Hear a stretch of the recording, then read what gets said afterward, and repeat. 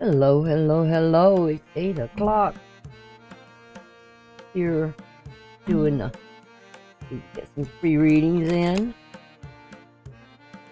Oh, my nose. I got to use me. I took a little nap. What do we got?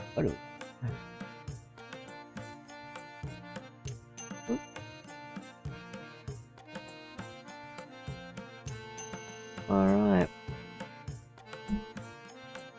How y'all doing? Doing.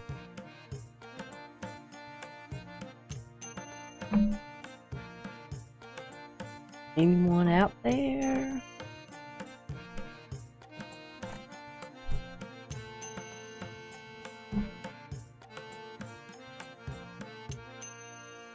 Give me a shout out. Let me know you're there.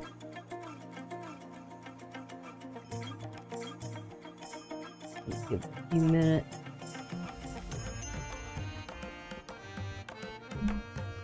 And we see how many viewers we got coming in. We're just waiting for people to come in. Waiting on y'all. How it goes.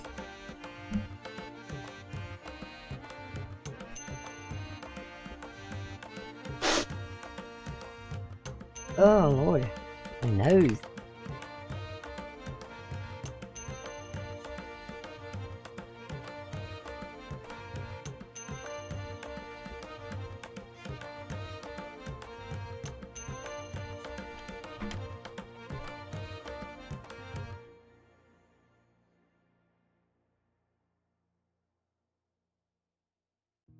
Hey Jen. I didn't have the thing on. That's why I didn't hear you. What are you doing on so late? I just felt like I would just do a live read for readings and see how it goes. What are you doing up so late?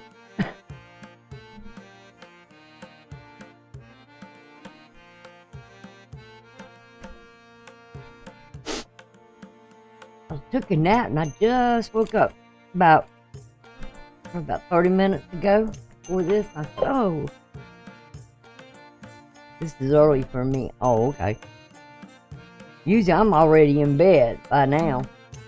But I just felt like, trying to get the old feeling again when we used to have some good times. I wish I'd napped. Usually when I go, I'm going to bed and I'm in bed and that's it.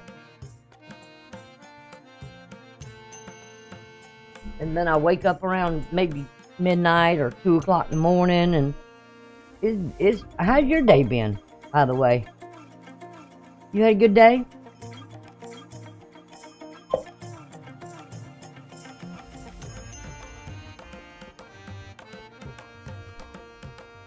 I had sort of an interesting day. Kind of shuffled here and there and tried to get some stuff done that kind of been on the back burner. Finally got it done. Some of it anyway, what I could. What I couldn't, I just left.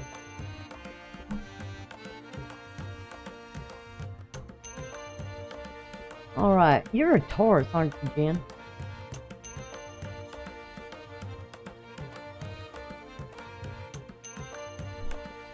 Let's see what is going on with Taurus?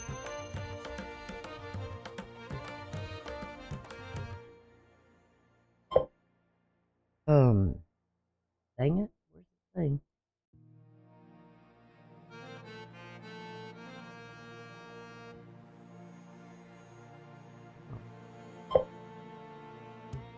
Yeah, catching up. Mom was the, oh Lord.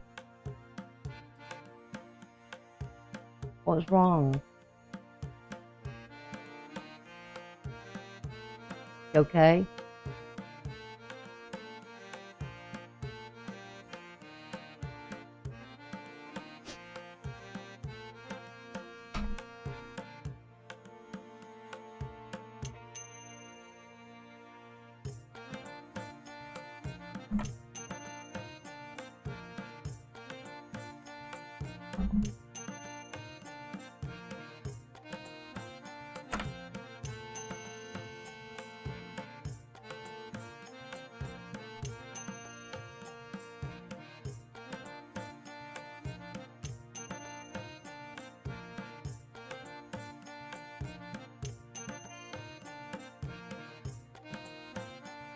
I think things get rough anymore.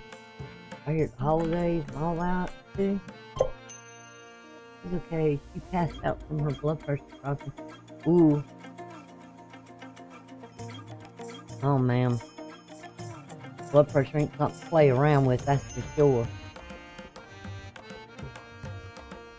I'm waiting on my refill on mine. Alright, let's experiment with you, Jen. You want to be the guinea pig?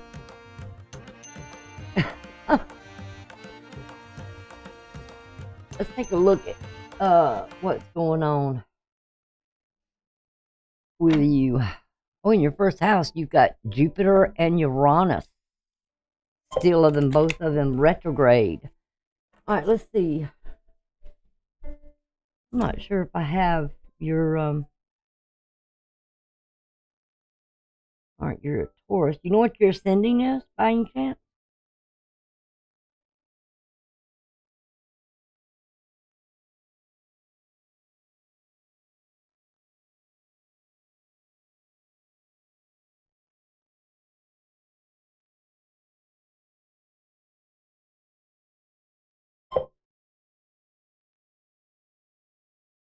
Can we rising? Rising and ascending is about the same. Cancer. Pretty good combination. You got in Cancer, which is your third house. You've got Vista there, which is your eternal flame, your devotion, expressing what you feel. And it's in retrograde as well. It's how where you place your devotion, where you have your aspirations, your plans, your goals. You might be expressing what you feel a little bit more, or what you have felt about past plans.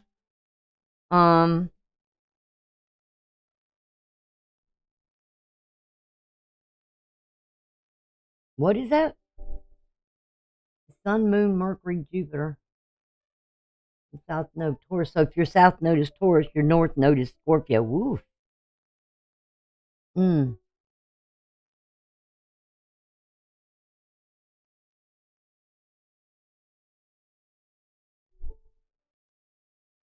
What is your Moon?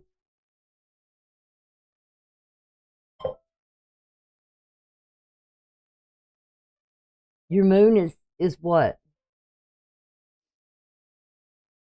I got what your Sun is.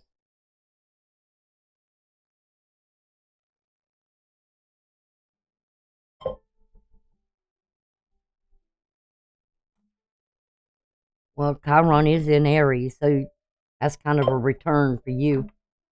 Moon is Taurus. God, you got Moon and Sun Taurus? And what's your Venus?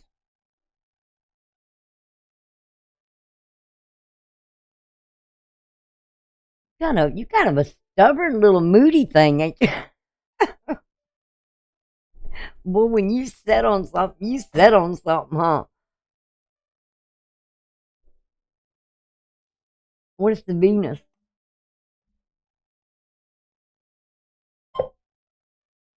Oh gosh. Well, your Venus is in Scorpio right now. It's in opposition to your, oh Lord. Your Venus being in Scorpio right now is in a quincunx with your Chiron in Aries and your healing. So, and that deals with your seventh house. So when I say a quincunx, that means the energy is not, you're not really, there's some adjustments got to be made there toward healing.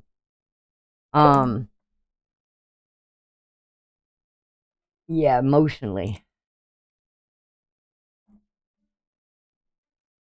But there's got to be some adjustments made there.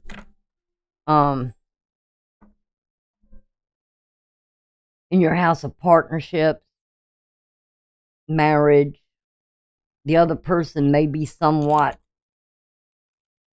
trying to make some sort of decision about maybe about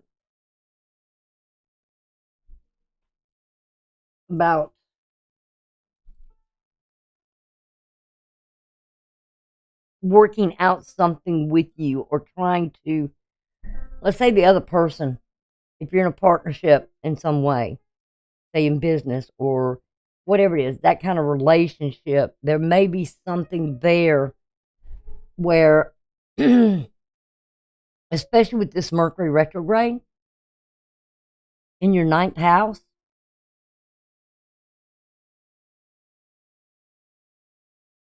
they're going to come back, and they're coming in and looking back over something or thinking back over things, to try and do something here, because I feel like the other person could be facing some sort of karma or the loss of something for the future, when it comes to you. So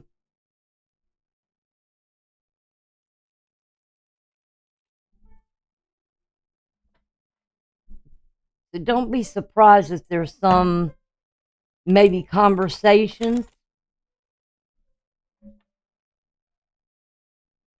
because Mercury is in that triune with Jupiter. Both of them are retrograde. So remember what I said about retrogrades. They're all about the readjustment or reviewing, reassessing, reconciling, reorganization, all those sort of things, because our minds go through so much and constantly working. No wonder some people get where they just can't think anymore or can't remember things anymore, because the mind just almost like it kind of gets burnt out. That's a terrible way of putting that, but we're always processing things. So don't be surprised though if somebody comes back around. Gosh, all of a sudden I got hot, like on fire. Comes back around and want to reassess things, because there could be some karma in that 12th house.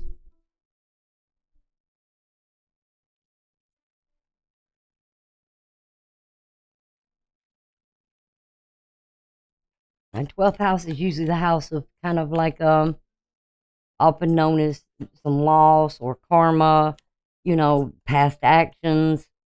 Some things may need to be some adjustments here and there made. Somebody's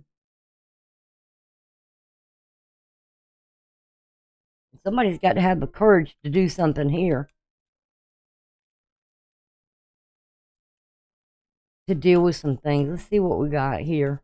What's going on with you? Oh, gosh, I'm burning up.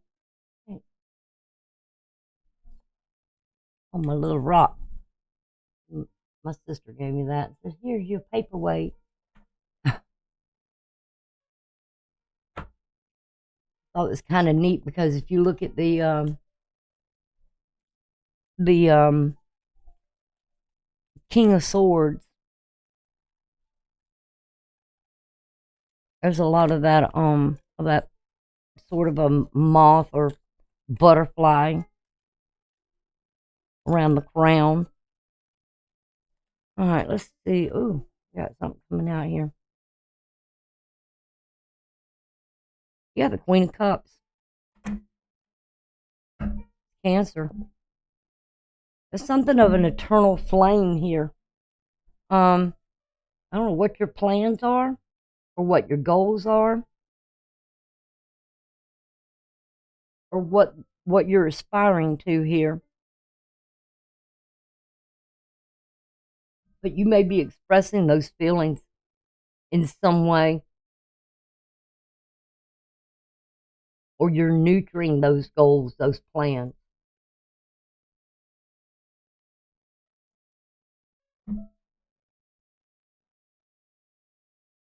What's at the bottom? You got the Three of Cups at the bottom. Cancer again. Two of Swords. That could definitely be with that decision. This is where decisions have got to be made, and that could be with Venus. And you said Venus was your. What did you say Venus was again? I know you put that in. Oh, Aries. Oh, yeah. Okay. Does make a little bit more sense. Chiron being right there with your North Node as well.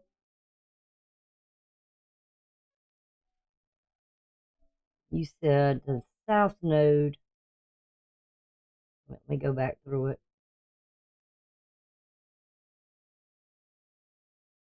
South Node is Taurus.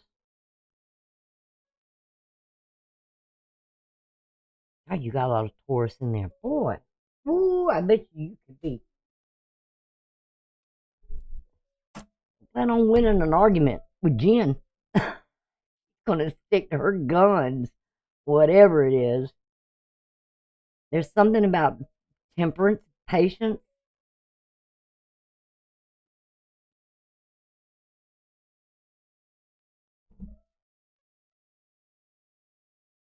Whatever it is, it's trying to manifest something more information. What is the challenge here on this? Oh, you got the Chariot. Again, a Cancer energy. There's something really strong. You're showing or expressing yourself more emotionally.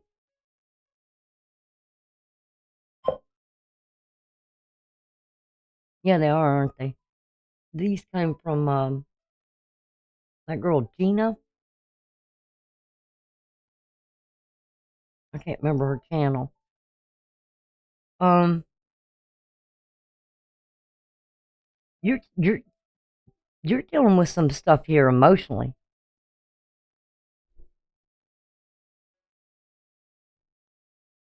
And what do you got planned, or what is some kind of goal? Because it seems like you're putting a lot of emotion into nurturing some kind of goal or plan, or you're just like very spiritually devoted to something here, whether it's a cause, a project, a person, or even a belief that's sacred to you.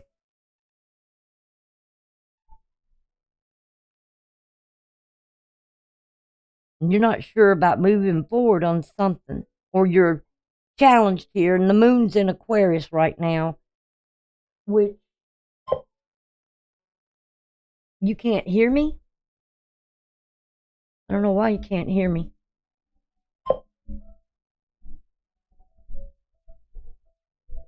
I'm not muted.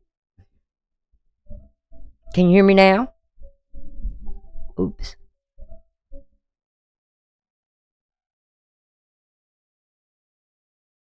Can you hear me?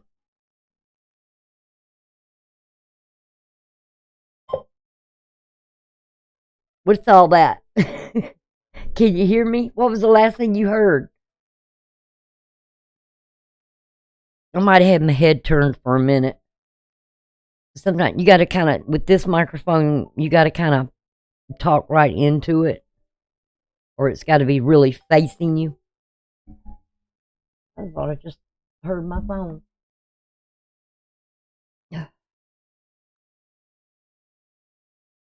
It's muted. No, it's not muted. Can you hear me? You can hear me now, right? Stop.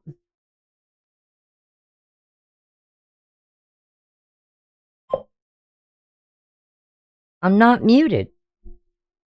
I don't know what it is. I mean, it's picking me up.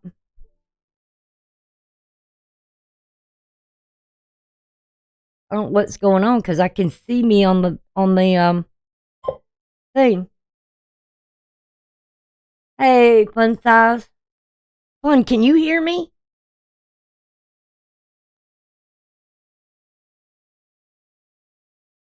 Jen seems to be having a problem. I know she was hearing me a little while ago.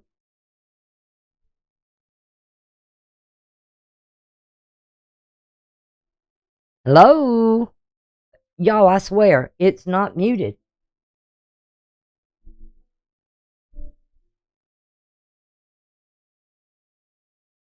Can you hear me, Fun? Hello, hello, hello. I promise y'all, I am not. Now I can. What happened? Can Fun hear me? She's not responding, so I'm not sure if she's hearing me. You sound fine? Okay. I don't know what happened. What was the last thing I was saying to you that you caught, Jen? Because now I lost track.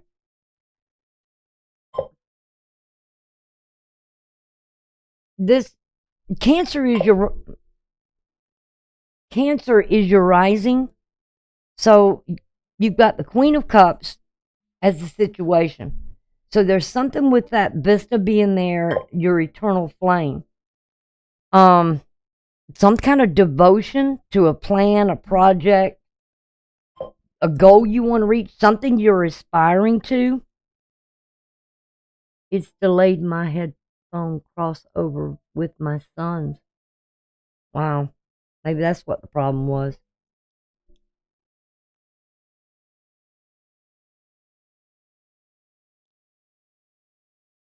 But this has to do with your third house. That's all right. Um, this has to deal with your third house, your rising. It's like you're showing some devotion to something. You're either whatever this or you could even be communicating about, you know, what was past that you were devoted to.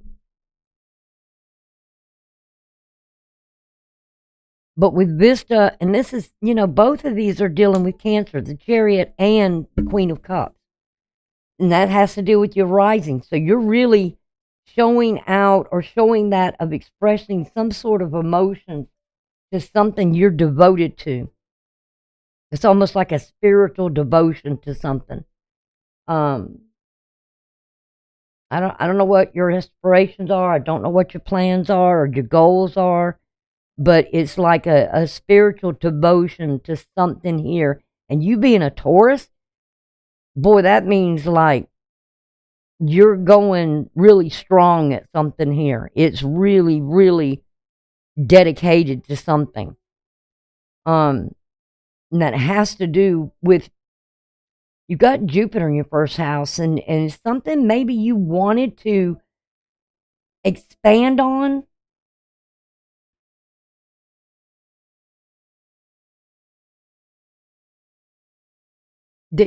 Maybe you were dedicated to really putting the energy into something for it to expand and grow.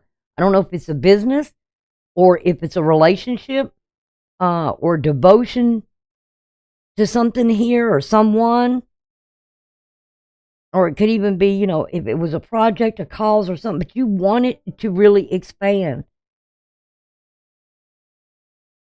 And both with Jupiter and Uranus being in retrograde right now, this would be that time, especially with Mercury being retrograde, that would be a good time. This would be a good time to look at maybe past things you were doing and what didn't work for you can possibly now work to overcome whatever might be blocking it, or there's a struggle there in some way. Now, I don't know if this could have within a partnership, within a business, because it feels like a lot of differences with something here that was kind of blocking the expansion and the growth.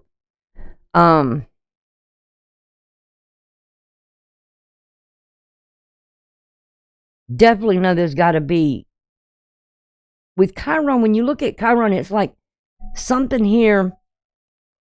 Chiron's all about health.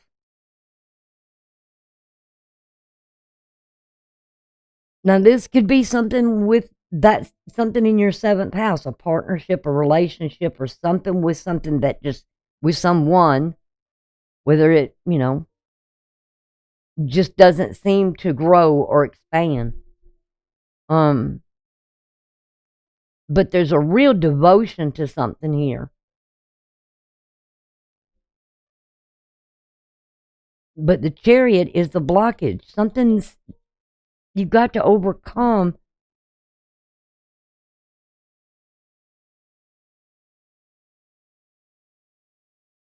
Or maybe it's where you're coming back in to get you're getting that I know what it is. I'm gonna pick on you a little bit now.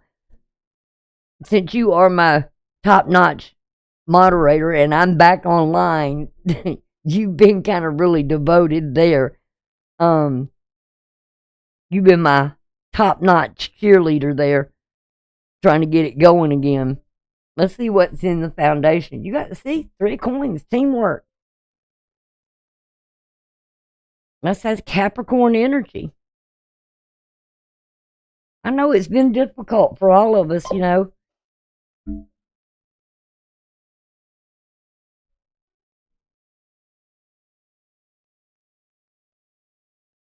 but it's teamwork. This is Capricorn, and Pluto's been there for what, since 2008. It's been very disruptive, and that's in your 9th house, and Jupiter sitting over in your 1st house.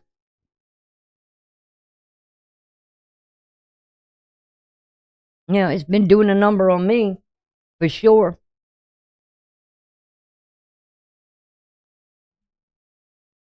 Seeing how it's my 1, 2, 3, 4, 5, 5th house, which deals with romance and affairs. Believe you me, it tore the hell out of my damn relationship. Pluto did. All right, let's see what's above. As above, oh, you got the 3 of Wands as above. That's Aries energy.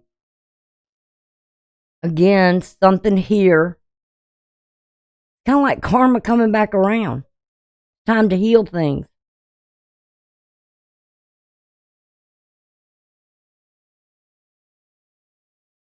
And there's something with the future too as well.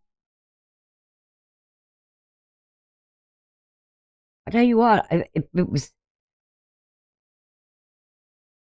I couldn't ask for a better partner than you. I mean, I'm not knocking anybody else that's a subscriber or anything else, but you really had things going way back when we were here before.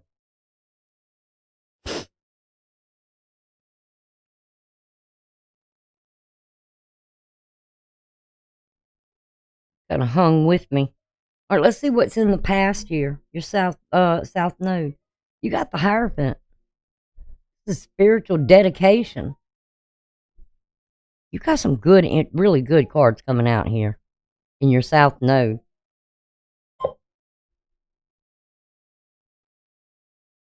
And this is your card. You are a devoted little thing, aren't you?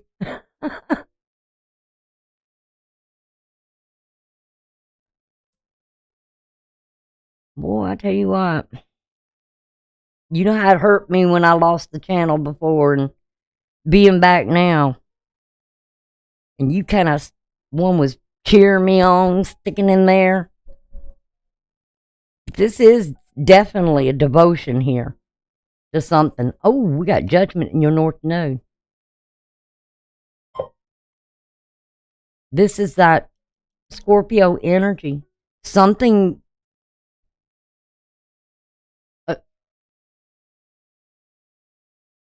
an awakening. They always look at Venus is there in Scorpio, and it's in a detriment right now.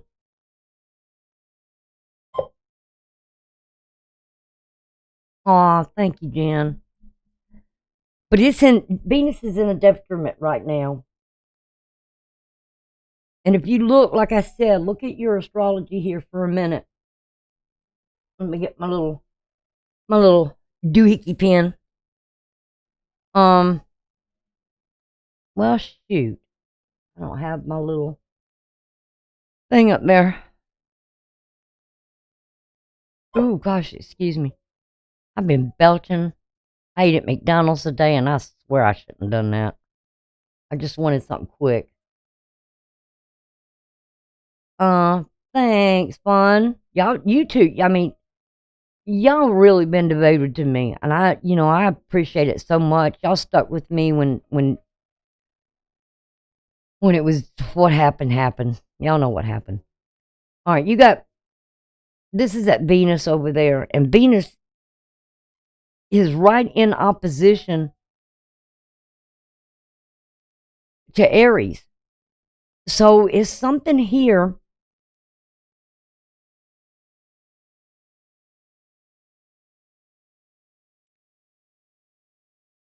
something is when a planet is in opposition to something here, which this one is, got the quincunx there, which is that courage to make a decision, to act upon something, moving forward for the future.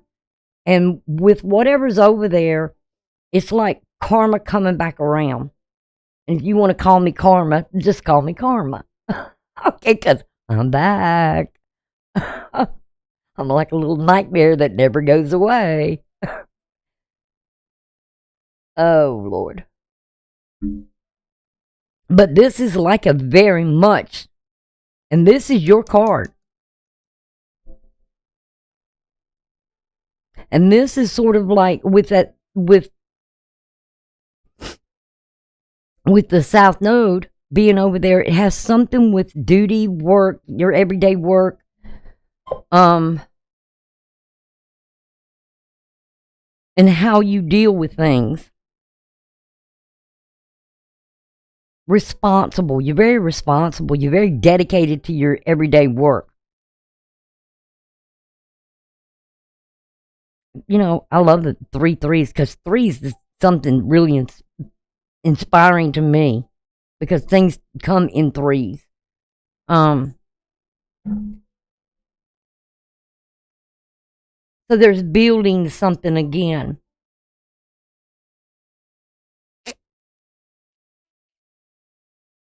And being devoted to it, getting it moving, getting it going. And you kind of been, for me, you've really been that kind of inspiration as well.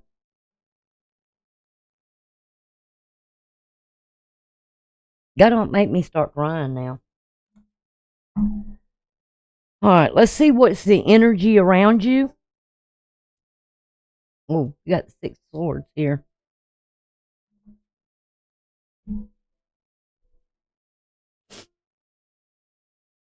It's Aquarius energy, and that's where the moon is right now. You're just kind of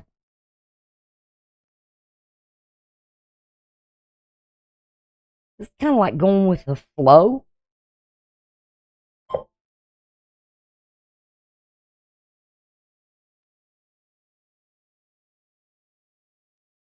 But with the moon right now, it's squaring Jupiter, so it's like,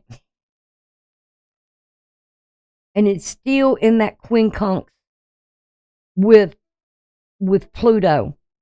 As you can see, I'm sorry, I forgot to change the screen, but I want you to see this. You see where right here that the sun is in conjunction. I got to be careful, because in conjunction kind of means what this is. So I have to say it's conjunction, not in conjunction. Some people may misinterpret that when I say it. But it's the energy combined with Mars in the 8th house. There's a desire here to do something. You're driven almost with a passion to bring light into something. Bring your energy. Because you're the sun, with the sun is, Taurus, but this is with very spiritually devoted as well. It's about faith and belief in something. And you're moving with the Six of Swords. And Pluto just this evening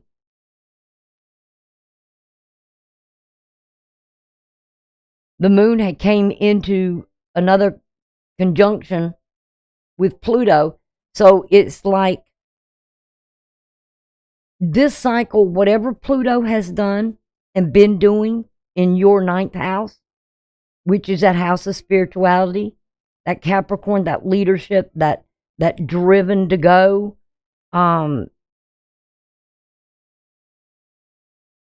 That's remember this is at the midheaven. It's you've got a purpose here or something.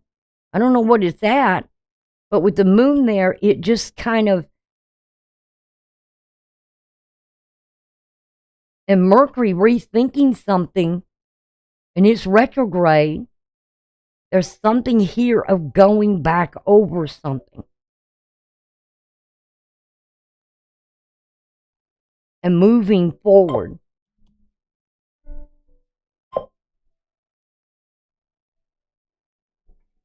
Well, you've kind of had a purpose, and this energy with the sun and Mars is square, and so there's sort of a challenge here with Neptune, and that's,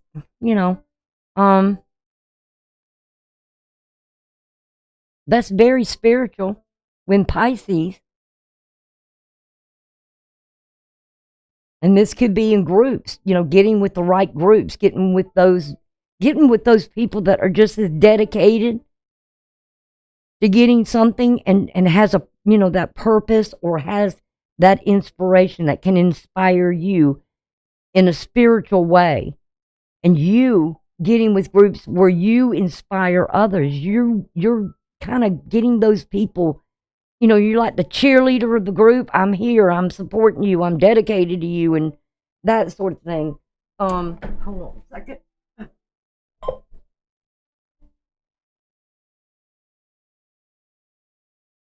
Okay. Goodman, I don't know that name. I haven't seen that before. Goodman. That male? I guess that's a male. Right, Jen? That's a male? I don't know. Or is that a female? I can't tell. Goodman is all around Tara. Oh, okay. He's great. Okay. I didn't know. But there's, like I said, there is, with Neptune being in its home place in your 11th house, this is about humanity, your devotion to humanity. It's almost like a spiritual dedication to revive something, to awaken it, to create the resurrection. And I'm feeling this connection with you, Jen, because you kind of really inspired me to really come back and really work at this. And as difficult as it's been for me and everything I've been going through, which you know the story, uh, there's that real connection there. I'm everywhere. I'm called the OG mod. Oh, I don't know. I don't know what an OG mod is. Somebody's got to explain that one to me.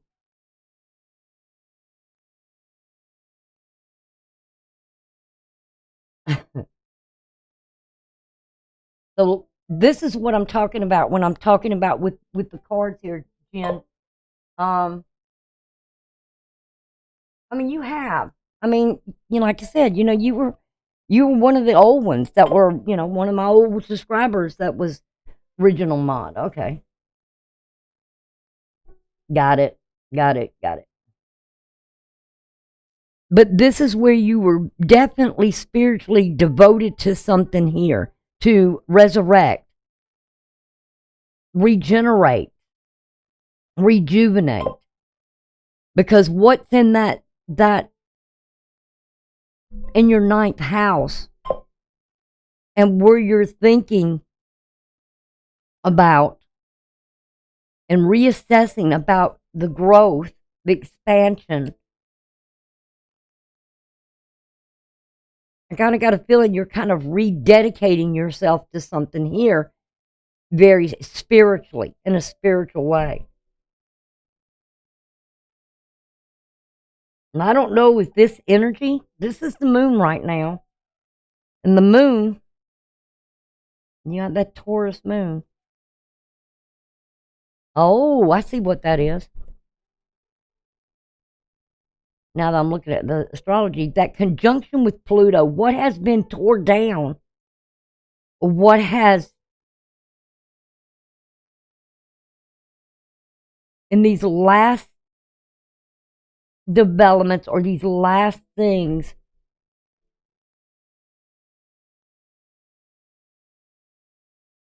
that's happened,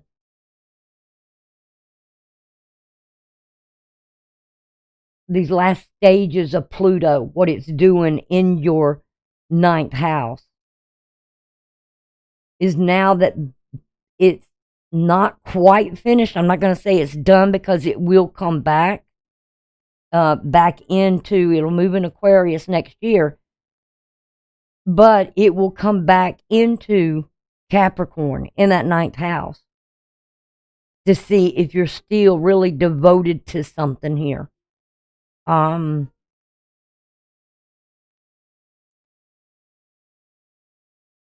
think mostly for you, it's more like a spiritual awakening.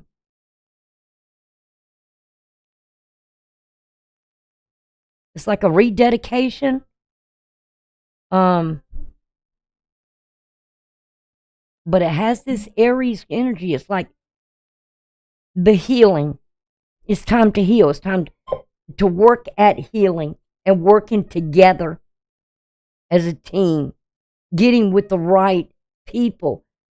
And and get it moving, move forward. It's not really sitting idle.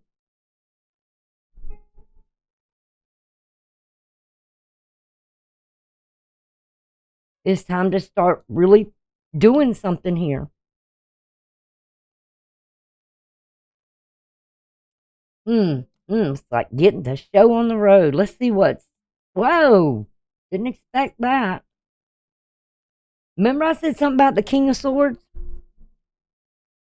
I don't know if I said it on here, but it's when I first came on and I said something about this stone here and how that crown of the King of Swords has that butterfly on the crown. We've got Gemini, okay? This is Lovers is Gemini. I'm not gonna say, you a Gemini. It drives me up the wall when I hear people say, you know, um, you may be involved with a Gemini. All lovers can't be Gemini, okay? Or soul connections. There's somebody here though, external or whatever this situation is.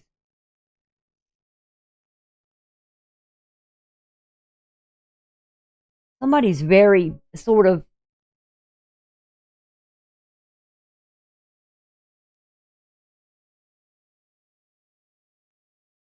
dedicated to something here, to you. And that's where that possible thing of a healing coming in. Because when I do when I use this deck here, I don't know where it is. It's not in. I thought I saw it today. See? Okay, here it is. You look real closely. You see that? You see his crown right there in the center of it. You see it like churum? What is churum? What is? I can't get it out. Churum. It was the ones that were put outside of when Adam and Eve was made to leave the garden, and the cherubs were put outside of it, and they had the swords of fire. It's almost like with that king, it's like a protector.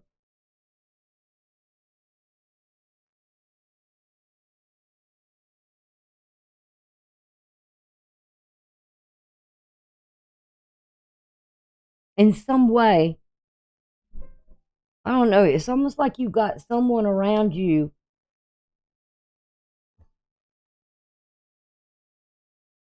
that would stand up for you. I mean, that sort of kind of watches over things, wanting to maybe heal something here.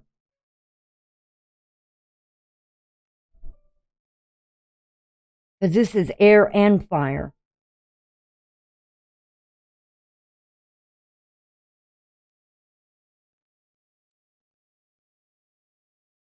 Let's see what your potential outcome is. You got ten of Cups. That's a family thing here. You got somebody that really does this. I mean, God, this is darn good reading for you, Jen. Either you're getting with somebody, or somebody is maybe very well coming back, wanting to work out some differences here with you, heal some things with you. You take a bow now. Ah, that's a good one. I love that hat, by the way, in that image. Who? Yeah, I don't know who.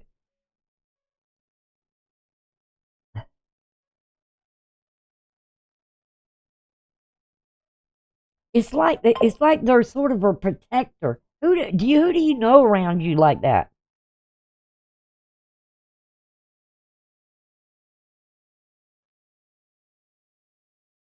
Because you got the ten of cups coming on the outside. This is something to do with some sort of and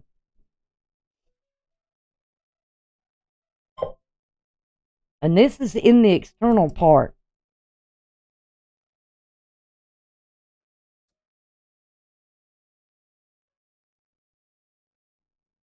Oof.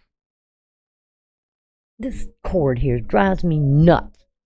Gets all up in my way. All right, I'm gonna let's see, Jen. I really don't know if I want to use these or not.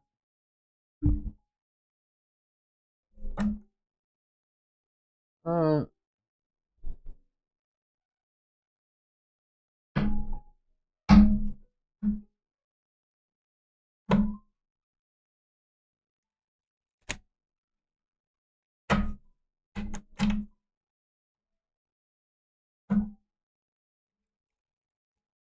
whoa, here.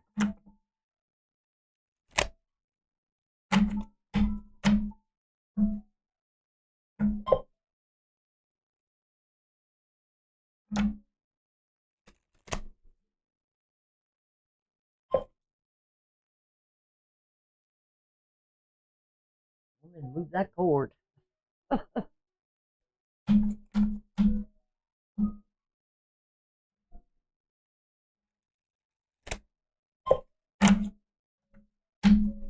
All right, let's see. I want some more information on this.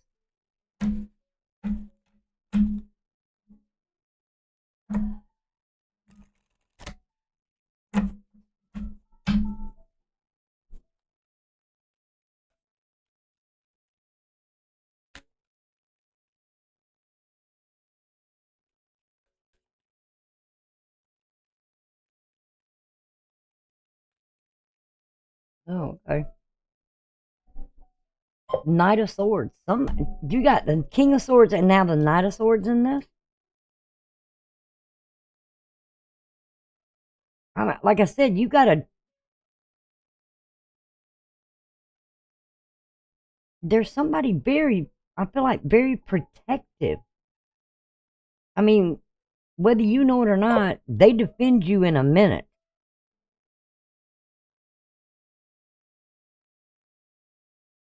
We got the Moon, Four of Cups. Somebody's missing you in the High Priestess and the Emperor and the Ace of Coins and the Hierophant again. So this is somebody want to turn something around with you.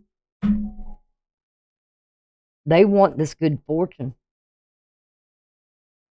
Somebody stable, grounded. They want to heal some division or something with you. Think back. Think back for a minute, Jen. Back to, did you have any kind of disputes or something with someone,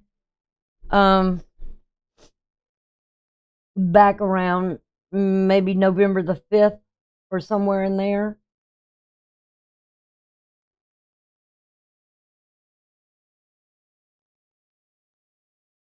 Or just prior to that?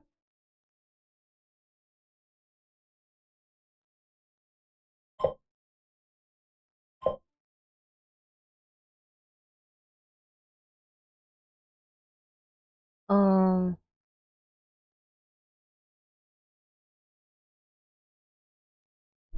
did you hear what I asked you, Jen?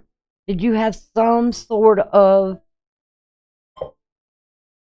nope, not that I remember.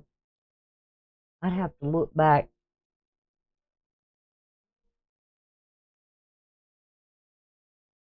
Because I feel like there's really something here. That somebody wants to mend something with you. They're missing the connection or the feelings. They're just as devoted to you as you are to whatever, when that you are as well, or you were to them.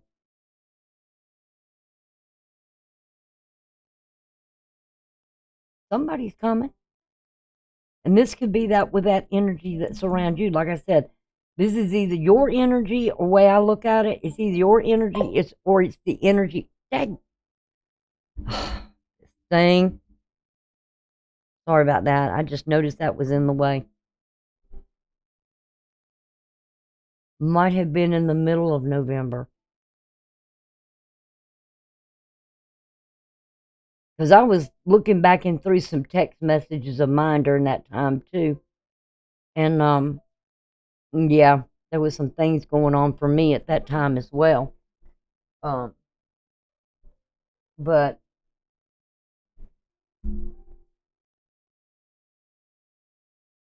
I don't know if this is a partnership, but like I said, this is the energy that I look at it like it's either your energy or it's some energy around you. Dang. Oh, come on, please. Oh, it's going to drive me nuts. I started wearing headsets just to make sure that my um my and like I said, you got Hierophant right there too. See? And you've got the Wheel of Fortune underneath that. Somebody who's very, a King of Coins. Some people would call that Taurus, but I look at kings like not really fixed signs. I look at them like mutable signs. Because a king, to me, in order to be a king, has to be able to do things to be able to survive. They have to make some tough decisions.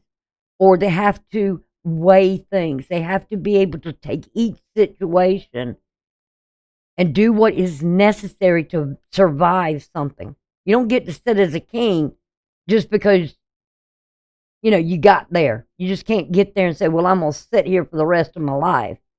But most of them do. But a good king would be one who looks at every situation in a way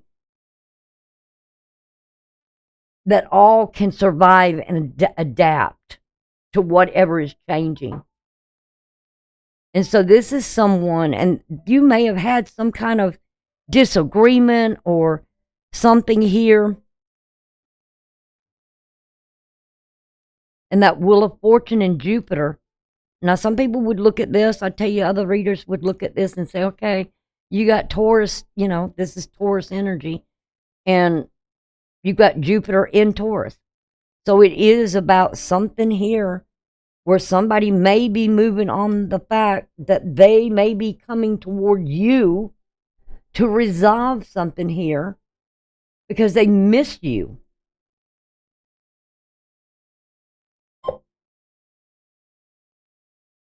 They missed an opportunity in some way. But they're sort of like,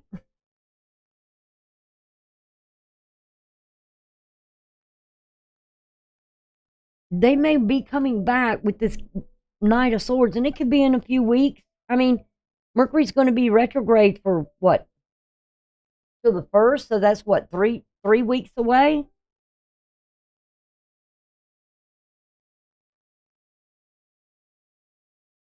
That they may be coming back wanting to resolve some conflict between you and them.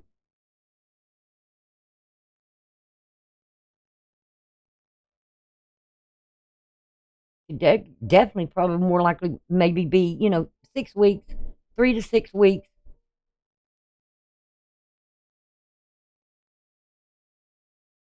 Because you got a good read here. An awesome reading. And I don't say that, you know me, I don't say that kindly. I'm going to use these, but oh, I love the texture of these cards, but sometimes I'm not too sure about the messages that get off of them. All right, what do we got for Jen?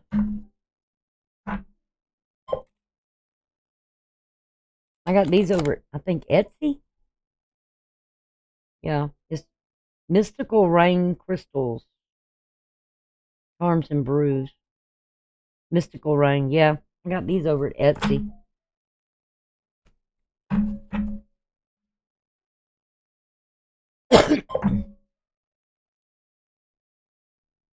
Oh, yeah.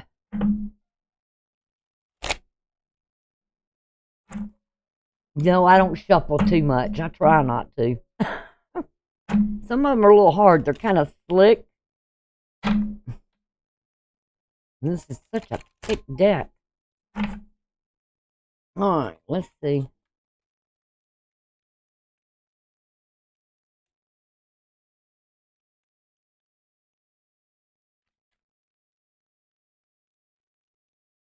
Is fun size, are you still here?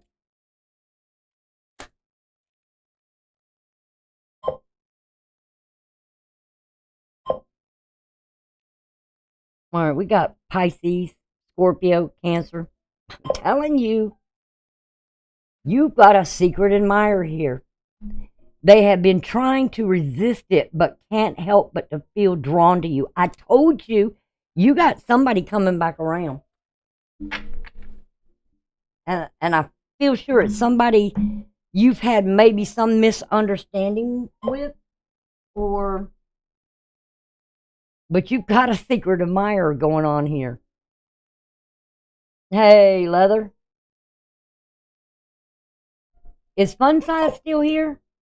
Did she answer? What you think, Jen? It's good, girl. But you got just, I would say, 3 to 6 weeks. Somebody's going to be, that admires you, that's going to be coming back around. Because I feel like they are just as dedicated to you as you are to them, but they want to straighten something out here.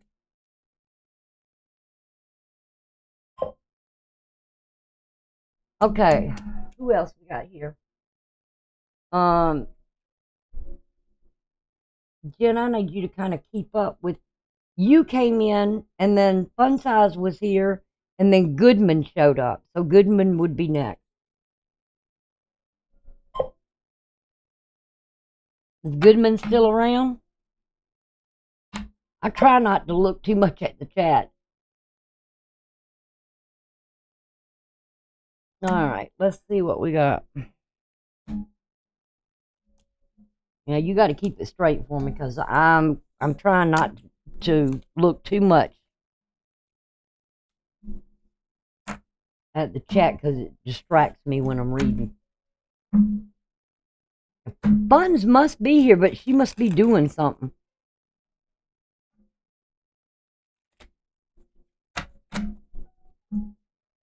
All right, Goodman. Is Goodman still here? Roll the dice for Goodman. Oh, that's something I didn't do for you. All right, since you are the female, I'll do the Fenneman Astro dice for you. How about that? All right.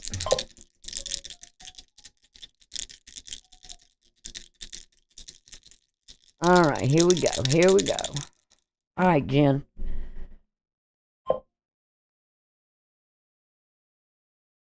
You got Leo here. All about courage. Leo is your fourth house, so this has something to do with your home life. So it has the sun.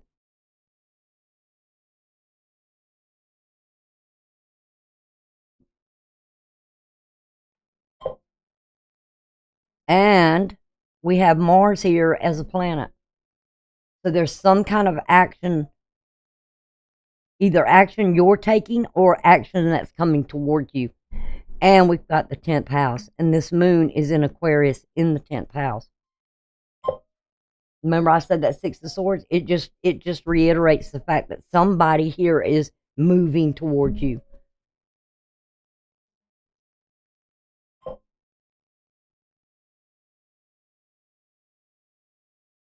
Okay. All right, let's see. Goodman, we're going to go with you next. All right.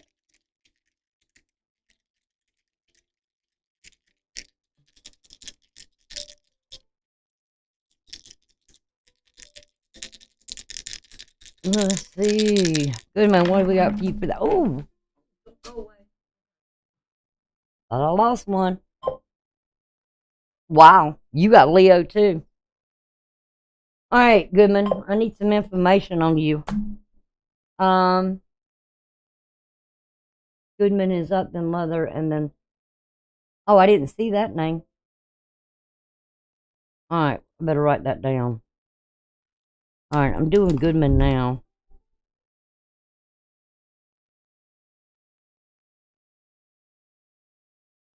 Goodman, give me your sun and your rising or ascending, whichever you use there. They're both kind of the same.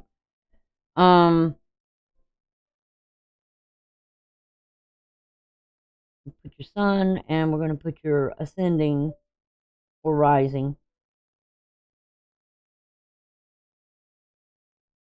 All right, and then your Venus.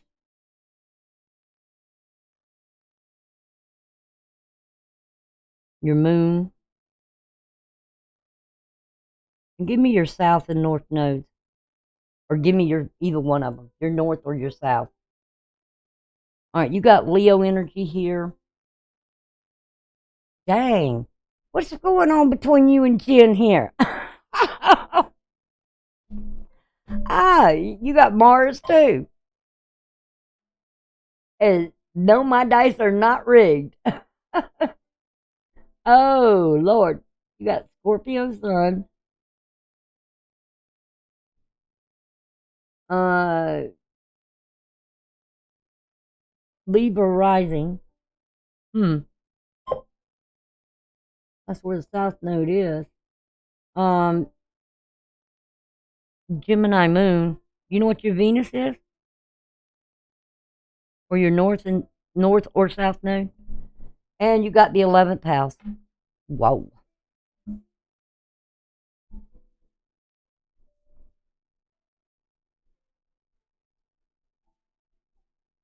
Only difference is Jen got the 10th house and you got the 11th house. I don't know what you two got going on. Y'all conspiring. You know what your Venus is, Goodman?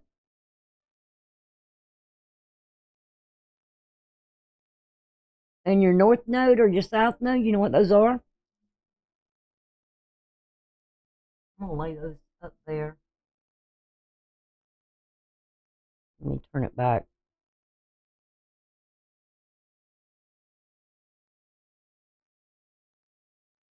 All right, we got the sun. Put them over here in the corner. We got Mars.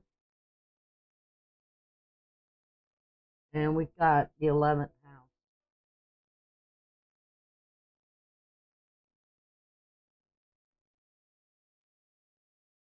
How about we just put them over here? Just shine some light on it.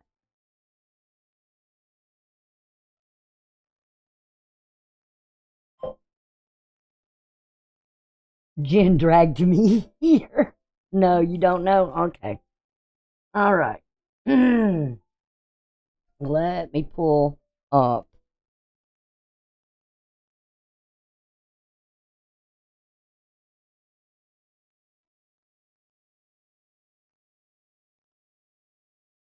Let me change this chart a minute.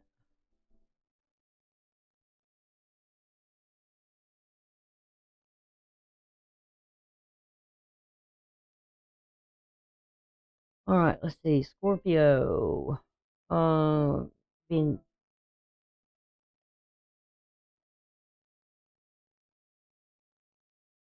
all right, let's take a quick look at your chart here.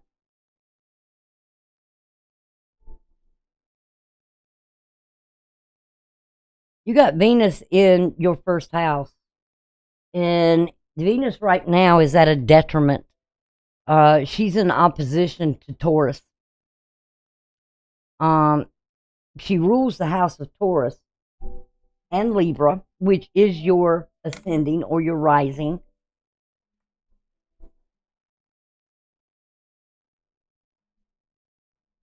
And she's in a detriment right now since she's in opposition. That just means it's kind of weak, kind of negative, kind of repressed. You may be repressing something here, or don't have the confidence, I would say, to do something here for the future. You know, you gotta have the courage to make a decision towards something here. That you're either repressing or you're holding back. Don't know what your Venus is. You said, right?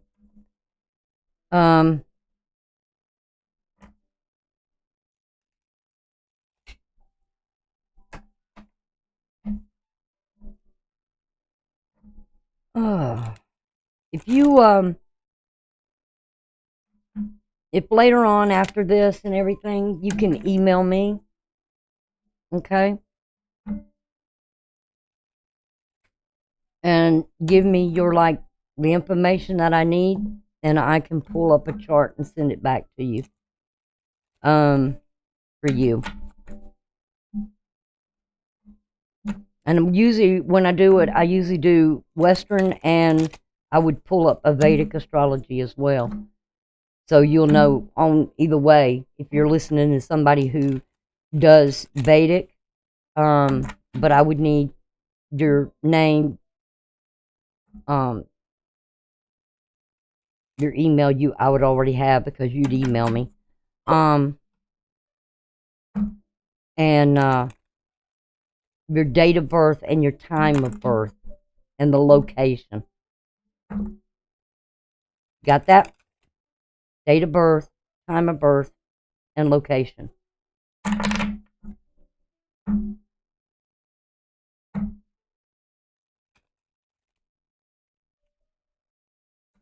And it's down in the, my email should be down there in the description area.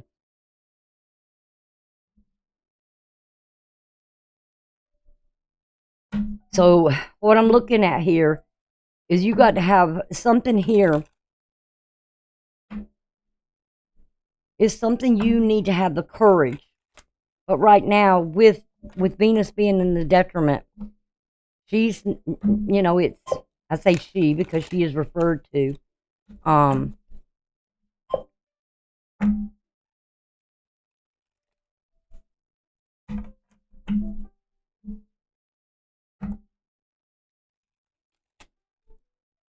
She's referred to as, the goddess of love, so I would always say she. Mars is he. In your second house, you have Sagittarius, and it's conjunct, the sun is conjunct with Mars, or Mars is conjunct with sun. So they're feeding off that energy. Mars is right at the out of bounds. There's a lot of, sun's kind of like out of bounds. Now, these are negatives. Anytime a planet goes up to 23 degrees, either to a positive or a negative, when I look at it as a negative, that means when they say it's out of bounds, meaning that it's more intense, that energy is. Jan needs to get back here. Z, you would have to be after, let's see, I gotta write those names down. Alright, I'm doing Goodman now. I don't know what happened to Fun Size. Who's after Goodman? Jan put it up there for me. Let me pull something up here a minute.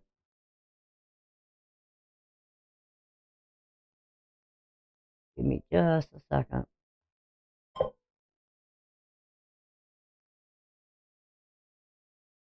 I know she wrote it down.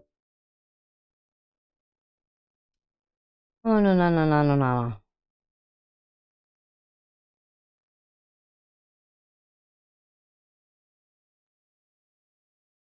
Let's see if that side isn't here. Goodman's up. Then leather. The leather. Who's next? And then that name. Okay. I don't know how you pronounce that, and I'm not going to make a Arcana? Arcana? Arcana? Is that the way you would pronounce that?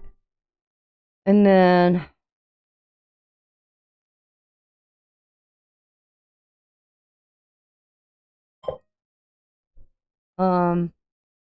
okay. Then Z. Alright. Got that. Okay.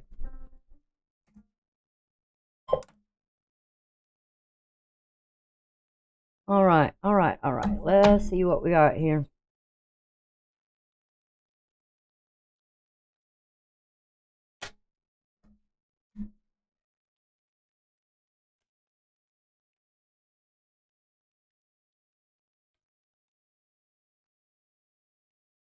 There's something about your third house, and that's your neighbors, family, friends, siblings, communication. Mercury's in that area and it's retrograde.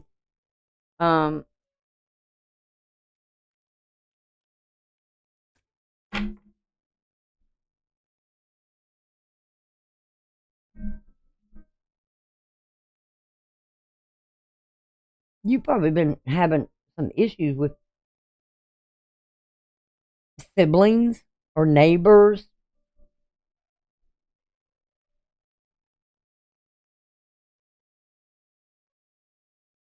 Or communication in itself. You've got the Eight of Swords here. You feel kind of.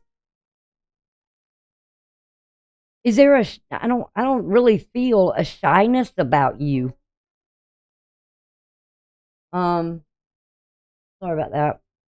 I really don't feel a shyness about you, but I feel like there's something in you that you're repressing in something that you're not very confident about something here. Something's holding back the communication.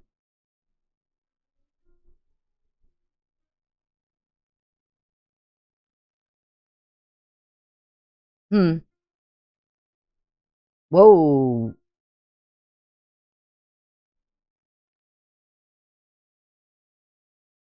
We got the devil here in your challenge. That's that Capricorn energy.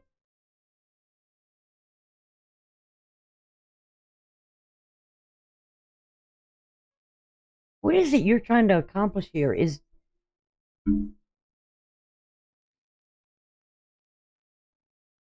There's a challenge with this. And it's because of Pluto. I think there's something here with confidence.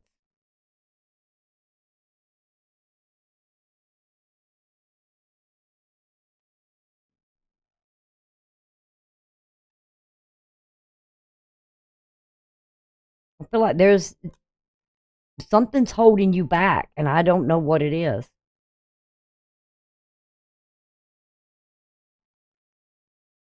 But it's like, almost like you've got a story to tell.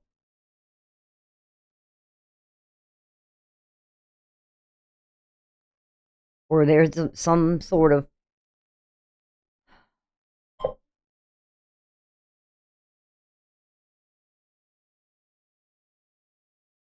you're going to have to wait till I get to you, Leather.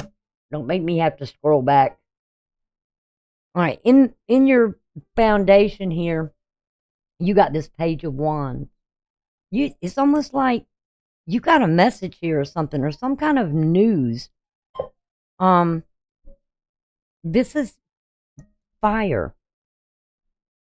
Strong fire energy.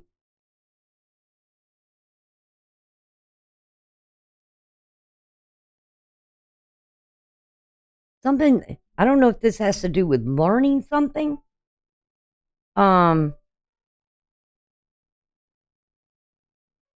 There's something you're very passionate about learning.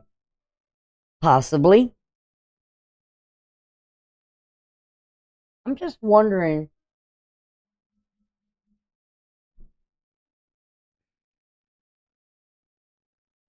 I just feel like, you have something inside of you that you have. I deal with this a lot myself. Sometimes communicating, I struggle with it to find the right words to say. But if I write it, my writing is better than my speech. That makes sense. I seem to have um,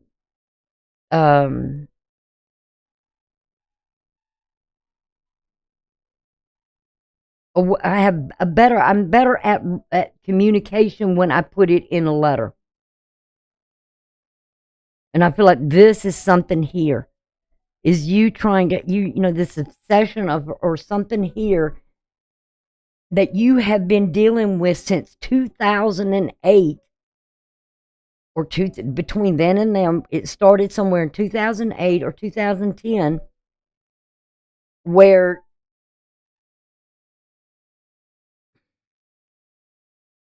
you began to have trouble communicating. And with that Scorpio sun, that would be difficult. And you have Libra as your rising.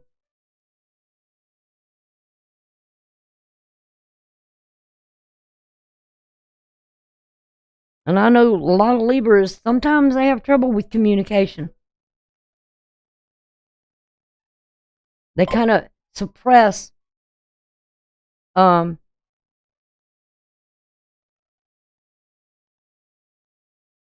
speech. They just hold things in. And what I was saying about the planets, the sun is 23 degrees. Okay? in its declination.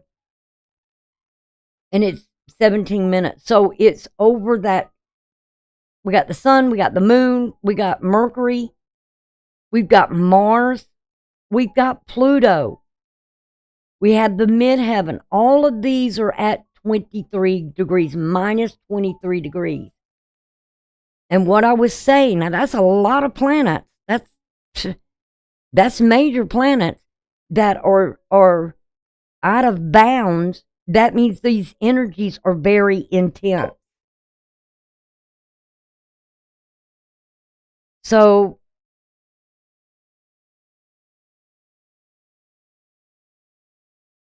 there's a struggle here with something. Let's see what's above. As above, so below. Oh, 6 of coins. There's something you want to share. You got something in you want to share here. And remember, with the 6 of coins, it's giving something, and it's got the scale there. Balance.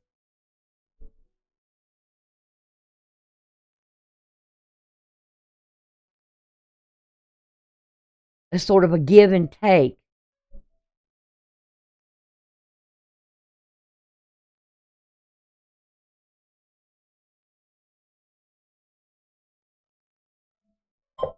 Maybe you should journal. Might help you a lot more. Getting your thoughts out on paper instead of just letting it run loose in your head. All right, let's see what's in your past here. You got the 8 of Cups. You've got you've been going through some things that you're trying to sort out. I don't know what your south node is or your north node right now. But this is dealing with this. Whatever you got on your mind that you're trying to work through, it's like, this is a situation, I'm going through this, and I need to sort it out for myself. I don't think you're sharing too much with anybody right now.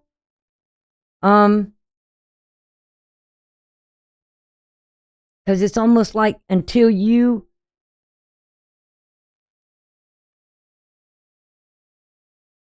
this is Pisces energy. Oh, this is your 5th house. Pisces is your 5th house.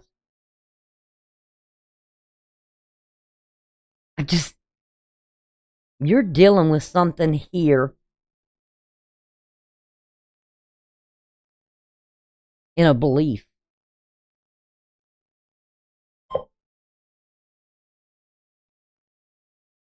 And you're having to sort this out. I mean, you're struggling with this. I don't know what it is. It's, I'm not going to pry in anybody's life. I don't do that. But that 5th house is about love affairs and romance and children.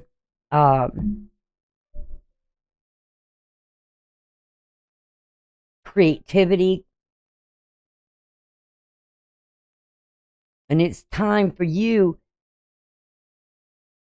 You're restricting yourself in some way. And I don't know, you're going to.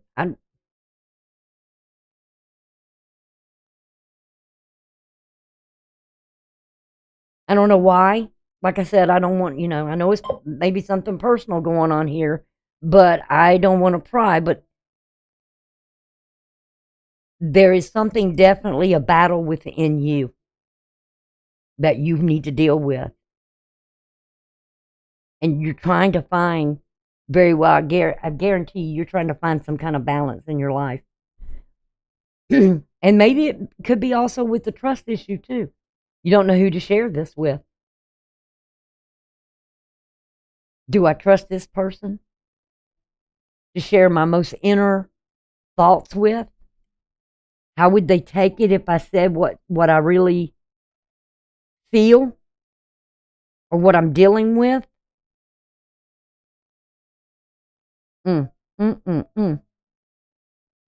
Ooh, Queen of Swords. That is your ascending. Your rising. That's Libra. It might, like I said, there's some trust issues here. I think there's something here with, because we got the scales here and we know that she deals with the scales. And this is your ascending. There's something about, I got here that you're not ready to, there's not many people you trust. I mean, you go out into public and you meet people. I mean, you're outgoing, okay? Because a Libra energy would be very outgoing. But there's something with your son of Scorpio that you hide. You repress something here. Something about you you're repressing. Kind of negative, kind of weak, uncertain, not sure.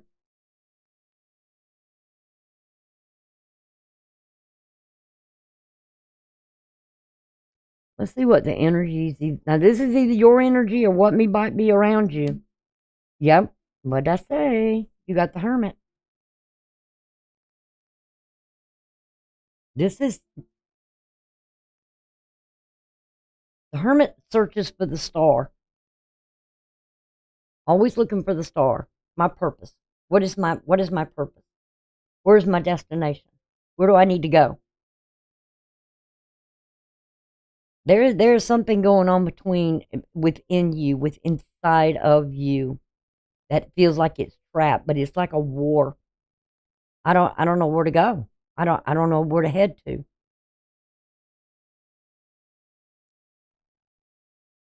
It's something, and you're internalizing and you're trying to work it out. And I give you credit for that.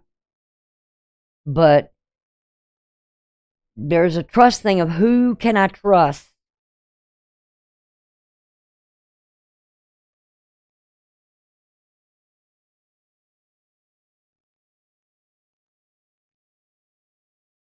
I know one person you can, well, it's not a person, it's an entity, which would be the divine himself.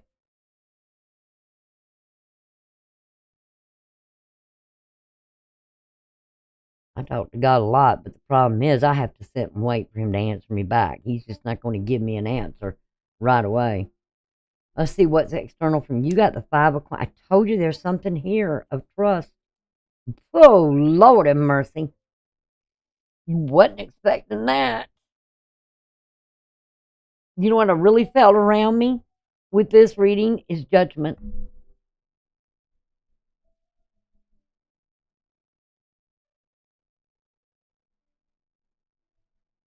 Mm, mm, mm, mm.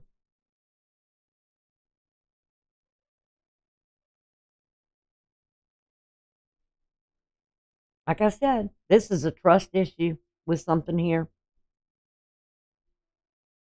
This is what's external in your environment. There's a loss of something here.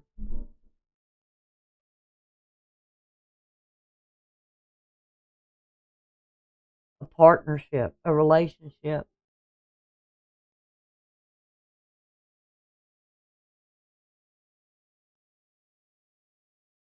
Somebody broke you down.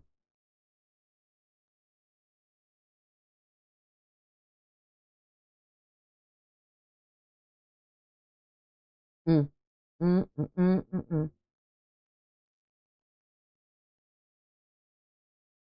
Let's see what the potential outcome is. Remember, outcomes can be changed. 9 of Wands, you're hurting. There's wounds here. You got to do some healing work here. Internal healing work. Because I don't know what happened. I don't know what happened here. But I know there's some suffering and some pain here.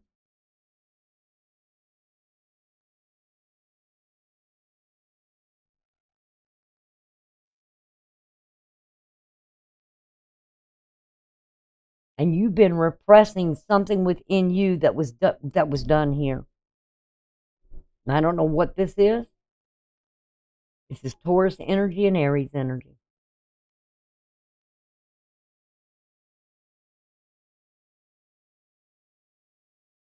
somebody here didn't put, they put,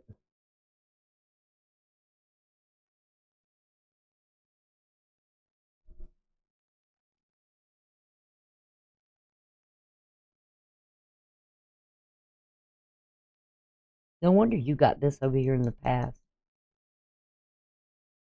God, y'all got quiet all of a sudden. A few minutes ago, all I kept hearing was doom, doom, doom, doom. Come on, let's not make this heavy now. Mm.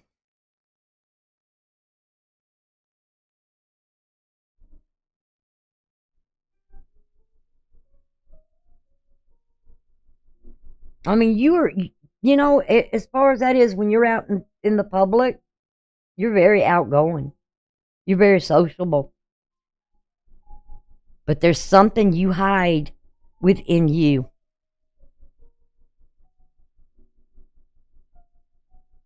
And you're not letting it out. And I feel like, something with trust issues.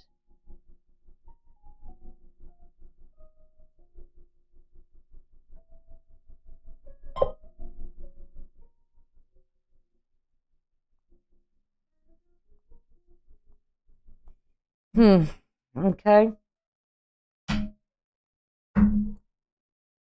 What I want to see here.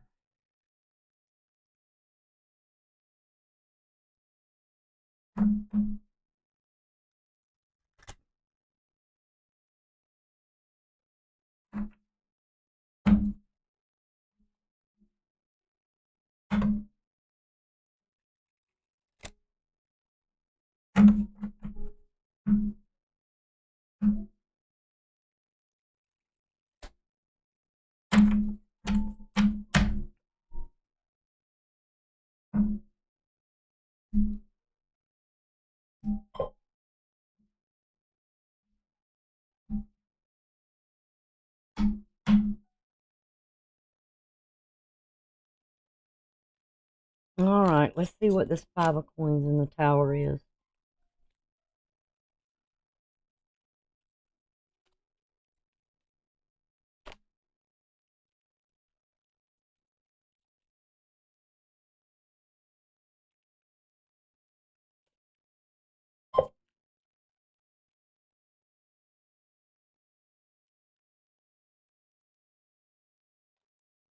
Oh, okay.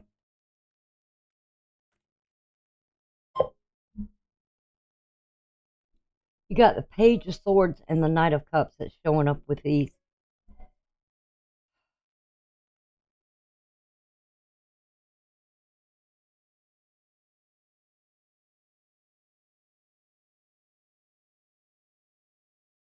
I feel like there's a big issue with communication here as well.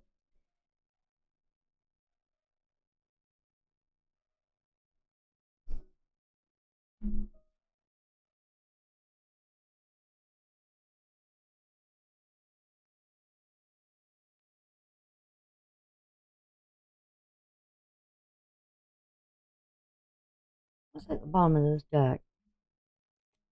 Did I even see that? High Priestess. What's hidden here? Somebody definitely wanted success. Oh, and we got the Knight of Cups too. Somebody cares. But I feel like, and there's the Page of Swords again.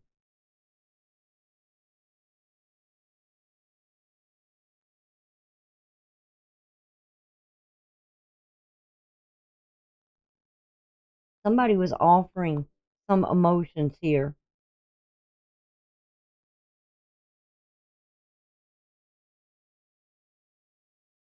And they felt something really successful here, but they just felt like something was hidden.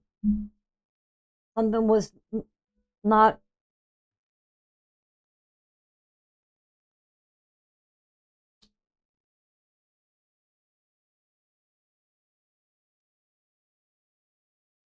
And they were trying to find out what is it, what's wrong.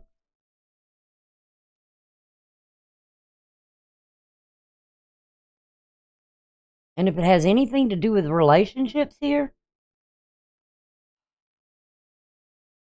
You got the Eight of Wands at the bottom of the deck on this. Are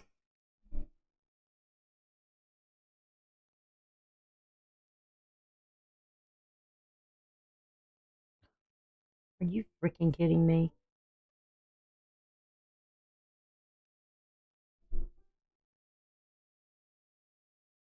You got the Nine of Wands, and underneath that, the Two of Swords, Nine of Wands, Nine of Cups. You're going through something here that you're keeping something really inside and not letting it out. Whatever the pain is, I would say go in the woods, or whatever this is, get out in somewhere where you can just shout and scream and get it out. Release that, whatever it is. Because it's going to get, if you don't, it's not good to bottle up things. It definitely is not. The worst thing anybody could do is to bottle things within them and repress them. Because the more you do that and internalizing it and saying, well, I'll deal with it. Yes, but she's going through a divorce. Wait, what did I miss? What did I miss here? Yes, but she's going through a divorce. And I said, see y'all till you're single. Oh. I can understand that. I knew something was going on here. Well,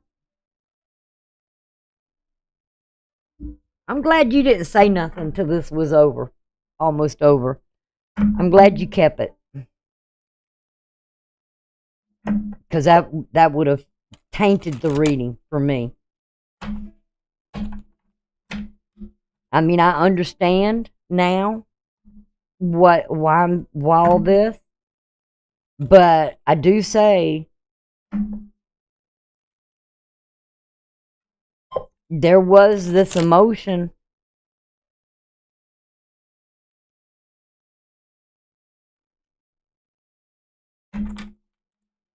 And maybe this person felt when you said that, they felt like, okay, the abandonment. I mean, they had feelings for sure. I'm not going to deny that.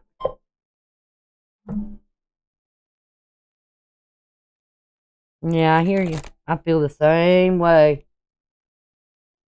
No married men for this one right here. You better go home and resolve your differences. If you don't want to be married, then you need to get out of it. But don't use me as your crutch. Work your issues out.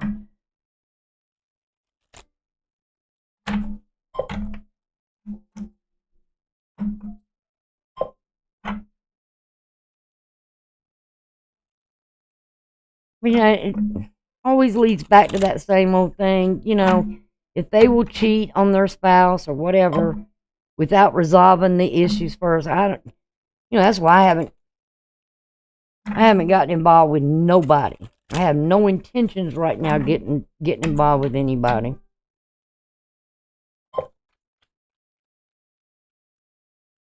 Oh, she was pissed. I bet she was. That's probably why that tower was there.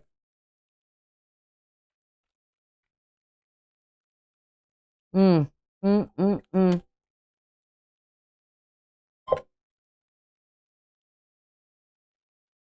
Let's see what this is. I mean, oh, okay. Lord have mercy. Illusions. Things may appear better than they actually are. Yep, illusions. And that's Neptune for you. And that's in your fifth house.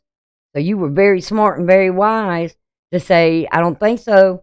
Thank you, ma'am, but I got to go. Because something here was very much so. It appears that it was, things look better. A lot of people was living under illusions, but you know what?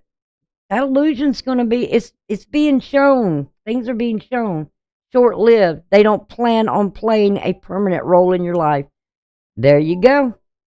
abandonment, that Five of Pentacles, ghosting and disappearing acts left with no closure, and a sheltered heart, guarded and not quite ready to drop their walls. And that's, I would say, this would be, I mean, I feel like the shattered heart is you here. Why get involved with somebody that's already involved with someone else? They need to be an adult and they need to handle their business. Like I said, if you're not, if you know, if you don't want to, if somebody's in a relationship, in a marriage, whatever it is, you don't want it, go deal with your business before you try to get somebody else. I mean, I should have took my own advice years ago. I did. I did do that too. Like you, I did. But this person chased after me for a year, only to spend almost 30 years of my life to really F me over. So anyway, so I get you. I get you. I understand you. I don't blame you one bit. I'm just glad. Oh, I can too. I'm doing that right now. It took me quite some time. I mean, I'm getting better every day on it, but I appreciate you not letting nothing out about anything. Did not taint the reading. Okay, I just let me feel what I got to feel. But I do feel like, you're working on it. And that's why that devil was coming up as the challenge. I used to say that all the time before. Don't tell me nothing when I do readings for people. We'll just see where it goes. All right. Leather. All right.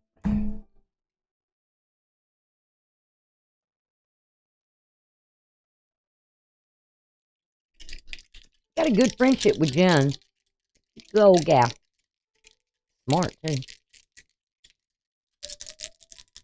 Good people. You're welcome. Oh, don't forget to email me so I can send you a chart you can have. That way you'll know, at least that will know when your planets are in your rulership, in your houses and all.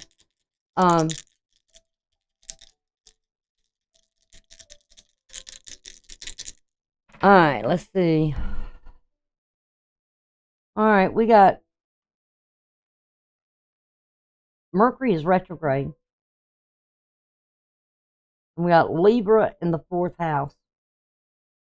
And I know you're a Cancer.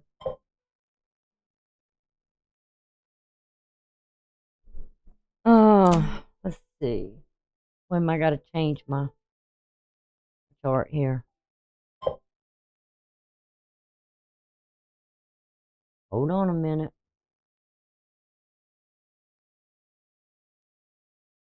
90.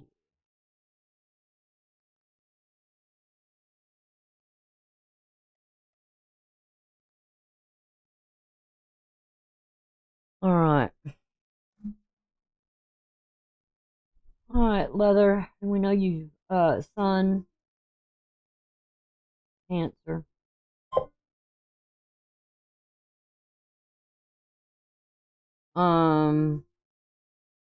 What is your rising or ascending?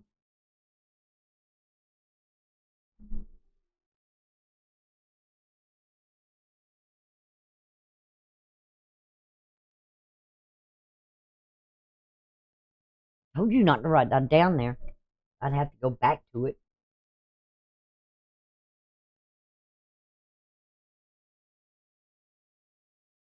I ain't heard from Mother Buddy today either. Everything's all right with her. All right, let's see.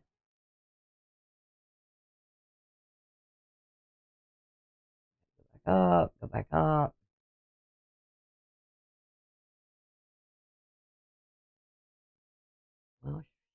can't seem. Here it is. Okay. All right. Sag Moon.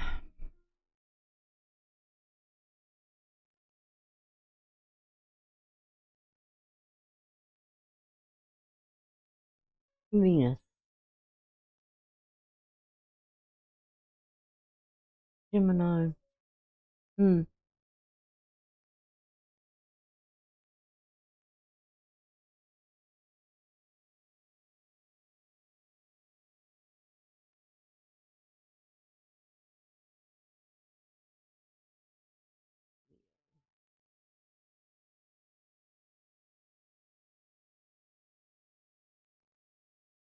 South Node, Capricorn, and Cancer.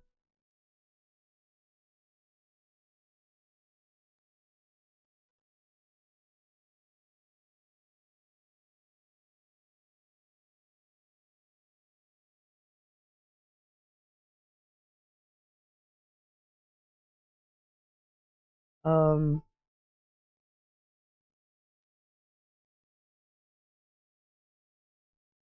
All right. Let's. Oh, I got it in my hand. Duh. I'm not so stupid.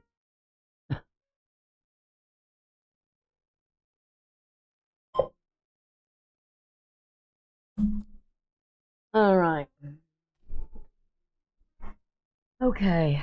Let's look at the chart right now. Right now, you have in your first house, you have Vista. All right. Vista is the keeper, of the spiritual flame. It's where it just represents where we have aspirations, plans, goals that we want to achieve and accomplish. It is retrograde right now. And it's where we show a spiritual devotion to whether it is to a cause, a project, a person, or even a belief that we have in something. So, and it's retrograde. And I think a lot of people are looking at things right now, and I tell a lot about this when I'm doing the astrology, is that we need to embrace the retrogrades. They're there to get us to really look at things in our life, whether it be people, places, or things that no longer serve us. And why are we stuck in a place or in a position that we may not even be dedicated or devoted to? What do we aspire to achieve? We can't aspire to achieve anything unless we have plans, goals. And I would say on the goals, I never go over 5 years of setting a goal because things change. And I think we should always reassess those goals every year to see what we need to change. Have we changed in some way? Is life, something's happened that's changed it, or we have to revise our plans. You don't want to get into not looking at something every year to see where we need to make some adjustments toward what we aspire toward. We got to look at us and take a real good look in the mirror at our own self and look at what it is that we want to accomplish here. That's why I always say, when those retrogrades come, people freak out when Mercury goes retrograde. Yes, Mercury has a thing about, don't do contracts, don't sign contracts. If you do, whatever it is you do during the Mercury retrograde is just slow down. Read everything before you sign it. Just don't jump in and head straight forward. And this, with Mercury being in that retrograde, slow down. Take a breath. Look at what's going on. This is time to reassess those plans, or what you aspire to do here, or what your goal is. Reassess it. Is it moving that way? What's in the way? Where's the blockage? Where's the challenge? What's holding me back? What's keeping me feeling stuck? Sometimes it's your own thinking, or the suspicion of an illusion. In other words, your mind creates illusions to deter you from moving forward. Because a lot of times people will tell themselves, oh, I can't get that done. Oh, I can't do this. Oh, I can't. When you put that illusion in your head, or this relationship isn't for me, or this person this or that, don't speculate about people. You don't know what's going on inside their head. You don't know what's in their heart. And if they're not telling you that, and there's no communication, and this is going on, do not speculate about people. Because you are only doing damage to yourself by making an illusion of something that may not even be happening.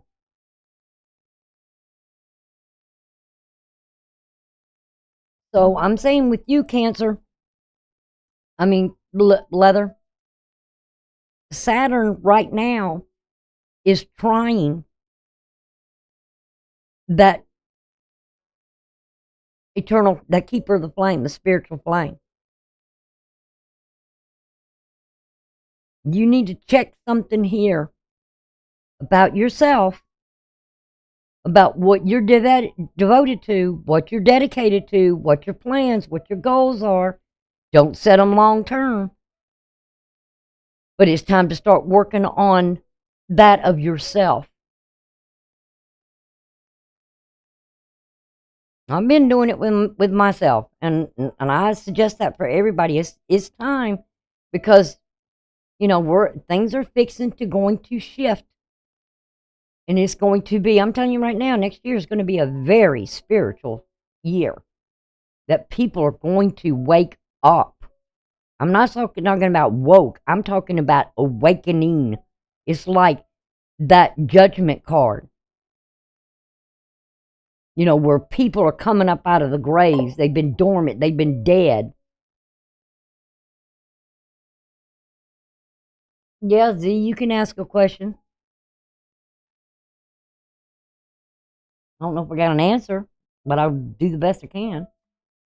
But you got to wake up, and people are awake. They're going to be awakening more and more and more, and it's like they've been in a long sleep. And now all of a sudden, we're realizing we've been living in sort of a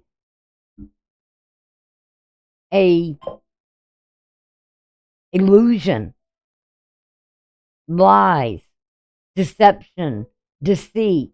And the thing about illusions,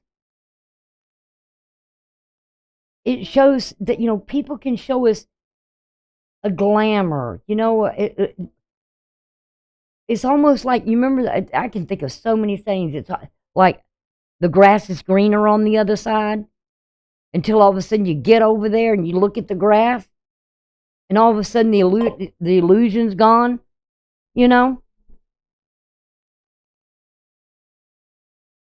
And it ain't so green, it ain't so great.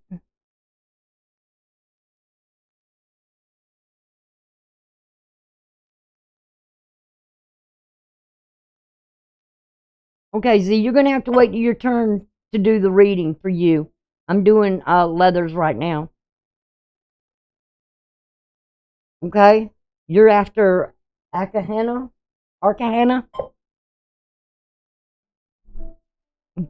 So, I feel like there's something about with this eternal flame, whatever, you need to reassess your goals. You need to reassess your plans. You need to reassess where you're going to really devote that attention to. And I would suggest with a lot of people, not just you, but a lot of other people that are doing this, is to write those goals down. And then it's like brainstorming. Like when a writer writes, they brainstorm. They have, they put this ideal over here and they do this and do that. And it's like these bubbles all out around, where in order to obtain this, they got to do this, they got to do this. And it's going through that. And sometimes that helps a lot more when you're doing that. It's like putting everything together and you know which direction you need to, you need to go to plan whatever it is that you got planned here. Now,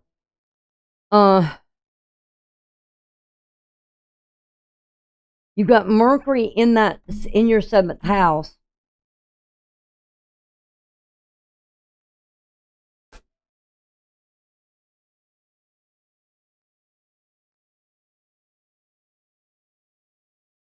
And you've got the Sun and Mars in your house of work.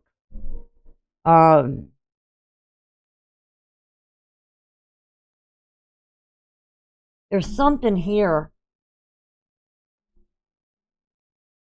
What is Mars? Oh.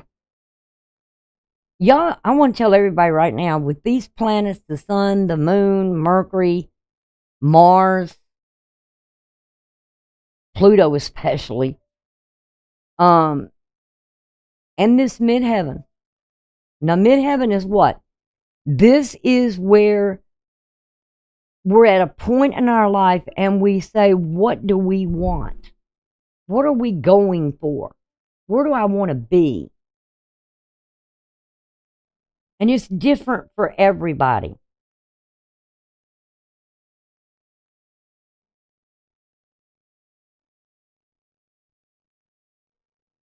And I'm using the whole houses right now. I'm not using the other one I usually use. So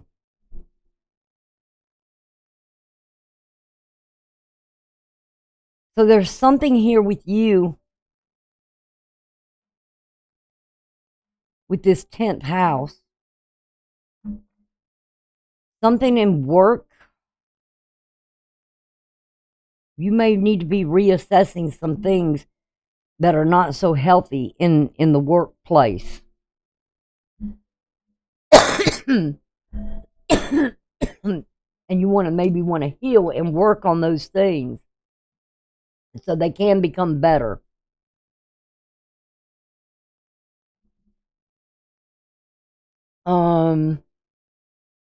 Because I see right now, as far as work goes, there's more drive there.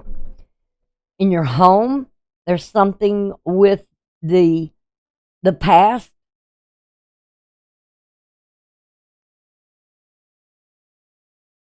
And there's a challenge over there to your 9th house, which is the house of spirituality, belief. You're going to have to put some work and effort in there. I mean, there's a challenge there. There's a blockage. Something with spirituality. And this is all dealing with Mars.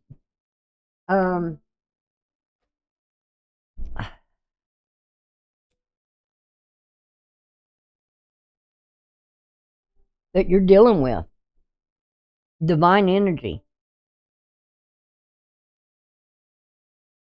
Something in faith.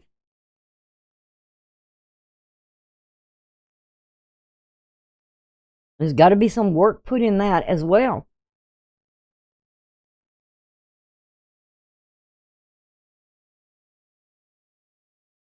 And there may be some reassessing needs to be done here in your 11th house with groups. There's going to be sudden changes, or probably already have sudden changes that have been happening that you need to work on.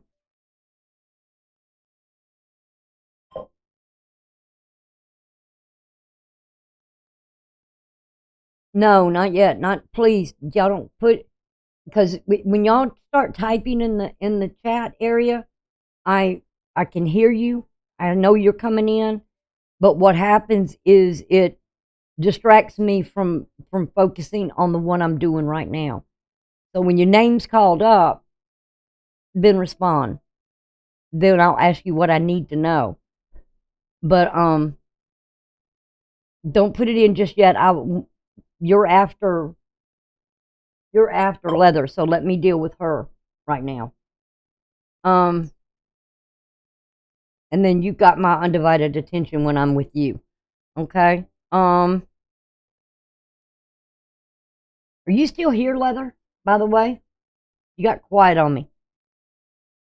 But there's a reset, there's a sudden change that's going on in that area of of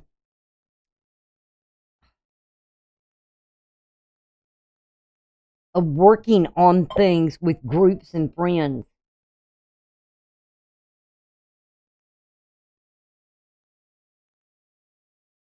Who's Betsy Boo? Oh my God, my son had me drive him and his friends everywhere. Geez, so sorry, I'm back. You under the wrong name. A Betsy Boo? Are you Jen?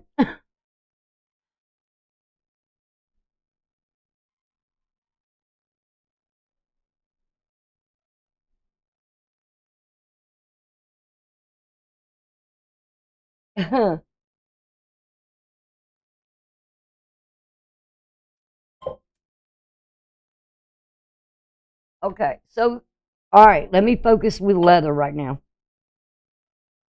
That was in my friend's account. Oh, okay. I saw that name the other day and I was thinking, who in the world is Betsy Boo? Okay. Knife tried. Yeah. Okay. Let me focus with Leather now. All right. There's something here where there's a sudden change in either groups that you're involved in or the groups you are around. And I think you're going to have to reassess these groups.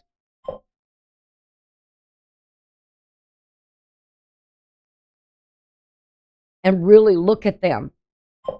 Because when Jupiter goes direct, which will be at the end of this month, it will be moving forward and it will be going toward Uranus. And when these two hook up, it's going to expand something here of individuality, which is mean people will maybe sort of rebel in some way toward others, or they're looking for their own originality or their own independence. So there could be some breakdown in this as well. So this would be a good time to really look at what friends and what groups you want to really stay around. Oops, sorry.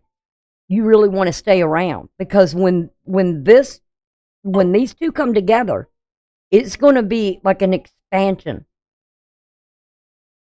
of people really searching for that optimism, that expansion, that growth. They want things to grow. And people are going to be their own individual selves.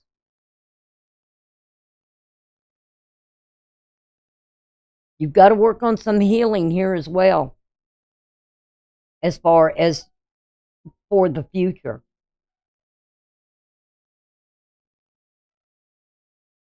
Because there is that challenge with less optimism in that thing of area of groups that you're around. There's a challenge there. There's a blockage. And it's due to that 8th house.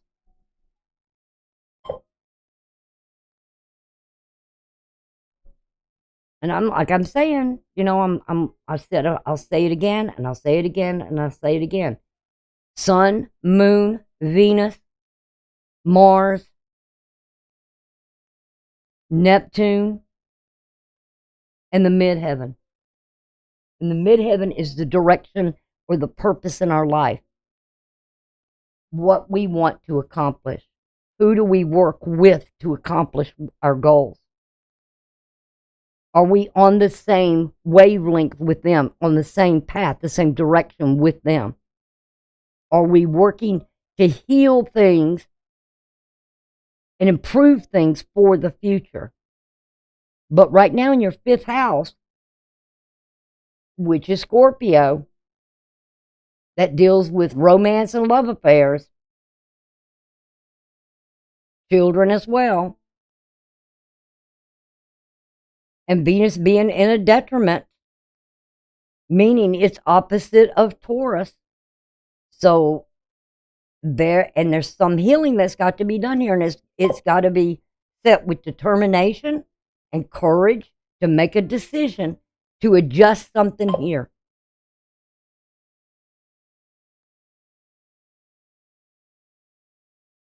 Okay?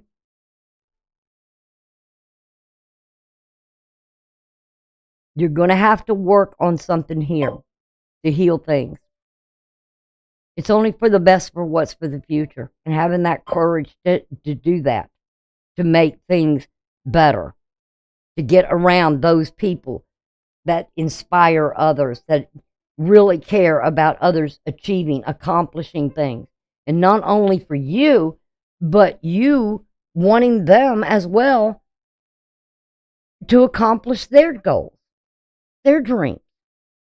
Encourage them.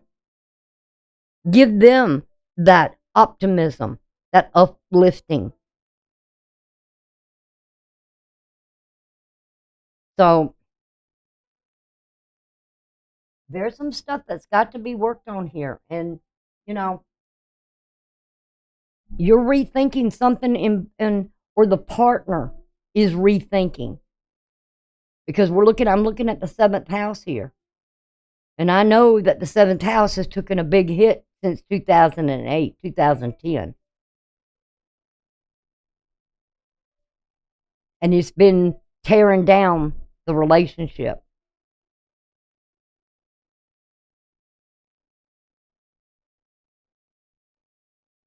And now with that sun, Pluto being in where the sun and Mars is, and look where it is. Look where the sun and Mars is sitting at. It's sitting right here in your 6th house.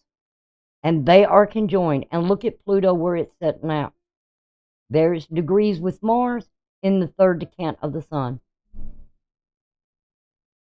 And this energy is conjoined together.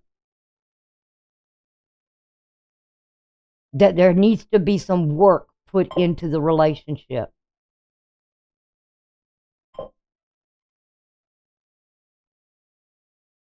There needs to be, right now, and this with the midheaven and and Mercury, and I got a theory about retrograde, and my theory is on them.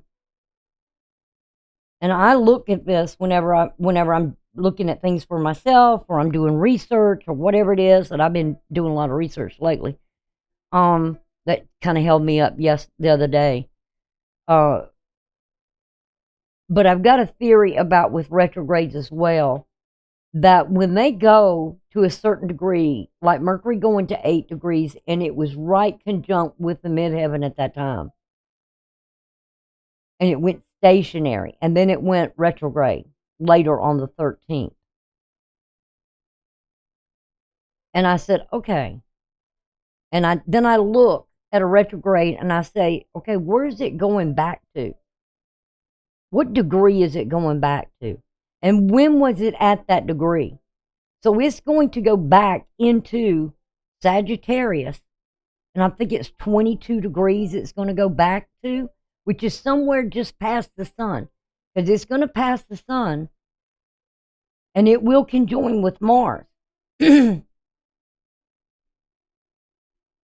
So what I'm looking at, like I said, I looked at the degrees and all, and when it was at that degrees, and I look at the date, and the date I got was November the 11th. I mean, November the 5th. So either right before that or right after that, there was something going on here that caused the other person or the partner Now, partnerships can be many things. We can partner with people. We can, have something in marriage as well, because this house, the seventh house, is all about relationships that we have that one-on-one relationships with.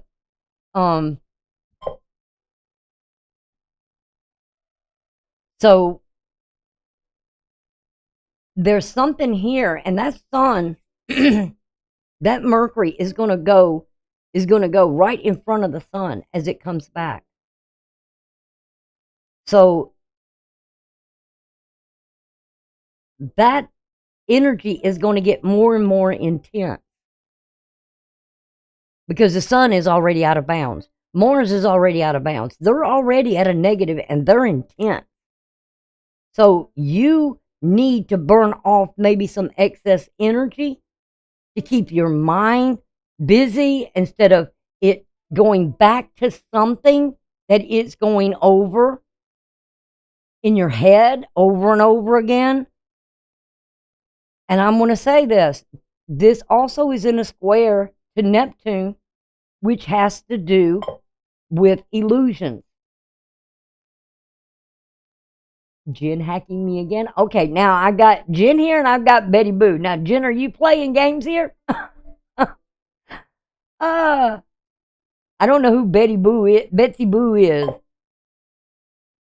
It's Beth. Okay. All right, but back to leather. So we got the square with the sun over to here. Don't get into illusions. Don't let your mind. It's time to clear out those old beliefs or something that's gone on here. It's time to get rid of it. Whatever that old thought processes were.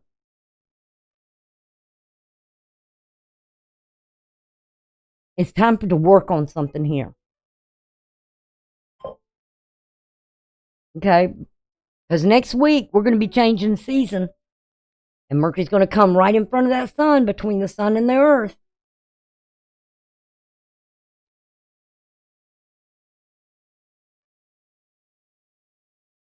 It's what they call a Kazini.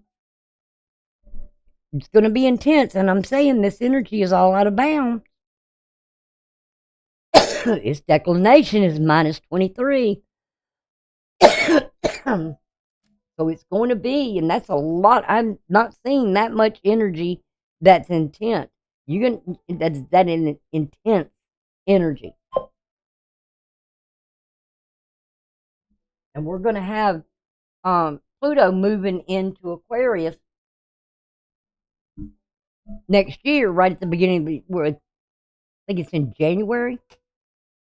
I don't have the date right off. I'm not even going to look at the charts because then I get lost in that, and I'm not going to spend time in that. So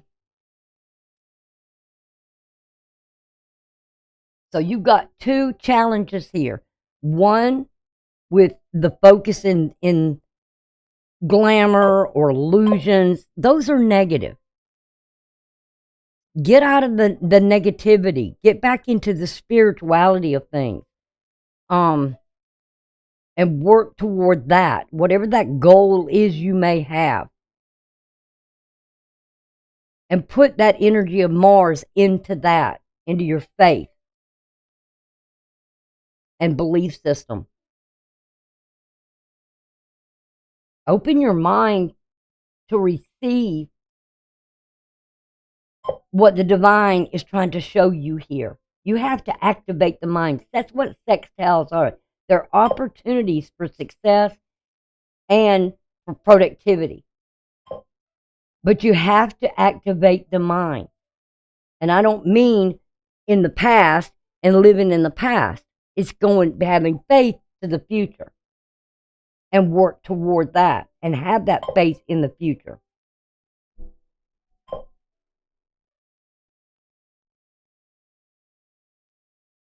And that effort's got to be put in. But I feel like the partner is doing some reassessing here too.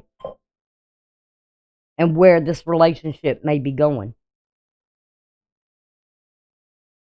Am I boring you, Betsy?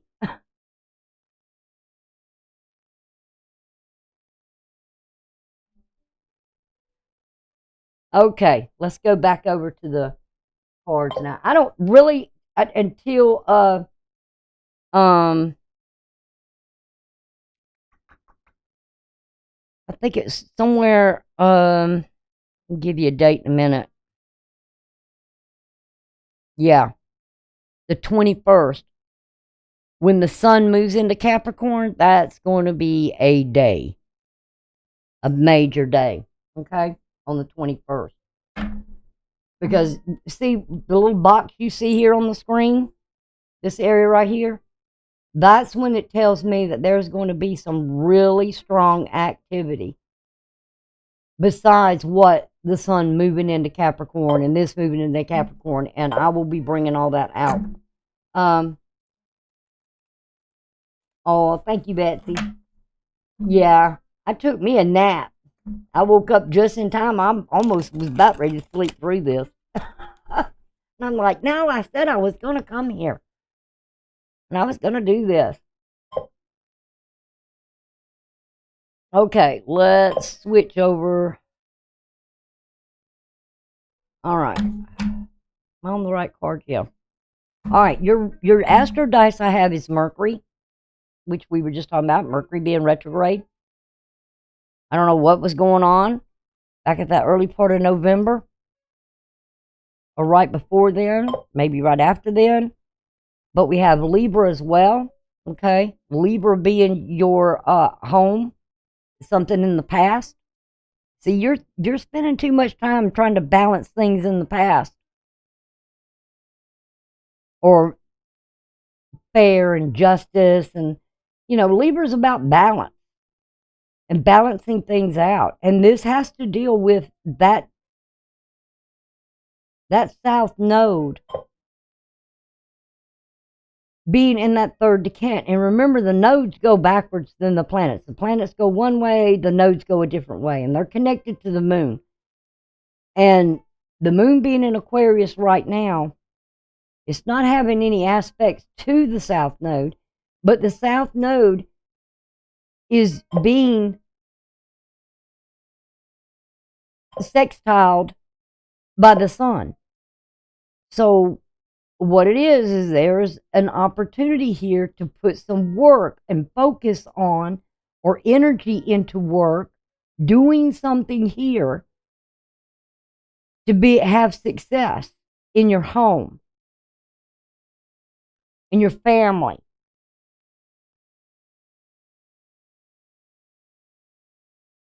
Where you can feel that emotional security. And if it's with a partner in a relationship, then you have got to have the courage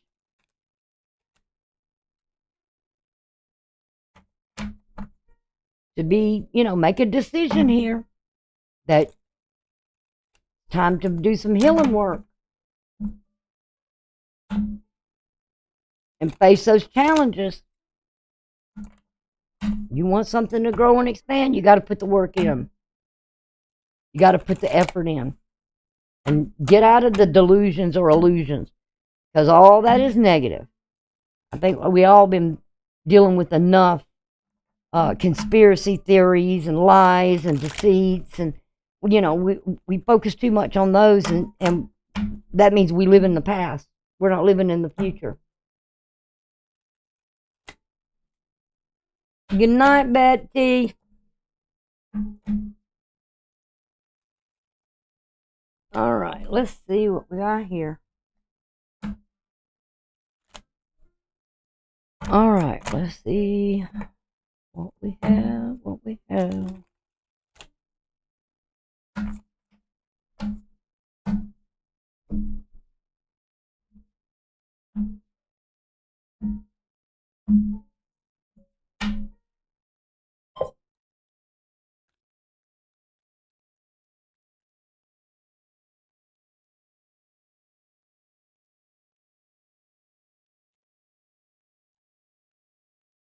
Better not hiss my like button.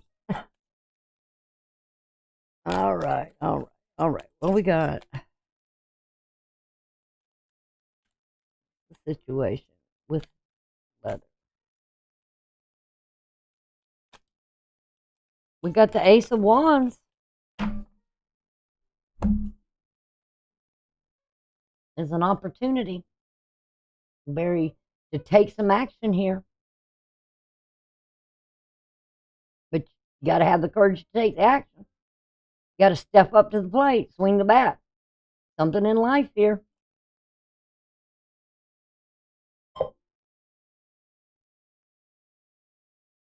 All right, let's see what is at the bottom of the deck. What is the overall energy here?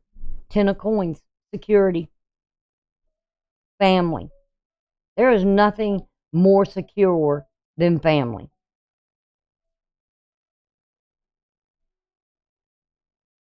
Secure the home. See, you're stressing out over something here. You worry. 10 of Wands. You feel like burdened. High Priestess. You're keeping something hidden here. See, what did I say about the courage, strength? There's an Ace of Cups. There's passion and there's love here. And there's opportunities. Let's see what the challenge is. Queen of Cups, that's your card. You're blocking your own self here. You your own challenge.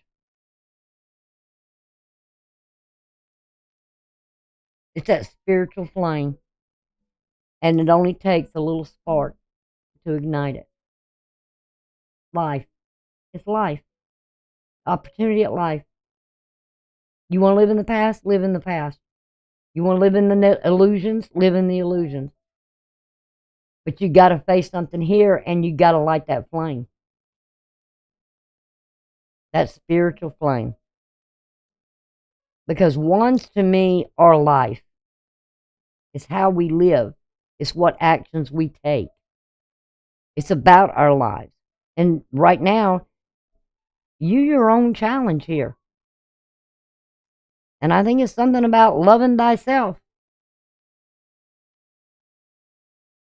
And I'm saying this to everybody, just not you, but everybody needs to get out of the delusions and start living for the future.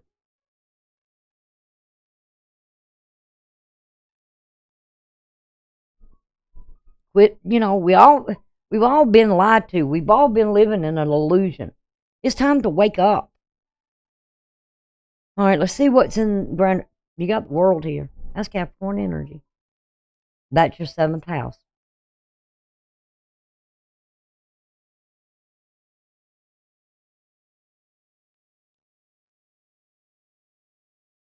Now, most people would say, well, there's a cycle completing. You want to complete a cycle. Okay, I'm not going to go there because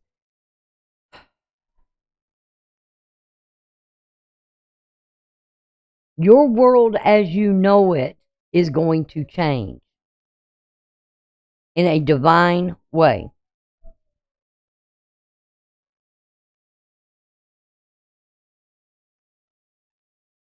And if you don't get out of your own way and quit blocking yourself, you're going to be missing something here.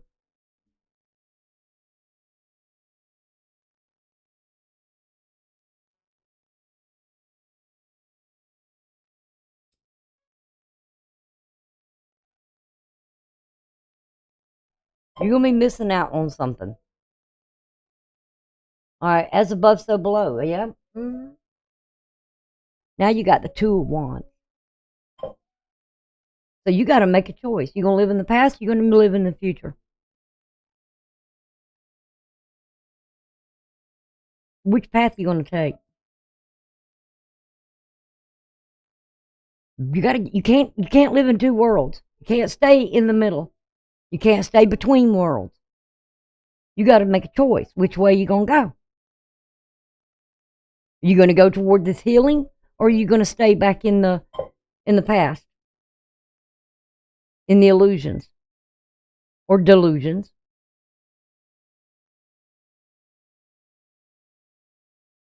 Sometimes we gotta have a lot of faith to step forward into something of the unknown. But then we got to make a choice because you can't stay in the middle. You got to unblock yourself. We got the Two of Coins. There's a lot of twos here. Something about union, this South Node.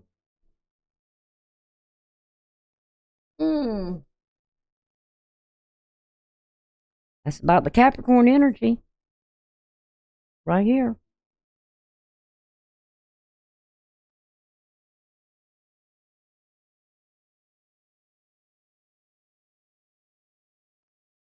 These are decisions that only you can make. Nobody can make them for you.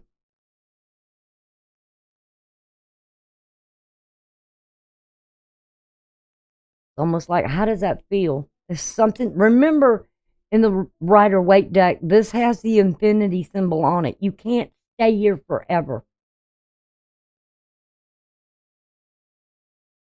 Weighing your options. We got something here in life you got to choose.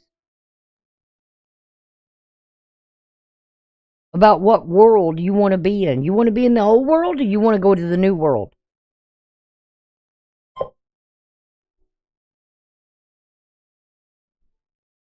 Oh, we got justice. What did I say? Something about the past. You got to get this in balance. Fair.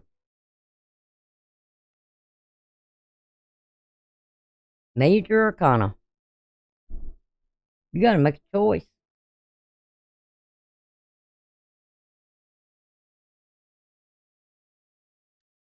I see all this two, and I see the scale. Scale's got two scales. You got to weigh it. Where do you want to be?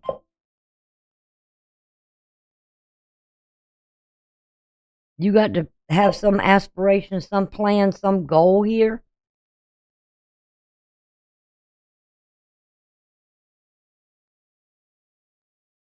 And you got to work toward that goal. Got to ask yourself, I mean, this is a major thing here. It's time to shit or get off the pot. It's the best way I can say it. Can't sit there forever.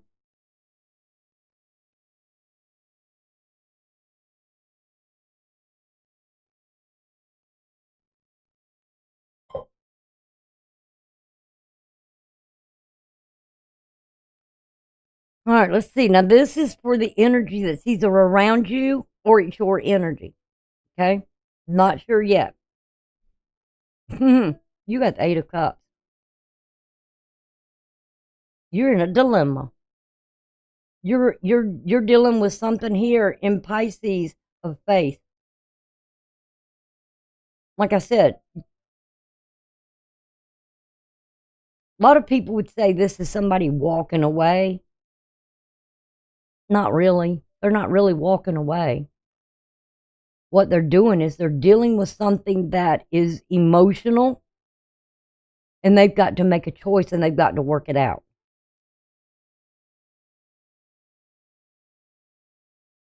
Doesn't mean they're not going to come back to something here. But you've got to decide, what are you going to put your faith and trust in? And me, my faith and trust is to our Creator, the divine. That's where my faith lies. I put all my trust and faith in that. That whatever I'm dealing with, that I can't listen. Let me clarify that a little bit. Number one, I'm not going to say that every day you put everything in divine's hands and it'll sort everything out for you. Okay, hurry back. But what I'm saying is, things that we are dealing with that may be out of control, out of our control, the simple things in life you can handle. You know what you got to do. You know how you have to work. You know what you got to do to put food on the table or have a place to live and all these sort of things, okay? You know, the everyday things. Sure, our needs will be met. But when there's things that you can't resolve, then this is when you take it to the Father and you give it to Him and say, Lord, I don't know what to do with this. Because you believe you me, I've been doing a lot of that lately. Asking the Lord to get the monkey off my back. Because sometimes I don't know where the energy comes from. But I know what I'm seeing now in the astrology, that the energy's real, real intense. So I feel like what's going on here is you're dealing with something here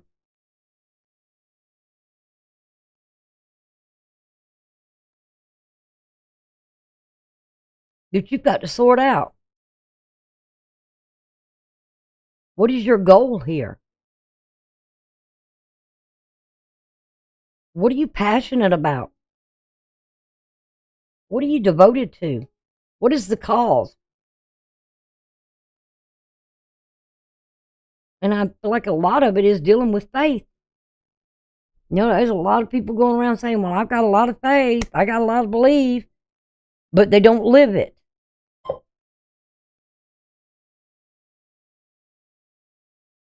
You got to live it.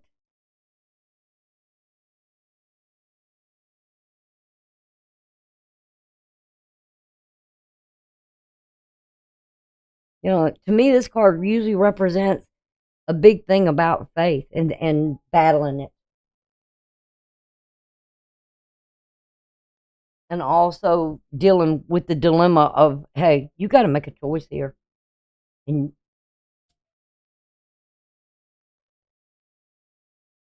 when you choose, then you work that way.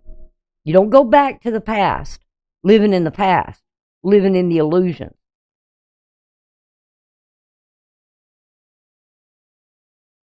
The glamour and the illusion and all that stuff, that's negative. That's waste of energy. And a lot of people are waking up to this stuff. They're realizing they've been lied to about things. They got to figure out what's important to them. External from you, you've got the Sun. And you got the Hermit. So I feel like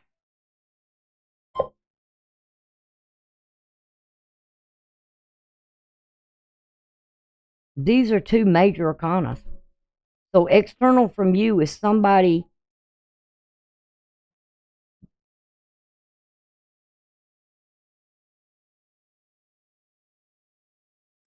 Sagittarius is where the Sun and Mars is at.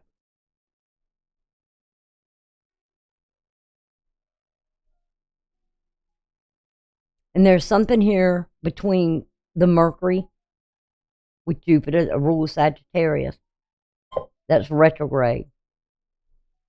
That Mercury retrograde, somebody, it's the partner.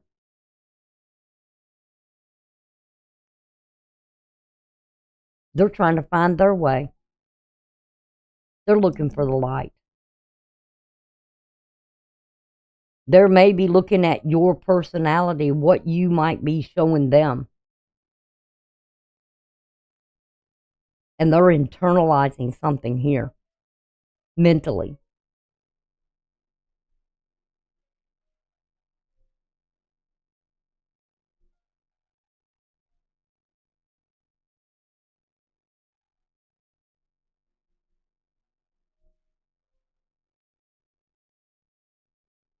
Maybe that's them with that internal flame for you that they have. You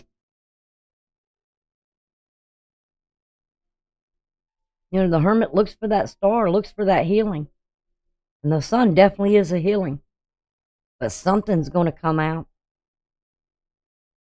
Something's going to be shown here. You got the Knight of Wands. Now, I'm not going to say you're dealing with the player because I don't look at the player that way. I don't look at the player that way. I don't look at the Knight of Wands that way. I look at the Knight of Wands as taking some action in life. You see, he's holding a rose. Is something with the flame here, eternal flame, spiritual flame. And the Hermit has this. It's a Virgo energy. It's the 6th house, which is where the sun is sitting at in that 6th house. Virgo is usually the ruler of the 6th house. It's about being of service. It's our everyday duties. What we put energy into.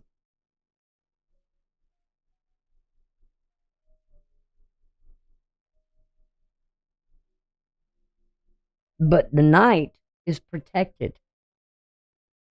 Somebody here is protecting their heart.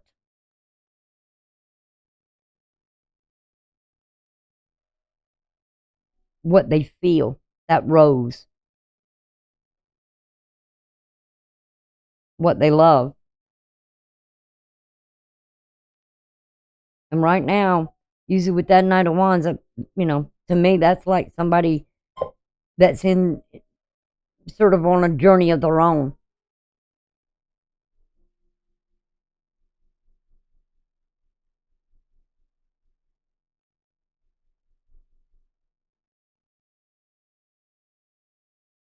Jen, I got two, or Goodman and Jen, both of y'all.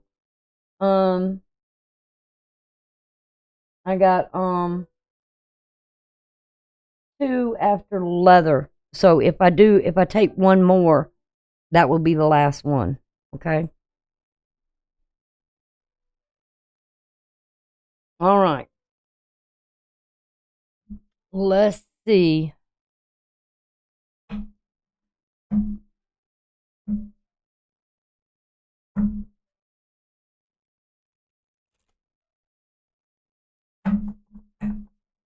And this is also a decision that has to be made.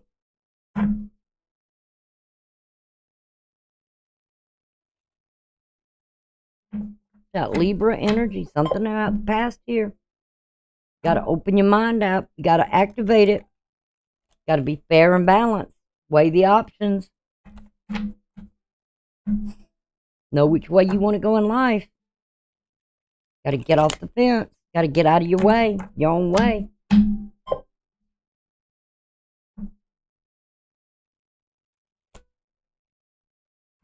Okay, then that would be, I didn't see that one right there. I don't have that one on my list. Oh, shit. Oops, sorry.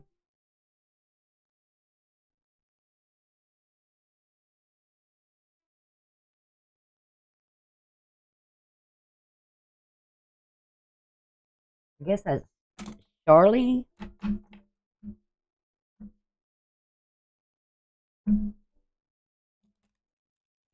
That would be probably the last one.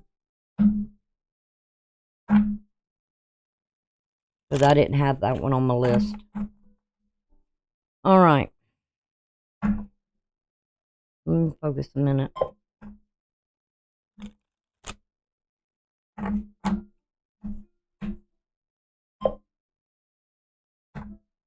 Shaylee.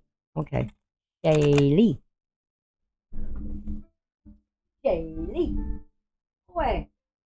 I can't do over this. Shaylee. Shaylee. I'm just thinking. I know what this is about. This is about all this that you got to sort out. So I don't need any clarity on that. I know where this is going. You got to come out of that shadow and that darkness. Get, your own challenge, your own blockage.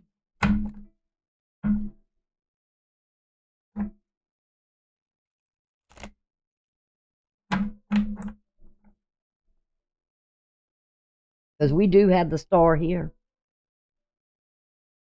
You can see it right there going out to it. And we see the hermit looking for the star, that eternal flame.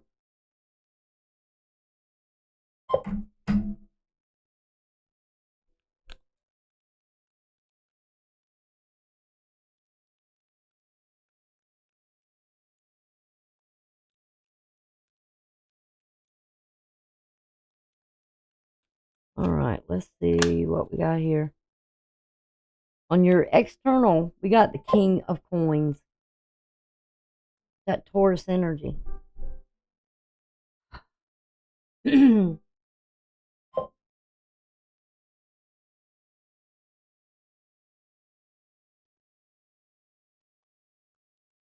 is security. This, whatever this is very secure.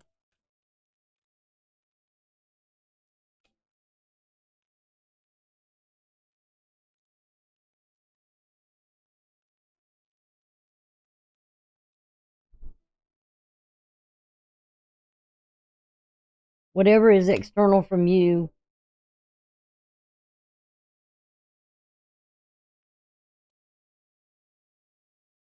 they're looking for that security.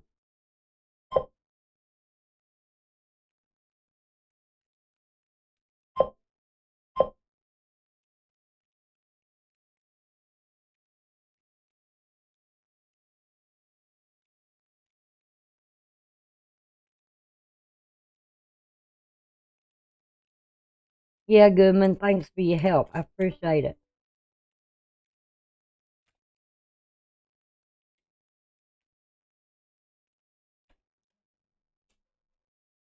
Would you uh oh,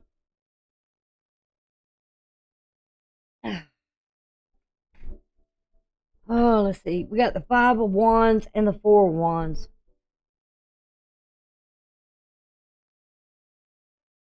Whatever this is outside of this, that's outside of you, this external energy,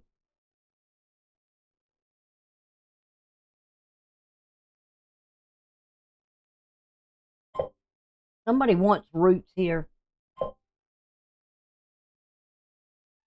Home, the union. They want something stable and secure and grounded, rooted.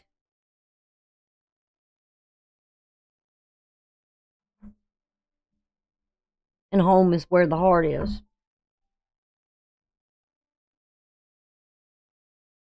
They want it, you got the 10 of Swords here, 7 of Swords. Somebody's been suffering here. Empress, that 2 of Swords. They've been waiting on your decision.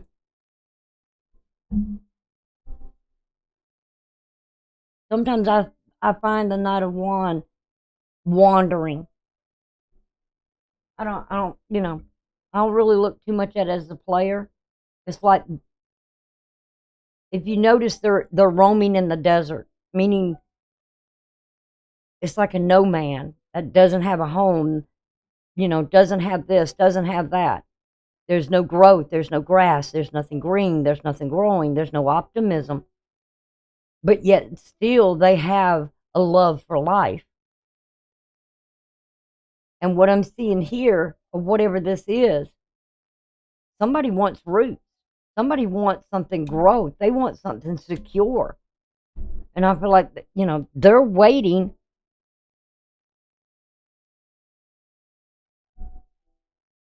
You look at that 10 of Swords. That's somebody that's, suffering. They want the suffering to end.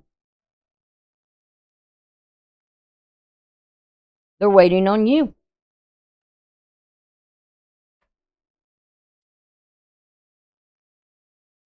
Because I got a feeling, whoever this is, they don't know what you want. They feel like there's chaos here.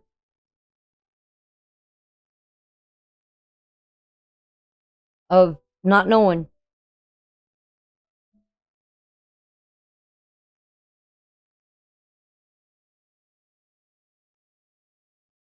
Alright.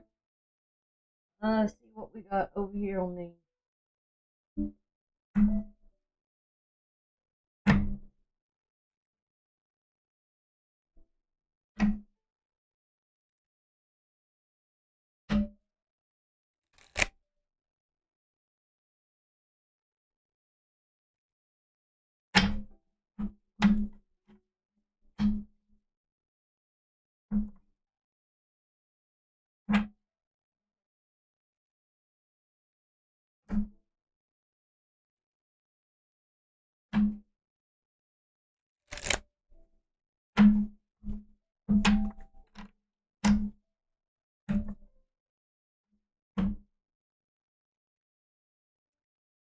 I don't know why I'm having such a hard time with this deck. Usually I don't.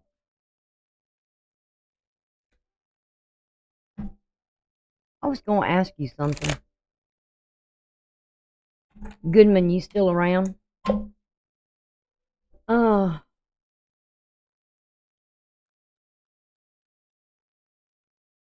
I was going to ask, did he leave, Jen?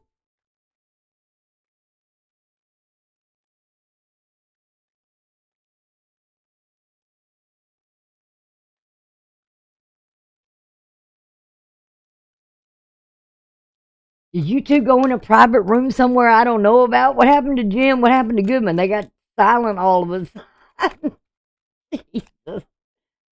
All right, let's see what this is. I was going to ask him something, and then now all of a sudden I don't hear nothing anymore to you two.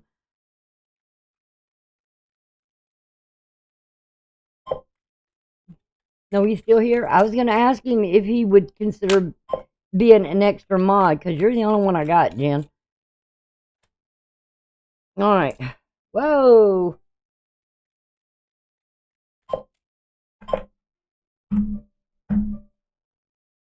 All right, let's see what we got here. All right. First off, we got puppy love. Butterfly feelings will be felt, but this may be infatuation and not real love. So, what is it you're dealing with outside of something here? And we have autumn. So, whatever this is something that's just begun during this season, and something about within a year. So, I feel like there's something here that there's an infatuation with that's not real. And you better look what's external from you that is real. Get out of the illusions, get out of the infatuations, because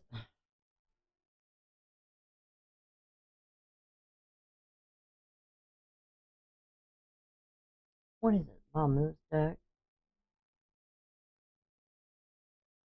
Continued search. You will date several others before you settle down with the one. And I just feel like there's already the one here. Is already here. Okay?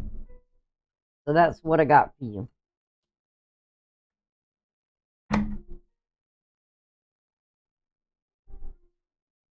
All right.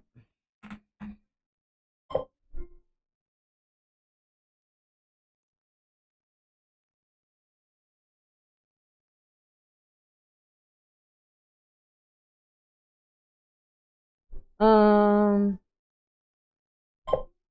did Goodman answer my question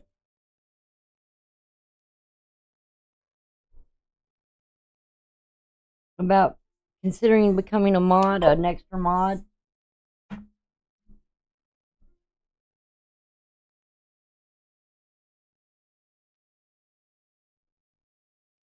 That is the first time I've just met him.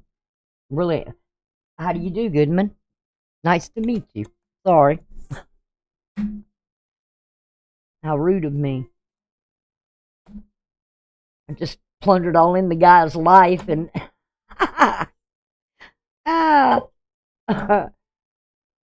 Yes, he would love to. Okay. All right. I'm doing arc arc arc arc arcana arcana arcana.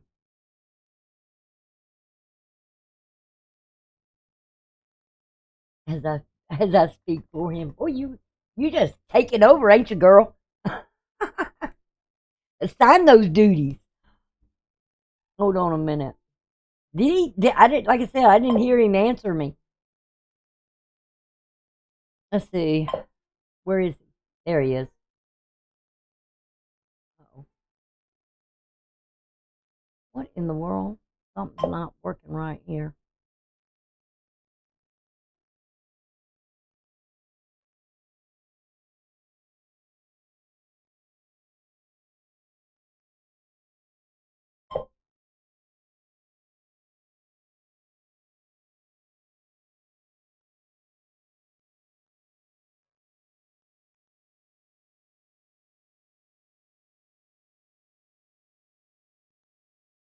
All right, there you go.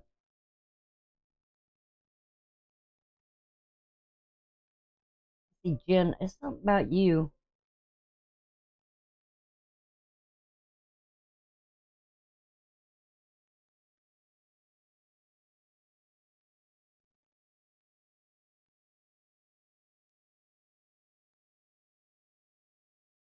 I have to check that later. Okay.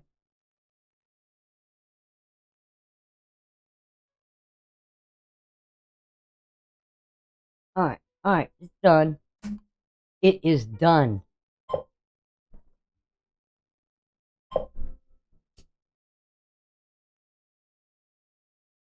No, thank you.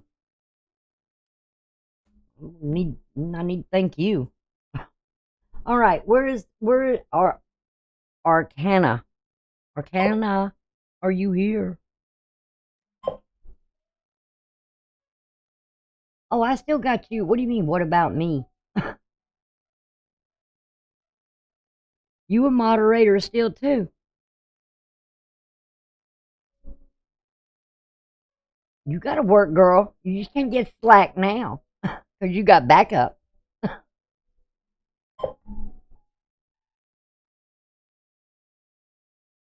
All right, where is he? All right, now I got to ask you some questions.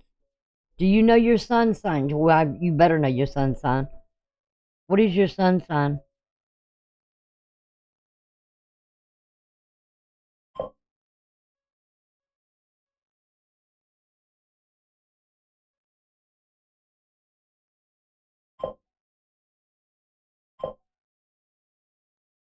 Oh,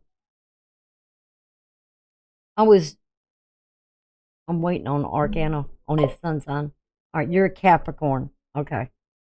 All right, what is your moon? I need your moon sign.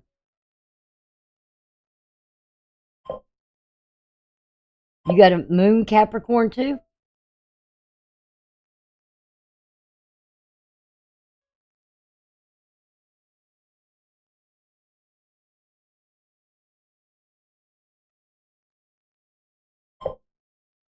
You don't know what your moon is?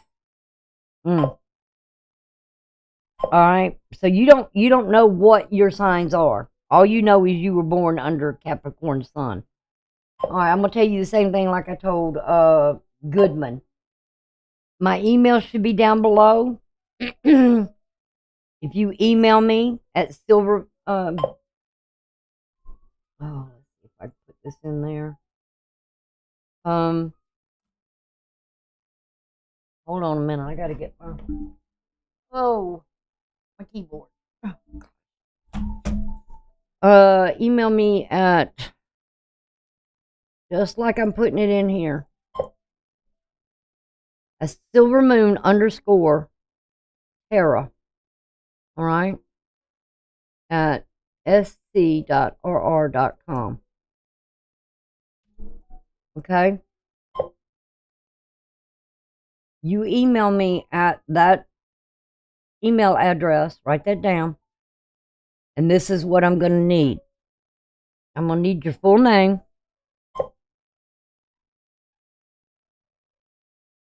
I'm also going to need your date of birth. Okay. Your location of your birth.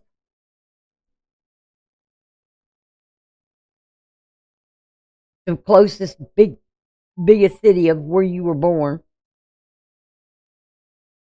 And I'm also going to need your time of birth. Okay? So I'm going to need those information. If I need anything else, I'll let you know. Oh, and I'll have your email address, so I don't need that. But these are the things I'm going to need. All right? Put it all in the email and send it to me, and I will email you back your chart. Yeah, I know your location is India, but what I need is I need the city, not just India. All right, put it all in an email and send it to me.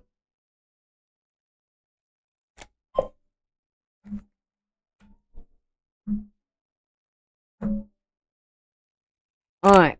You a female or a male?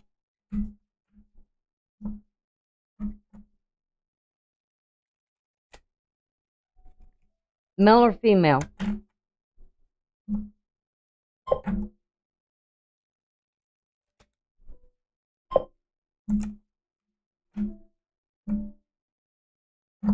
I need to know right now if you're a male or a female. You're female. Okay. All right. Make sure you get the email address that I gave you. Make sure you put all that information in that order, and I will send you a chart.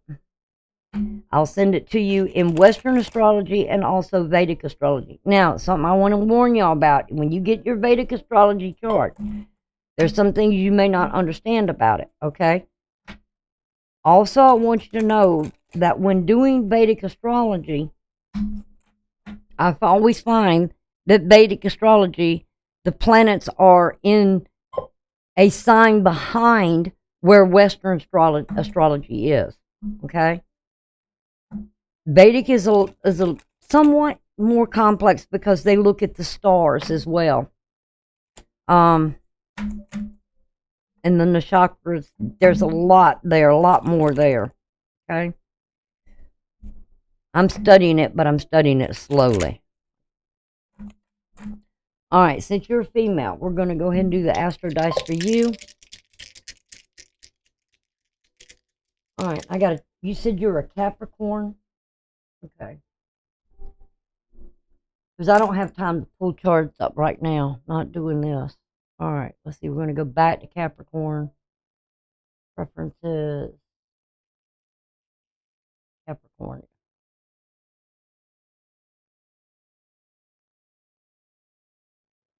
I don't think I've done a Capricorn tonight. Shoot.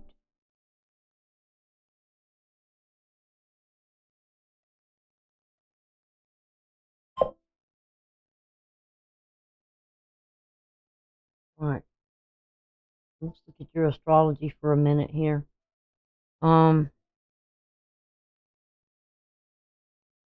It's daylight over where you're at, isn't it?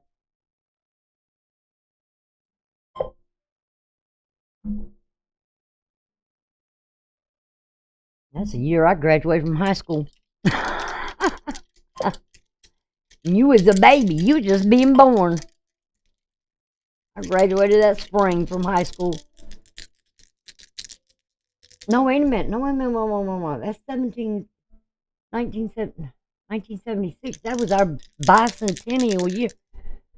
See, I got married in 75. The first time.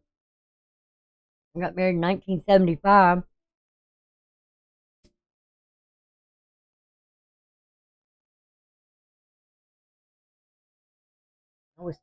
I was in my senior year.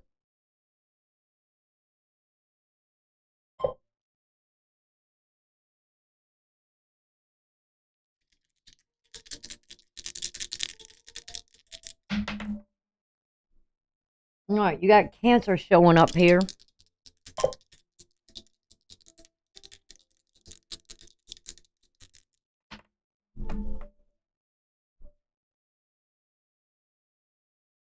So that would make you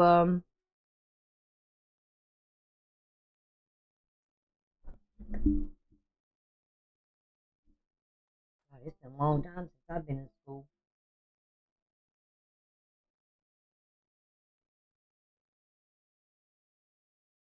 Oh, I wished I was 47 again. I don't know. I had open heart surgery at 45, so I don't think I want to go back to that point. All right, you got Cancer showing up. You got Mars. Oops, flipped on me. And you got your seventh house. So there's something in your relationship house. Ooh, isn't that interesting? Mars says something in karma.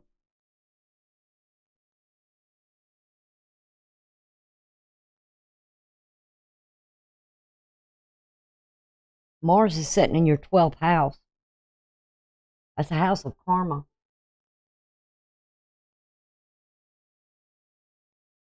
That's a result of past acts. Something in the past, which is something in your 10th house. Um, which is about past actions. South node being the body, north node being the head.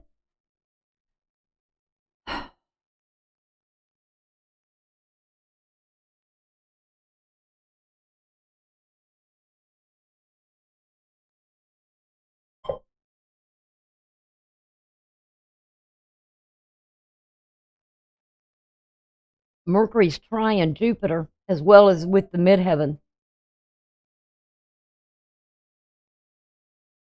So you've been going through some relationship issues.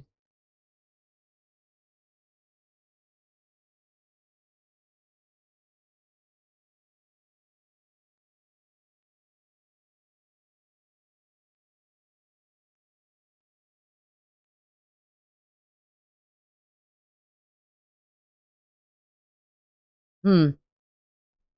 You might have a sudden change coming soon. It would be in the next year, though.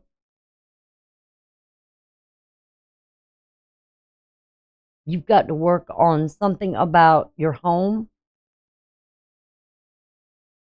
There's something in your home that is maybe unhealthy. Something about, remember, the home is also something about the way you think.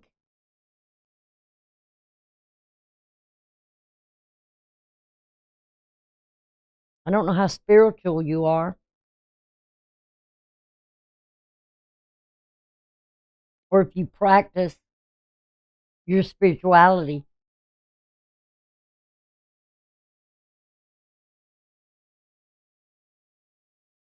but there's something about that passion you have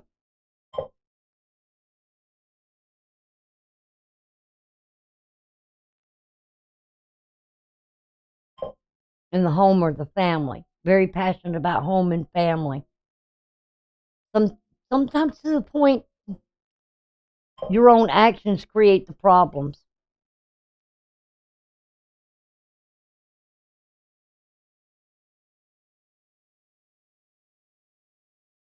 It may be the way, I don't know if it has to do with communication or thoughts. Well, I kind of, I didn't want to assume it, but I kind of figured you were, that you're spiritual. Because most people from India are. Um,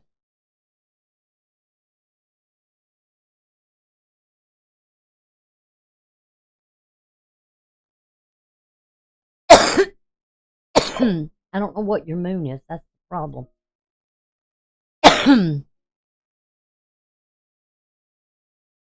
But there's something here in your second house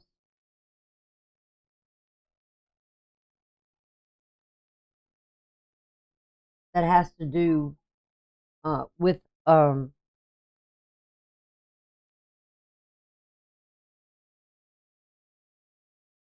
money, finances, food,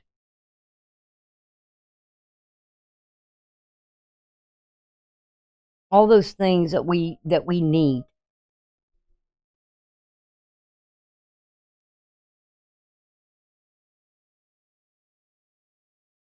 and how you are emotionally attached in some way.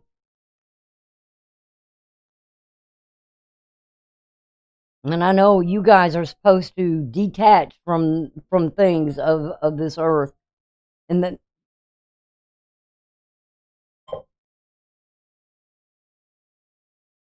I'm jobless since 11 years. You got health issues?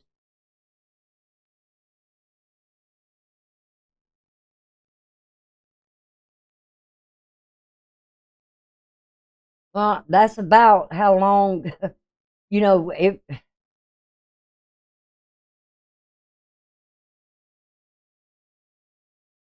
that's about how long Pluto's been in your first house. So there's something going on with you. I don't know what it is. Financial issues. Yeah.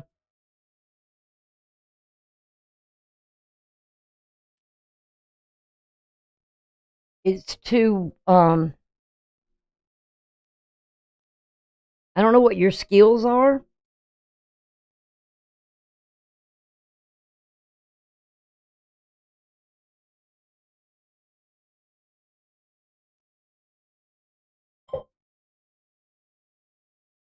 but I know this is linked with Venus, and I know that it's something about you and communicating. Did you work as something on a phone, or uh in some type of with your last job, something in communications?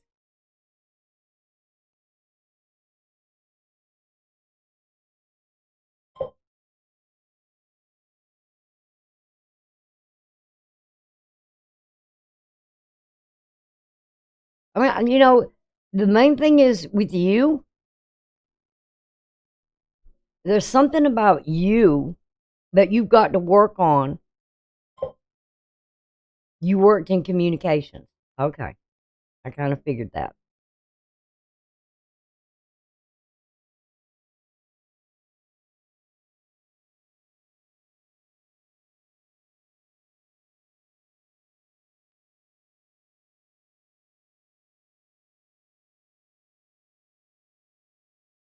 I you've gone through so all right, I'm on you said 11 years, and I can tell by Pluto being in your first house since 2008 to 2000, and that when it went in, it would go back into Sagittarius.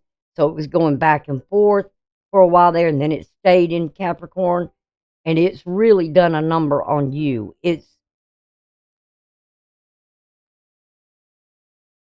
And definitely I don't know if this has been a humbling experience for you. I don't know what your ascending is, so I can't see where that is right now.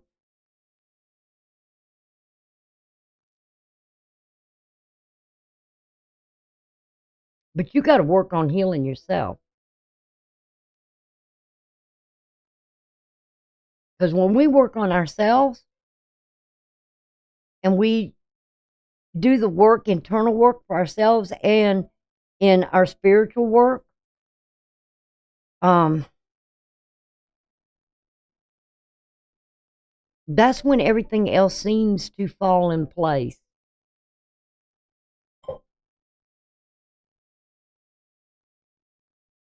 Well, you're gonna go through a transition for the next 20 years. But I feel like a lot of it is, I know you're trying to find your way, and you're trying to find your purpose here, and you want that expansion and growth. Just depends. Right now, I think it's all going to change. Love will change next year. Okay? There's going to be a sort of a radical change. But you've got to work on you right now, internally, spiritually. You got to do some healing work on yourself.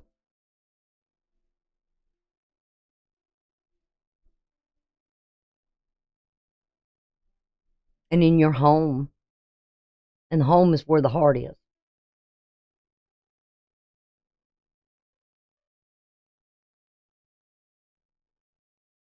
You got to decide what it is you want to do here. Because I think you're at that point in your life right now that, hey, either you're going to change your skills. How do you work on yourself?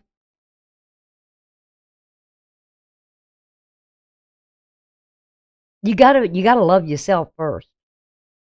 You really gotta look at yourself in the mirror and say, I love me. You were born for a purpose here. I don't know what it is, and I'm looking at this message that you just wrote, and I'm looking at 11:11 at the timestamp.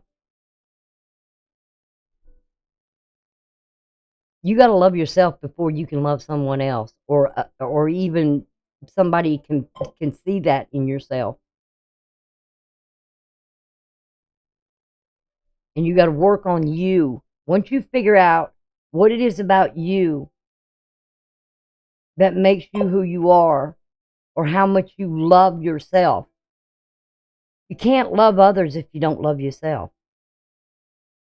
And you're not going to be welcoming love in if you don't, how to put this, where a lot of people look at relationships like it's going to make me happy. This will make me happy. Oh, if I could just fall in love and find the one for my life that will love me. You got to love you and be happy with you and love you. Because I know too many people right now that don't love themselves. And they're destroying their lives. They got no goals. They got no plans. They don't love themselves. And you got to work on that, on you. You got to look at you and say, okay, look at all the good, positive things about you. Get to know you. Get to know what it is, where you want to be in 5 years. Because right now, there's, for the next, when Pluto moves into your second house, whatever you're attached to in this world, you got to let that go. And I don't mean just go out there and live on the streets. That's not what I'm talking about. Don't put your emphasis on this world. Put it on you. On what you just need in life that makes you happy. That you can find the love in you and loving yourself. And I know you just said you were very spiritually. You got to practice that spiritual. And I think that is where you're going to find someone that's going to come into your life. Because once you start loving yourself and you work on you and be happy with you and be happy in your life instead of in the world, maybe even to the point of, friends around you or groups or whatever you're in, there's a tendency here, while Venus is in Scorpio in the 11th house, there is something here where there is some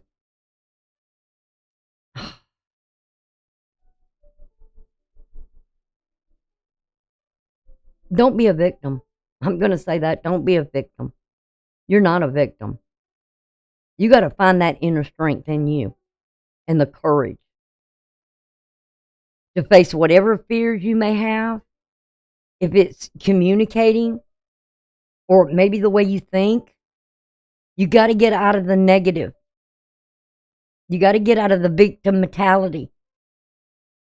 You got to stand up in your faith and in your belief in yourself and in your creator. Because you're here for a reason.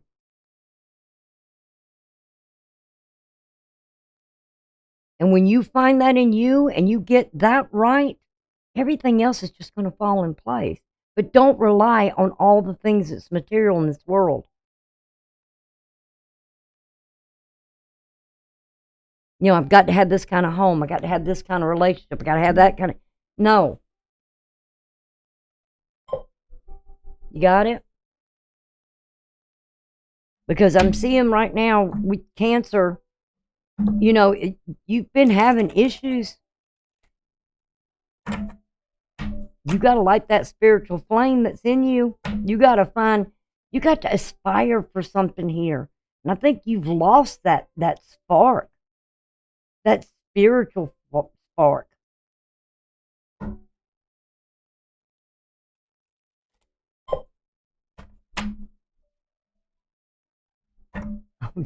Can you show those beautiful cards?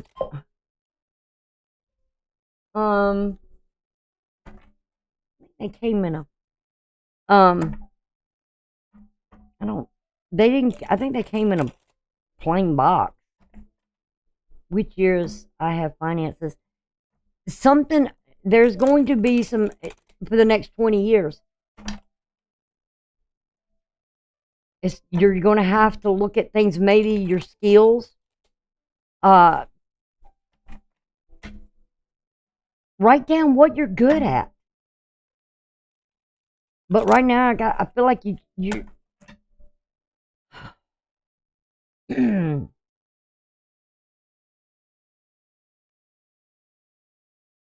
because Pluto's going to go into your second house, and when it goes in there, Pluto is a transformation planet. It's also known as the death.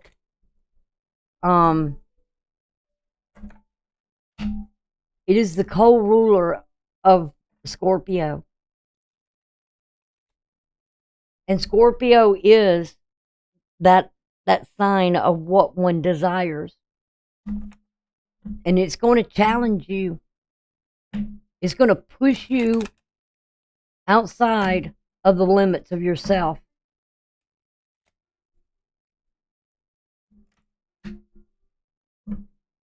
To make you change something here. Because Pluto is, you know, it knows what you've been through. It's changing. It's been working on you. It's been already pushing you outside your own zone, more or less. It's been trying to force you to do something, to change something about you.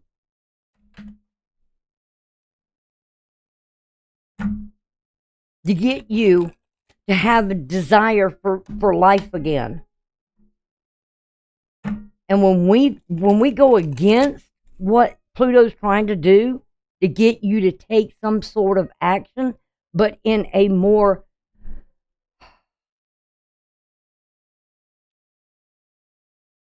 we always want to, you know, you're in India, you know about karma.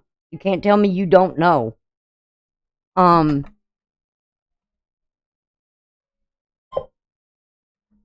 So you've got to change that karma.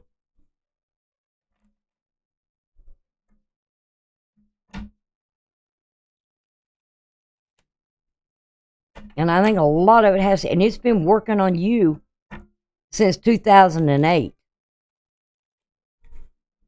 For the last 10 years, 11 years, it's been working on you. And it's going to go. So this is the time for you to start right now. To get back into doing what you know you need to do.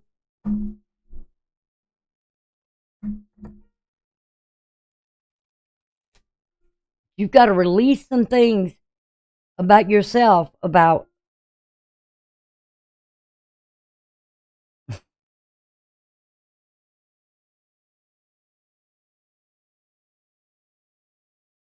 about loving yourself and working on you and knowing you, getting to know yourself. It's kind of hard for me not knowing what your moon is. All right, let's see what the situation is right now.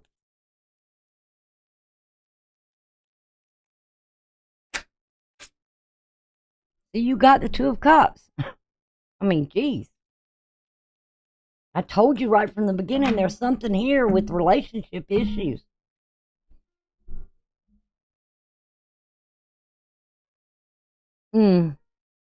Let's see what's at the bottom of the deck. You got the Four of Wands. There's something. There's conflict, confusion. Confusion brings conflict. Ace of Swords. You gotta get your head right. You gotta change your outlook toward life too.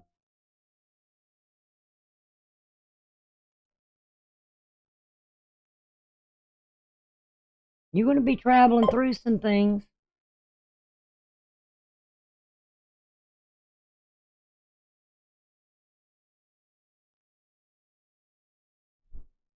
Honey, I can't help you. I mean, I don't know anything about him, but I know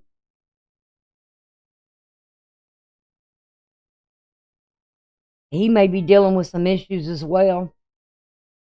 But you're going to be going through some things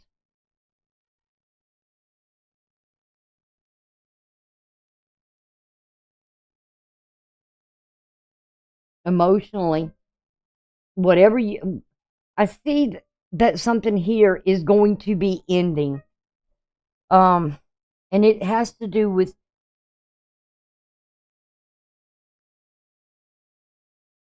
whatever the pain is mentally. You got to move on from that. You're going to be on a journey here, and it's to get the clarity you need. You got to activate the mind more because you got to get rid of the confusion because that's what's bringing all the problems. Six of Swords. That's your challenge.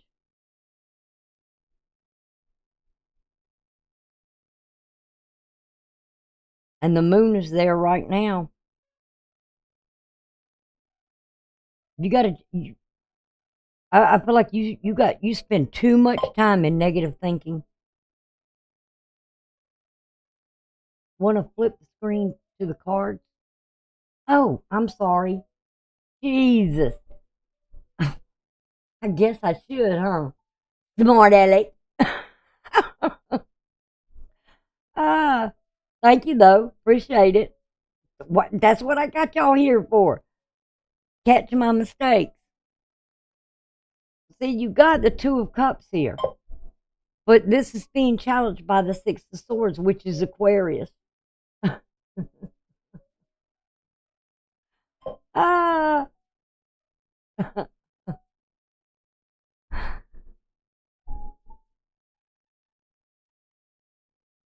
mm.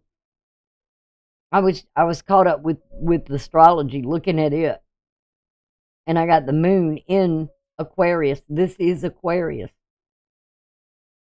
and I feel like you got to get out of something here and move into more of an optimistic thinking because there's going to be. Oh gosh, y'all gonna kill me on this. Um. Doop, doop, doop, doop, doop, doop, doop. Make me work my brain.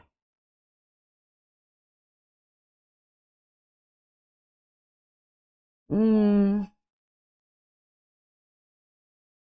it's not now.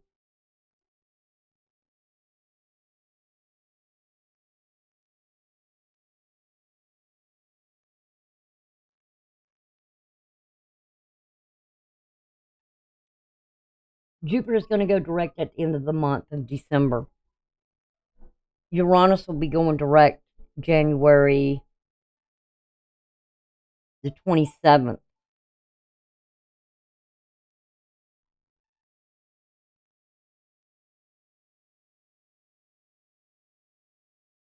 And these two are not going to come.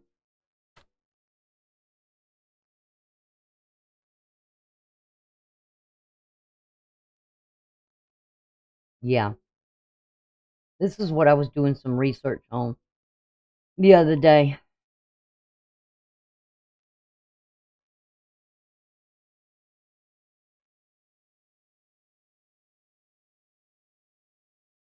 Jupiter and Uranus are going to be conjoined in Taurus. Oh my gosh, and the sun's going to be there too, moving in. Wow.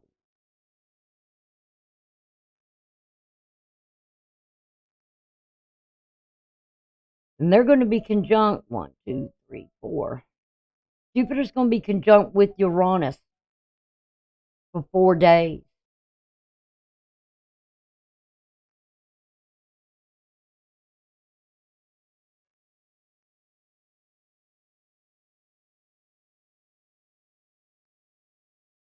And this is right after that total lunar eclipse that's going to happen on April the 8th. And this is the one I told y'all, the big one. Very spiritual. So mark your calendars for that. There's going to be some radical change here. It will be unexpected. And there's a saying, what you expect it to be may not be, I don't know how to put that. It may be not what your expectations are, but what will happen,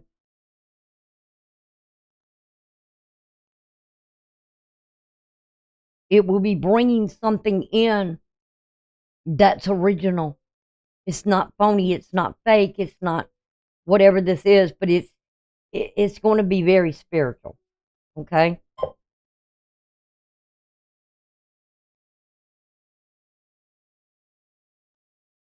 Well, in love, for sure.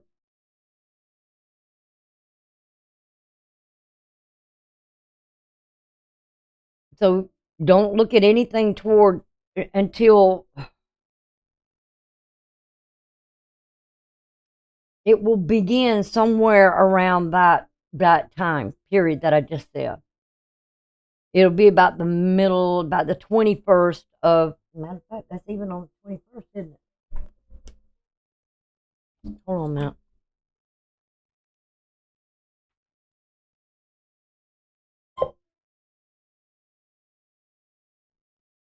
Yeah.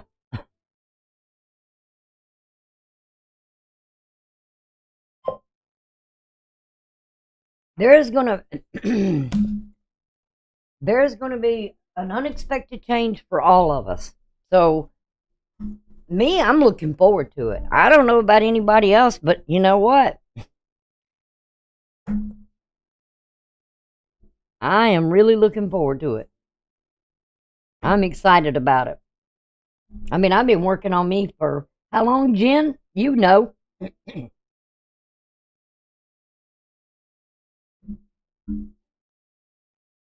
For the last 4 or 5 years, I put work into myself, getting my life together.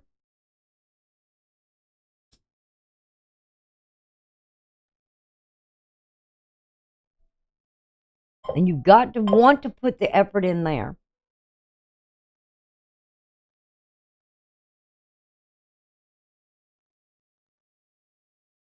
That would be April. April the 8th, 2024 will be the total lunar eclipse that's going to happen.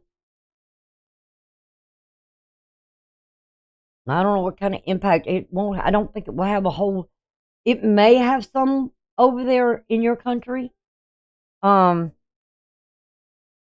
but watch out because it's gonna be in different areas. Um, that's gonna be changing spiritually.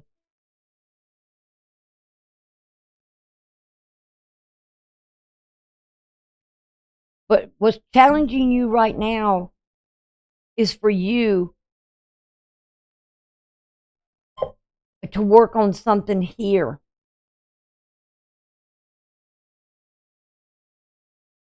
This Six of Swords is dealing with something mental. You've got to stop thinking about when this is going to happen, when that's going to happen. You know, I know everybody's there. You know, I know everybody's gone through stuff, been there myself. But the best thing I could have ever done was just focused on me and what I need to do in my life, how I need to change my life around, not wait on somebody else to come in and change everything for me. I had to work on me, and it wasn't easy, and it was a struggle. But I faced my fears. I stood up for myself. I had to learn to enjoy being alone and being with myself,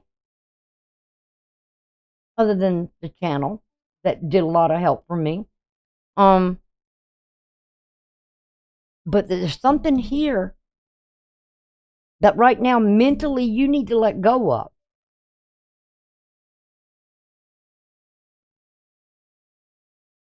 Because I'm feeling like you can't depend on something else here. You got to depend on yourself first and show that you're self sufficient. You got to move past this, what's ever in that head. You got to get to a good, calm, peaceful place. Find what I don't. The best thing you can do, like what I did, was found a place that I called sanctuary. Where did I go that brought me peace? You got to figure out where that is for you and go there to that sort of sanctuary that you can just breathe and relax and just surrender things. Mine was in the woods. I'm a Virgo, and I love the woods. And you also got in your foundation the Two of Coins here. So you're weighing something here. You're depending on too much of something here in life.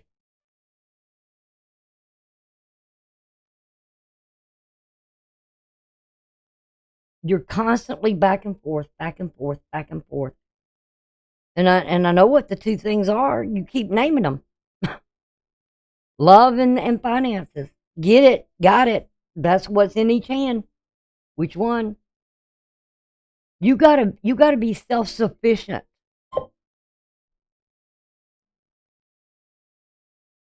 And loving yourself is more important than somebody loving you or dependent on somebody else to love you, to make you feel loved. I love me. I don't care who don't like me. I really love me. You got the Page of Coins here, see? As above, so below. You gotta get grounded here. You are a Capricorn sun, okay? You're not a follower. You should be a leader. You're a cardinal sign. There's probably something you can do that you can become a healer yourself. You shouldn't be, you know, you got to get yourself grounded here. Know you.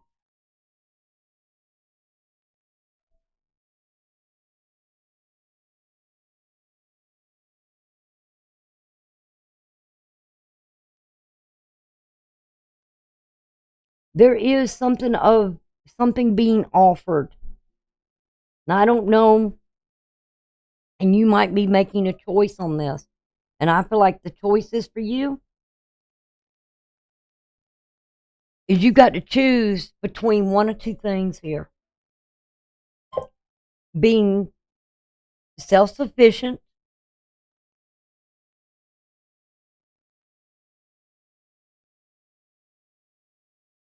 and also what you want here.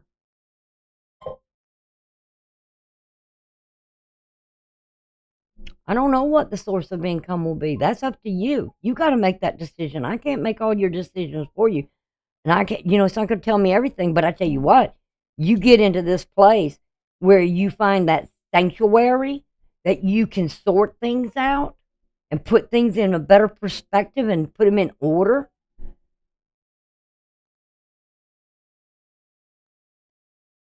Then you'll start finding your way. You'll know that when one weighs one way or the other, what is more important.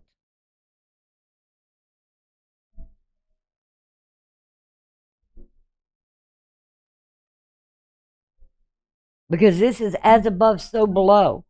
So there's some kind of offer that could very well be coming in. And you are weighing, should I, shouldn't I?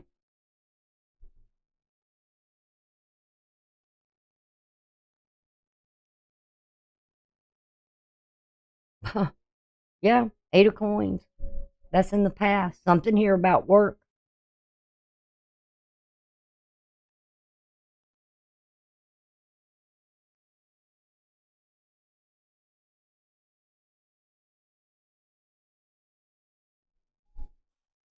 You're working in something here. That's Virgo energy.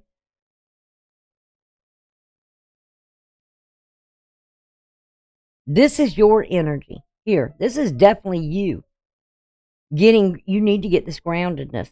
You've got to find a place where you can go, where you feel that peace instead of always in this turmoil. It's almost like you're always, I can even sense it in you now,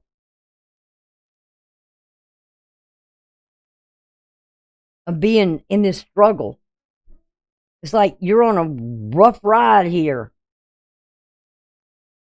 You're in this, it's like a ship in a storm. And it's in your head. So that's why you need a place where you can go and just do these breathing exercises where you breathe in through your nose for a count of 7, hold it for a count of 7, and then breathe out for a count of 7. You've got to do some sort of relaxation practices here in breathing. Because every time you breathe in, you're taking in new air and you're holding it and holding it. And then you breathe out, counting 7. That means you're releasing that tension and letting it go. This is your south node. There was something with the past. Coins usually represent years. So this would tell me something going on for the past 8 years.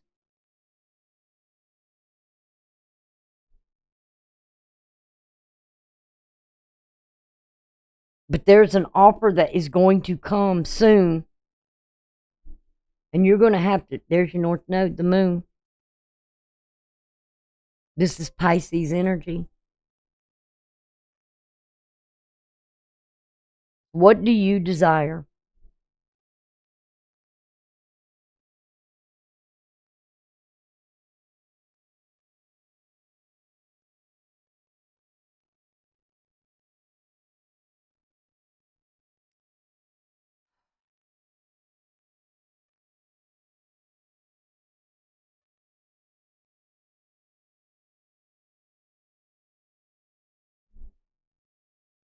You got to get this tension out of you. You really do. Like just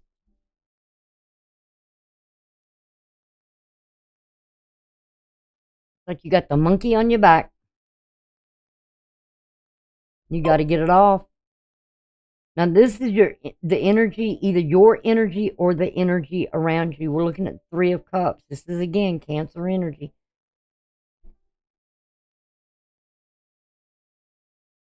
It's this moon, the emotions, what you believe, your faith.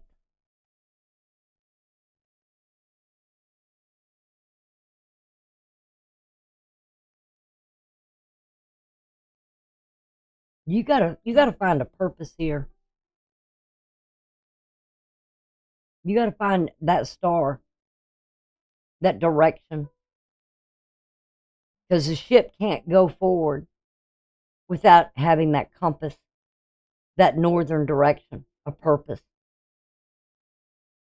You got to figure out what it is you really want here before you can reach that harvest. This is about harvesting. That's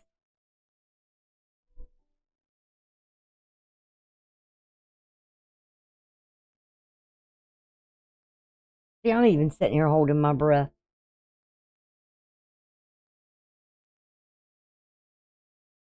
You got to find your purpose in life here.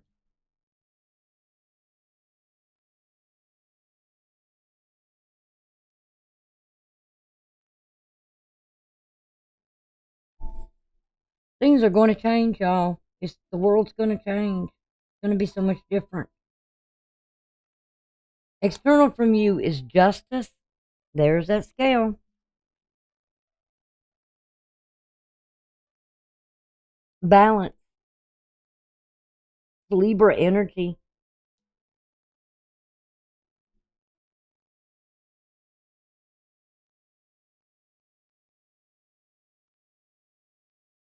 You probably got about,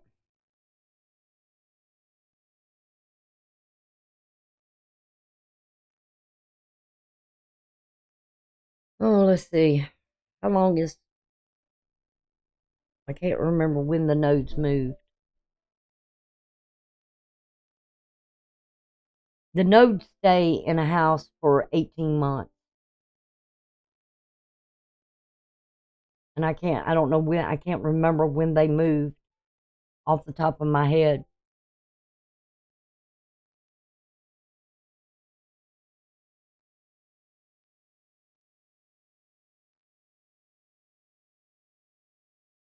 But life is going to change.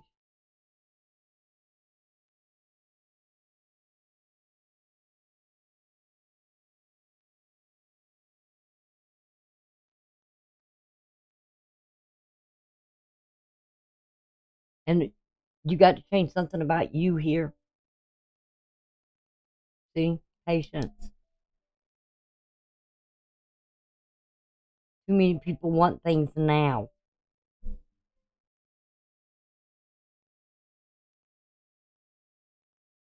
With temperance comes healing.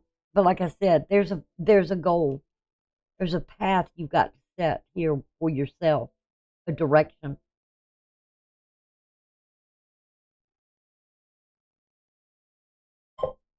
These are 2 major arcana. So there's something really that's going to change in your life. And it's due to what the universe is going to do. This isn't coming from outside. This is coming from the heavens above.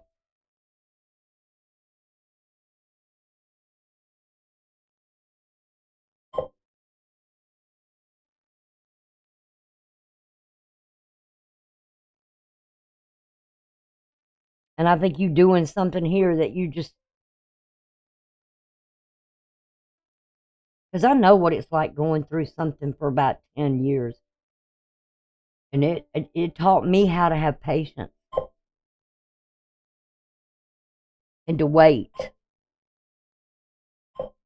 And that was, for me, that was real hard to do. Let's see what your outcome is. Ooh, you got the Knight of Coins. You got the Page and the Knight.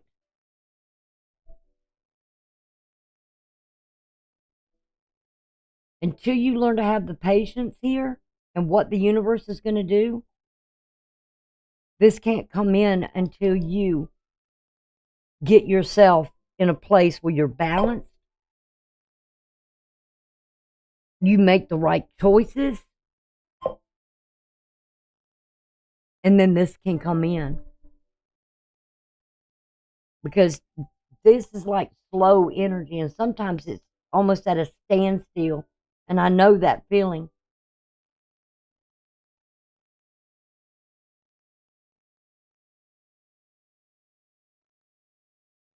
You're just going to have to wait sometime midsummer of next year,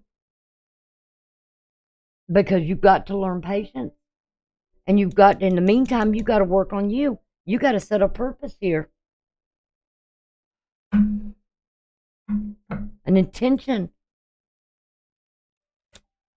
And you've got to find that place of sanctuary that brings peace and harmony in your life.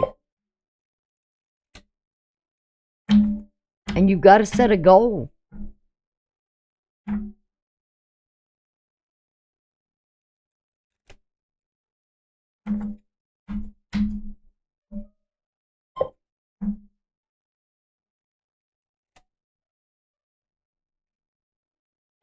I don't know about people just wandering and don't have no goals, no plans, no aspirations. I couldn't live that way. You know, the best thing to do is when I sit and look at my life and I knew what I had to do. And the first thing is to get, ooh, if y'all could have seen me 10 years ago. Oh, I was a mess. But I struggled through it and I did it. First thing I did was get my finances in order. That was the very first thing I did. Couldn't focus on nothing else other than that. Which deck? Got two of them here.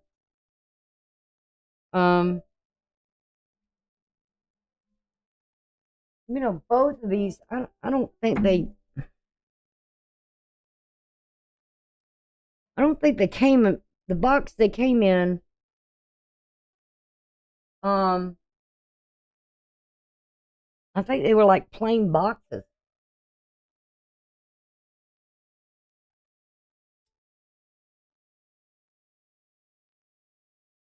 I can tell you where I got them at. There's a girl named Gina. She's got a lot of like tattoos. I don't remember.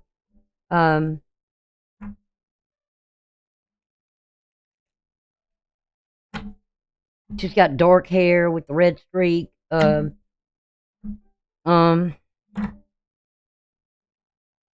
forgot what her name is, but she has them. These are her decks. That she created. This one and this one that I'm using. I think she calls this the Rose Tarot, something like that. I don't, like I said, I think they came in a plain box.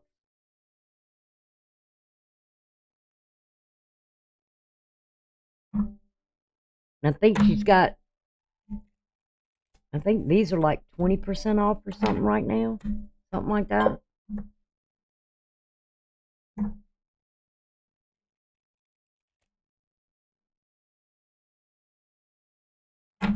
I don't know if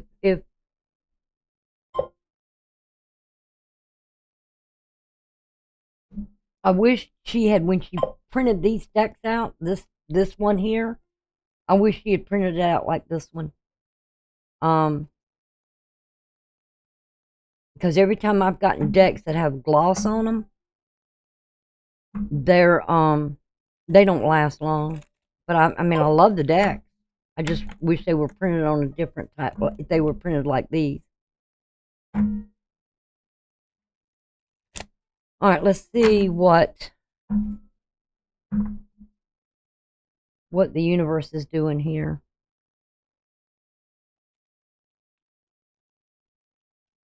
This justice and temperance is trying to teach you something to get in balance and balance in your life and patience. Why is there no happiness with my husband? Because you're not happy.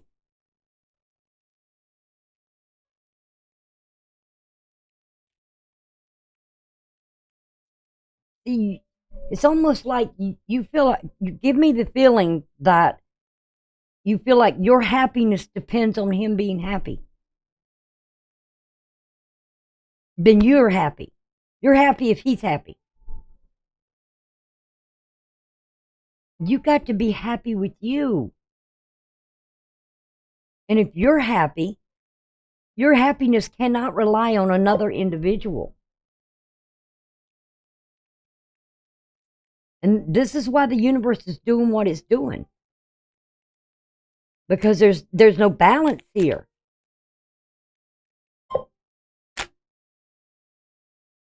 I don't feel love with him.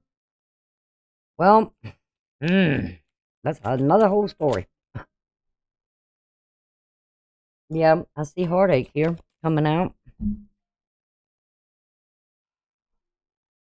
Believe you me, the universe is filling your heartache for sure. You got the Ten of Swords. Oh my gosh, exactly what I was talking about. The universe is bringing something here to an end.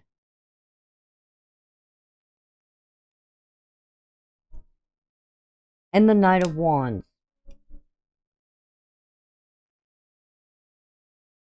This wandering. And we've got the Knight of Coins again. Double. You're holding back your blessings and your rewards. You know that, don't you? And you've got the Three of Swords. So the universe knows that there's pain and suffering in your life.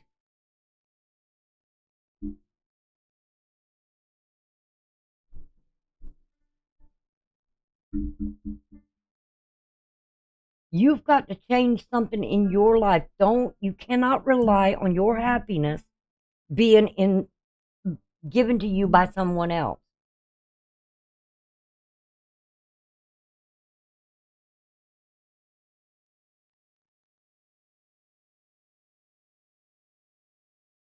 So the universe is saying you need to get balance in your life. You need to get out of this storm you're in, this mental anguish. You need to find the balance here.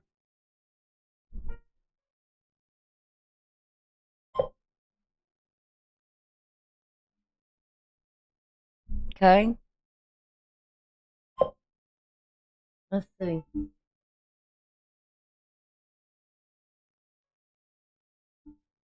Now this deck here comes from Etsy.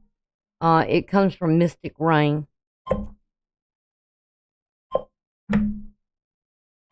on Etsy. And it's called Prophecies of Love. And even that one came in a white box.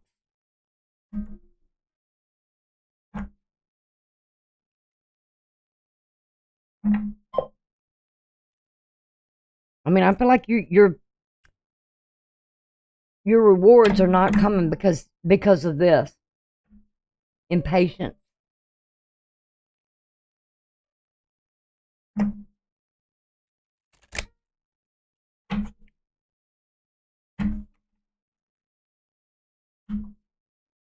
And too much of weighing this, weighing that. I don't know. This, that, and the other. I mean, it's like back and forth, back and forth. I mean, I can feel it.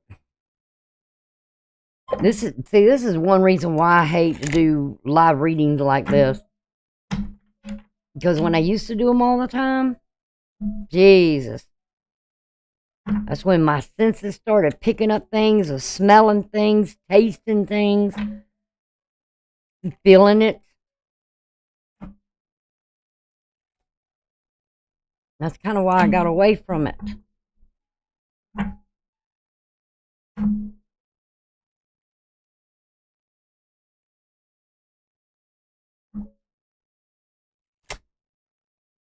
It brings back those things of when I went through what I went through, and I had to wake up and realize something.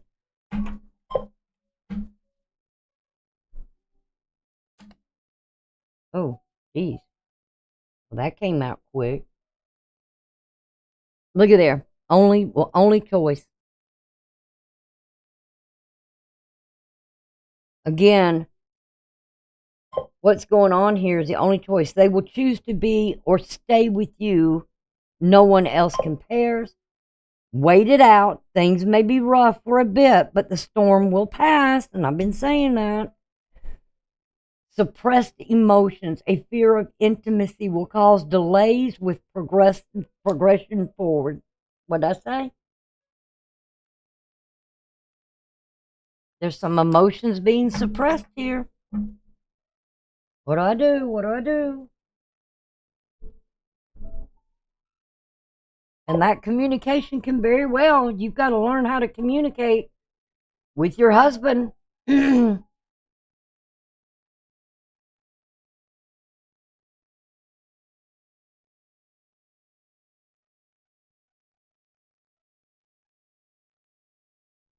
They may be waiting it out on you because of what you're going through. Most men, a lot of men won't talk about things. It's rare to find men that will really open up.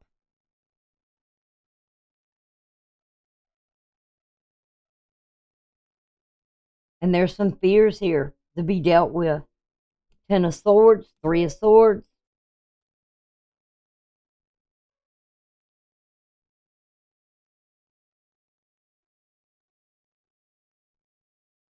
Because if let's put it this way, if I'm getting the feeling I'm getting from your vibes and how you're communicating with me, then you can maybe understand where he may be feeling it too, and he's picking it up.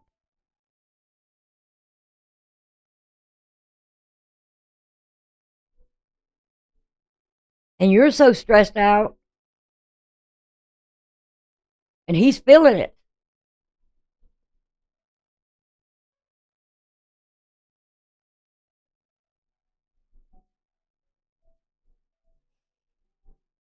I don't, you know, I don't know if you're going through some health issues as well.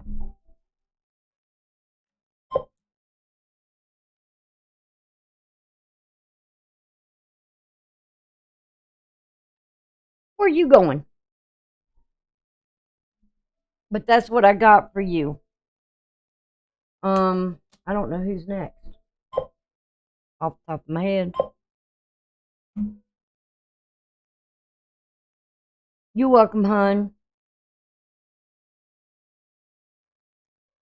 All right, who was the next one? Charlie? No, it wasn't Charlie. It was Charlie. Charlie. You're welcome, hon. Charlie. Oh, you have to get your son? All right, Charlie. I need, oh.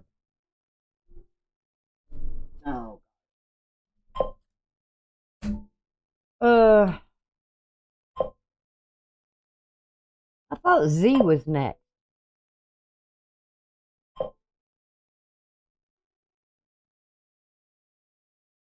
What happened to Z? They gone?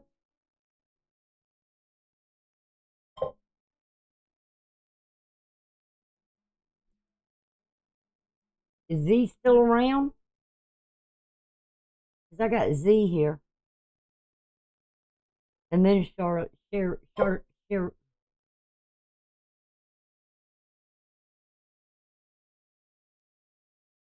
you know Goodman? Do you know what happened to Z? They still here? Charlie, what is your son?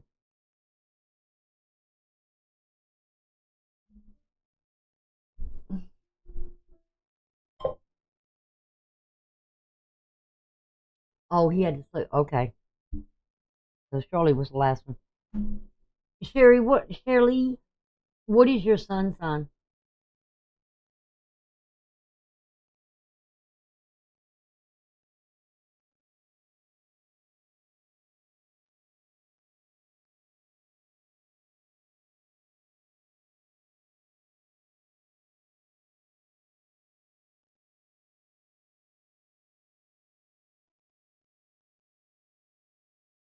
Hello?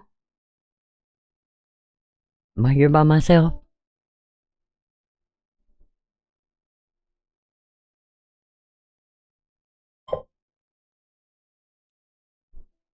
Pisces, your sun is Pisces? That's odd. And your moon is Virgo? Wow. Do you know what your Venus is?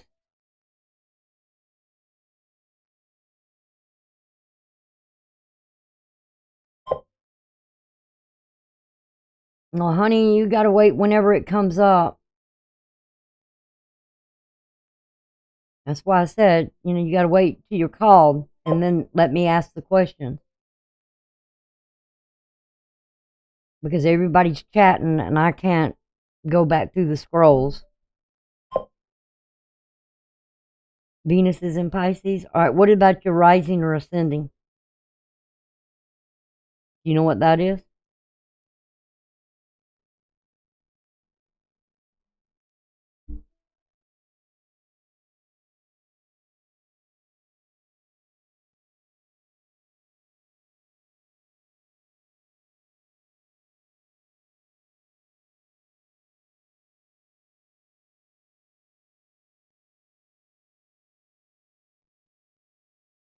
And rising is Virgo. You got a lot of Virgo in there. Do you know what your south node or north node is?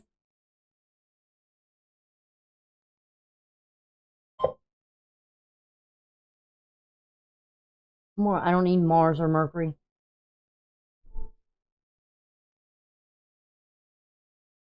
You've already been through something there with Mars as it went through Scorpio. You already had a Mars return.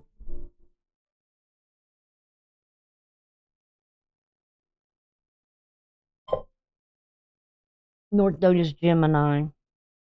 So it may be your south node would be Capricorn. Or no, not Capricorn, it'd be Sagittarius.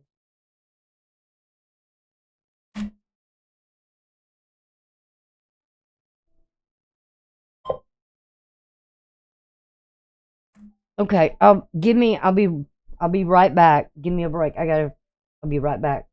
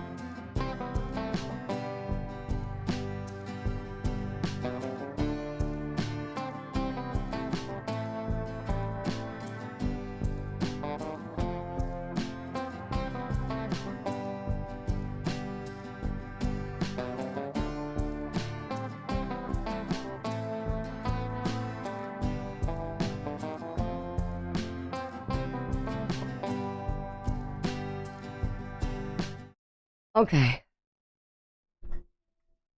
Dude, I've been at this for what? 4 hours? Jeez. Louise. Okay.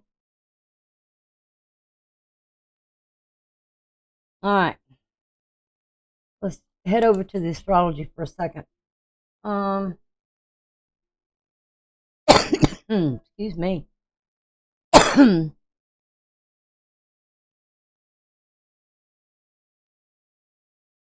All right. First off, I got to change your thing here.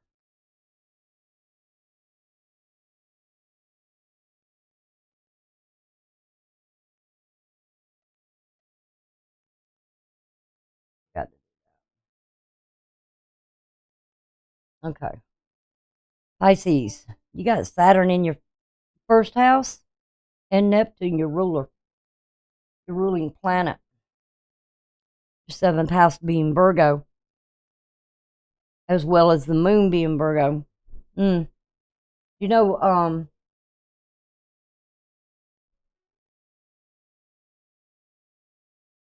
see.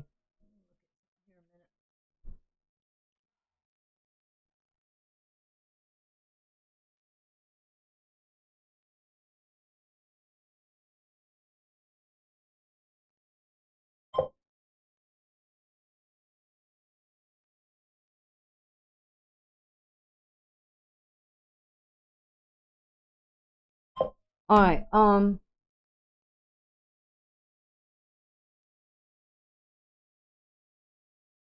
Saturn is on my seventh. What?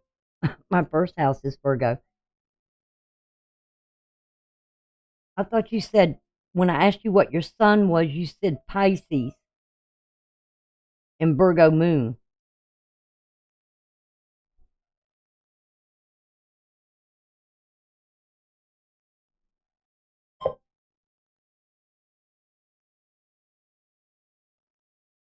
What is your birth date? You born in September or are you born in February?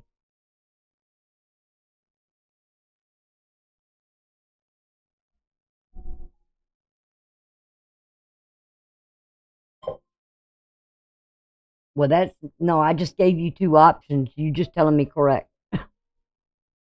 You can't be born in 2 months. I mean, in two different months. You were born in March, so that makes you a Pisces sun and Virgo moon, right?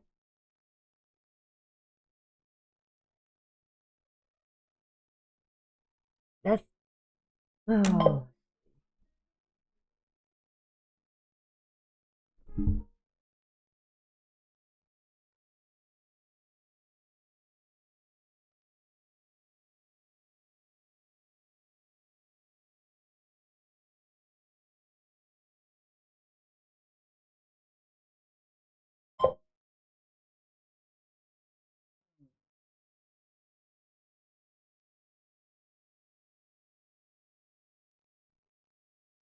3rd decamp Pisces,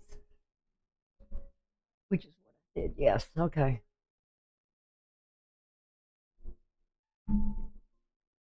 What you're dealing with right now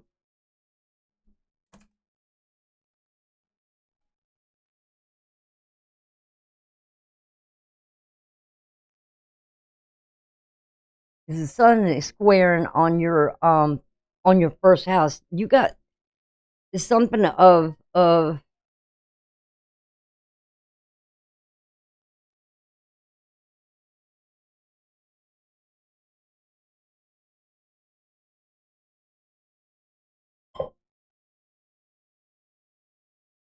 illusions, but facing realities of things. Oh, your rising is Virgo. Yeah, I got that too. Your moon is Virgo, your rising is Virgo. So you display this thing of being analytical. I'm a Virgo.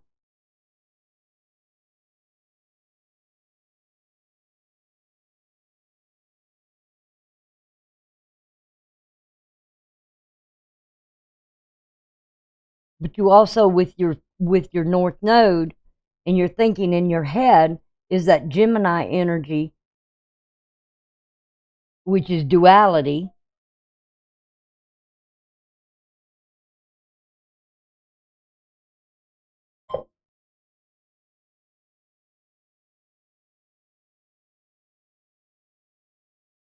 And imagination and creativity is very strong in you.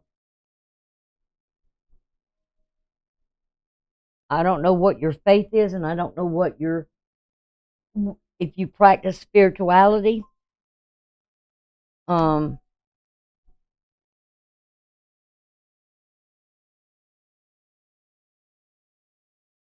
and I know a lot of Virgos have been going,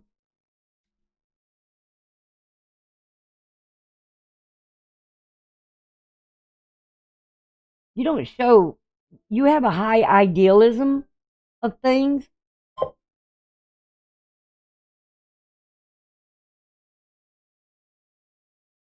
Yeah, that's Juno's marriage. There's something healing. Aries is your second house where you're driven.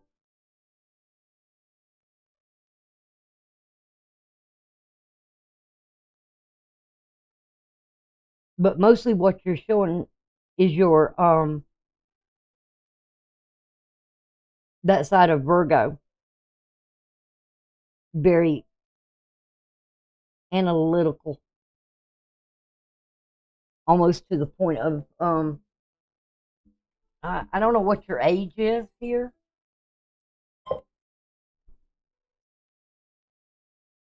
Aries is your eighth house.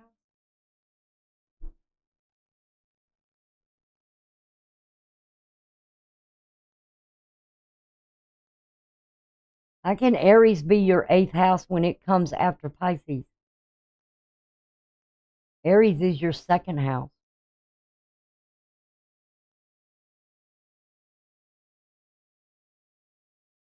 If you're a Pisces sun, Aries would be your second house, not your eighth. Your eighth house would be Libra.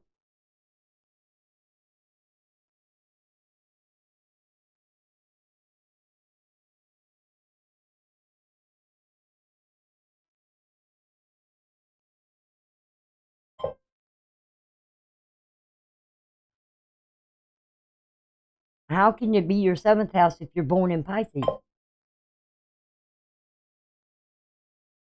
So you go by your rising sign.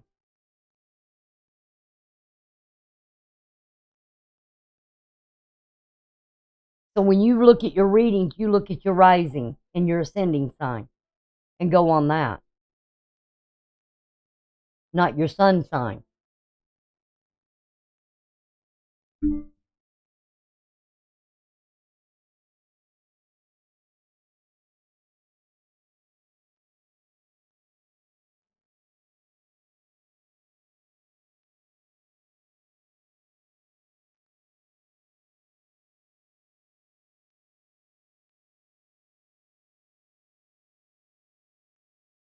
Pisces, the only way Pisces can be your seventh house is if you're reading your readings from your rising.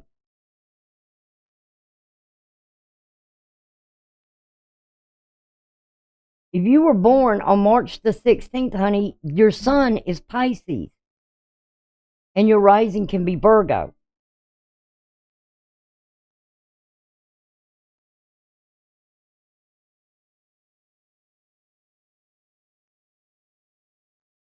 So if you're getting readings and whatever you're getting, you're going off your rising. Some people do read off the rising.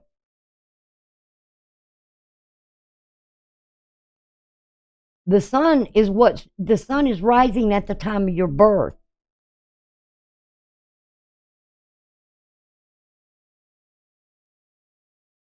Your sun is your personality, yourself. Your rising is your ascending. It's either the ascending or it's different in Vedic.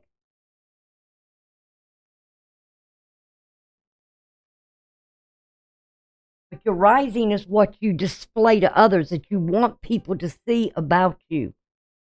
But your sun is where the sun is set, where it's at the time of your birth.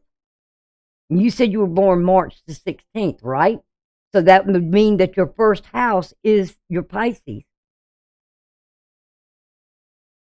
That's the self. And your ruler of Pisces is Neptune. So right now, your spiritual awareness is very heightened.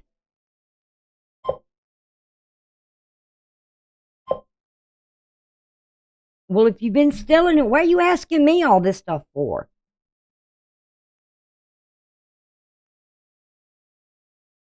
I mean, I almost feel like you're coming in here challenging me.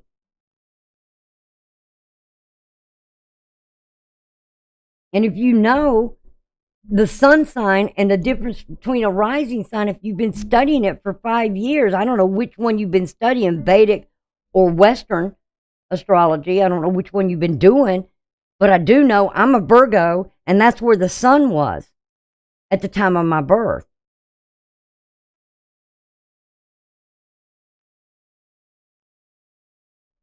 And I know what my rising sign is.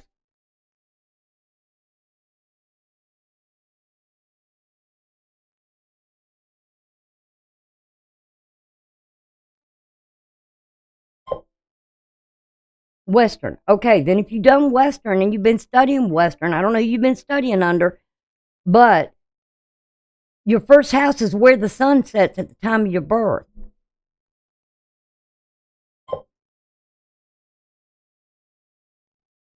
I'm not going to put your chart in my software. If you already know astrology, I don't even know why you're here and you even want a reading.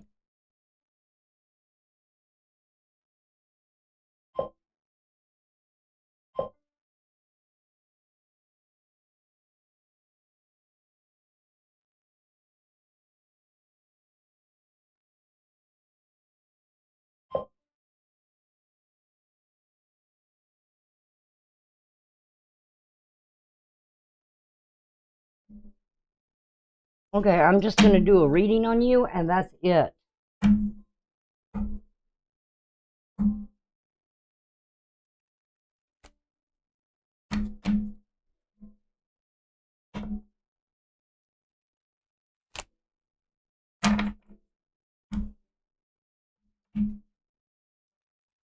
What was your question, by the way, anyway?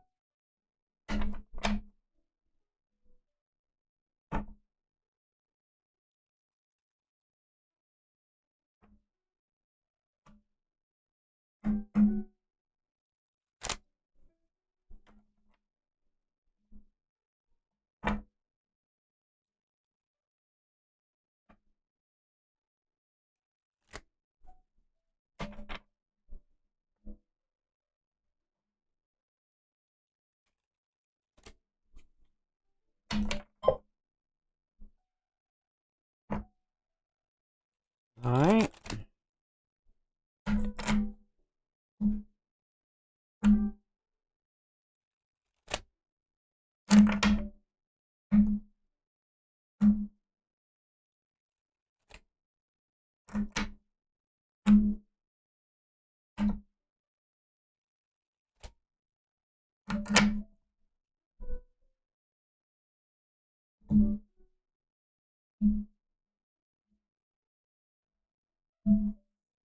One time.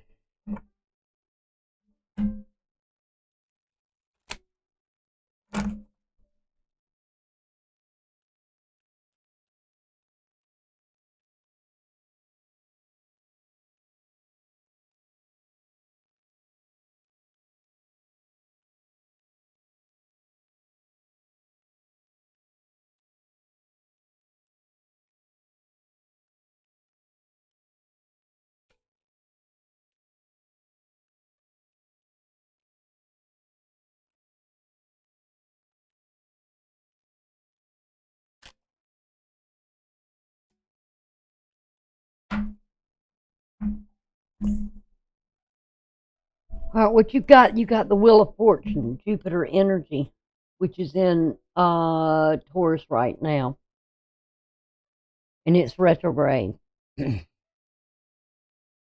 Sagittarius energy, which is where the sun and Mars is sitting at right now.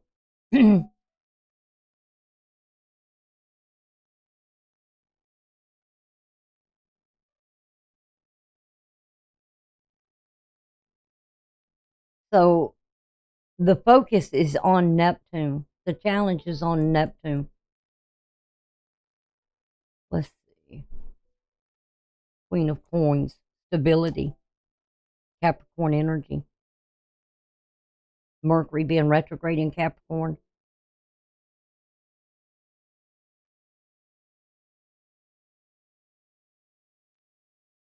'11th house. This could be friends. This can be groups that you associate with. There's been a change there. A big change.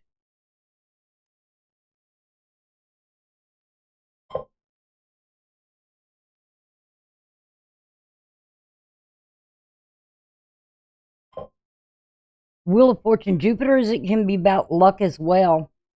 You're dating a Capricorn. You despise Neptune. It is right on top of my sun.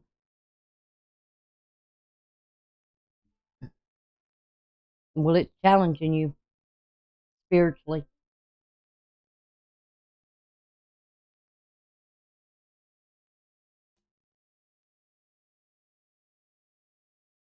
So you could be challenged in some way here. Either that or you're challenging others.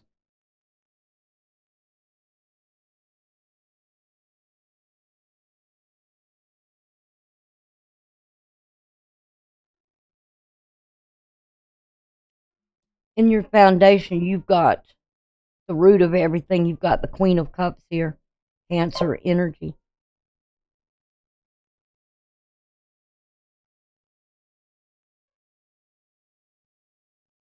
And what's sitting in Cancer right now is Vista. Goals, aspirations, plans.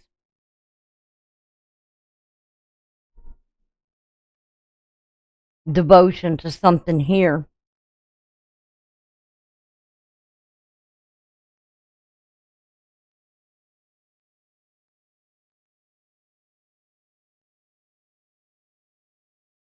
I feel like there's some sort of devotion maybe to something here that's this Queen of Corns.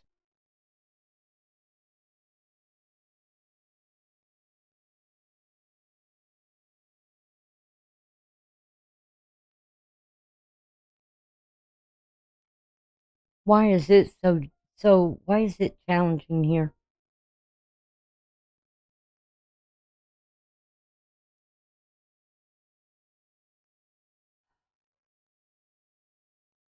Either somebody's finding it difficult to build something with you or expand on something with you.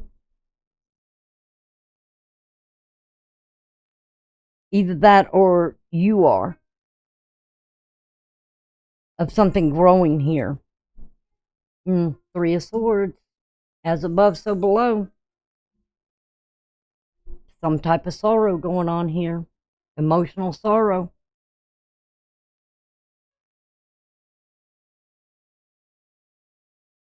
Libra energy.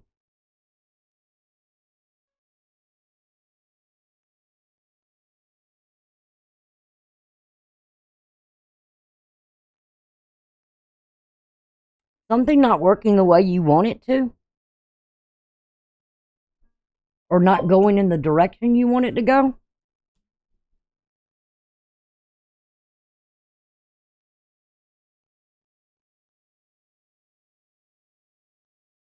I'm gonna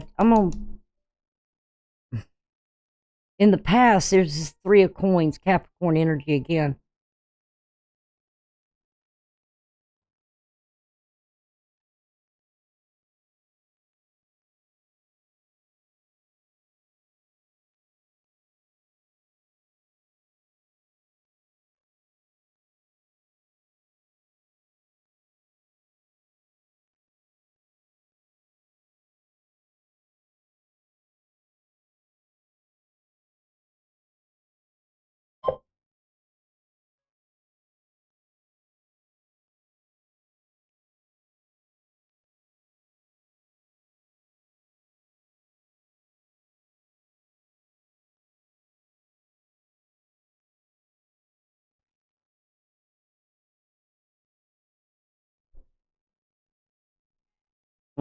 Three of Cups.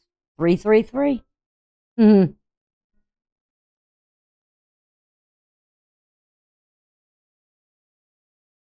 Are you spending a lot of time with friends? Or is it them?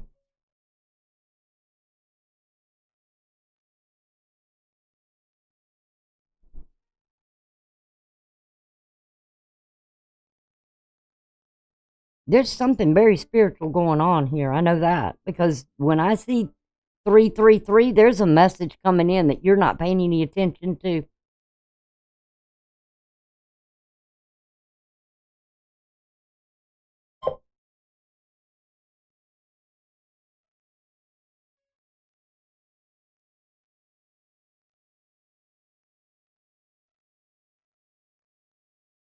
Well, is the other person spending more time with friends? Do you know?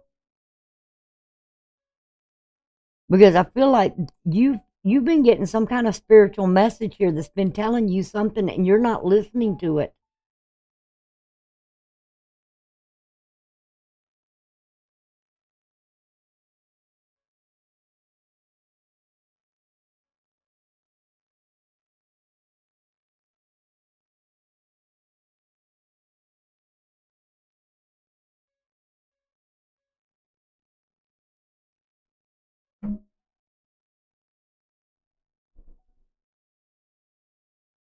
Mm.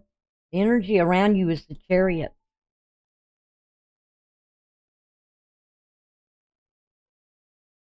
Your intuition's been telling you something. And usually the intuition is the divine itself. It's the spirit within you that's talking to you. Trying to tell you something and you're either ignoring it or you're not getting the message.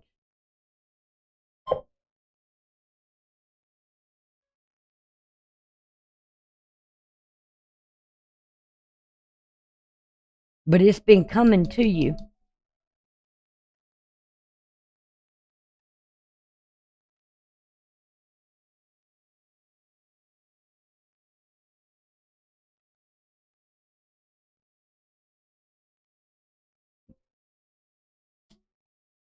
Ace of Wands and Judgment. External energy.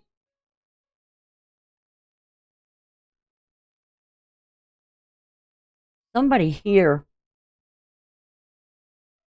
the external energy around you is something here that somebody has some sort of awakening. They're wakening up to something here.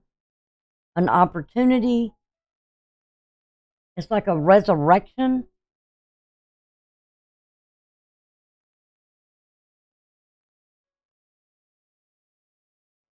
There's a spark here of something in life.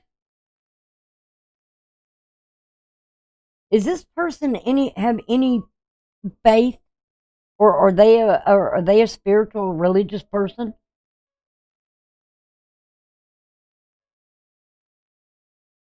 Because they're waking up to something here.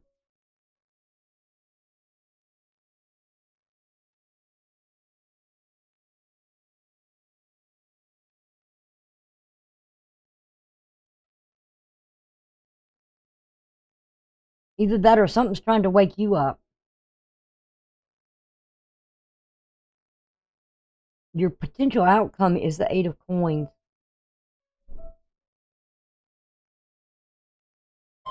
which is Virgo energy.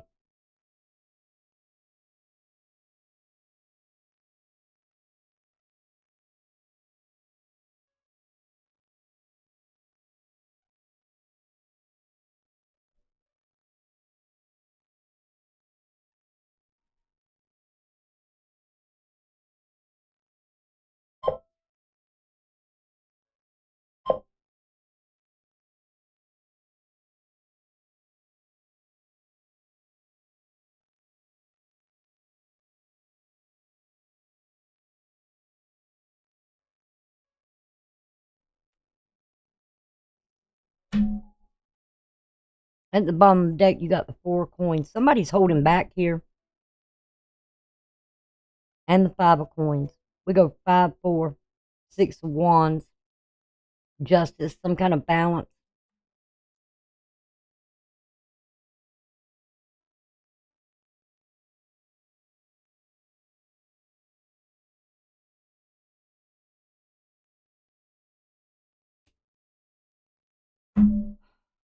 Somebody's holding back here.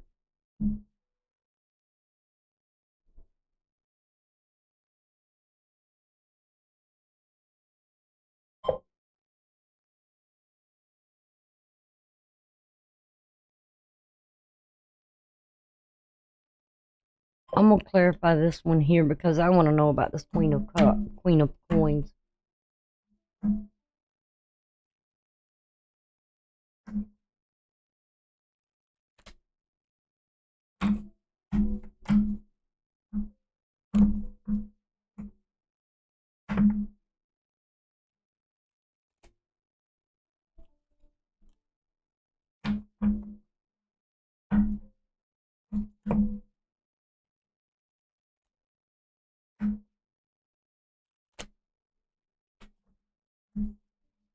See, what I'm kind of getting feeling here,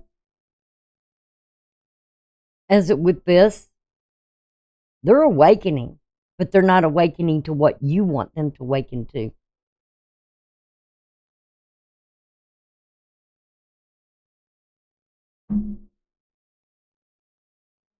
And I don't think they believe what you believe.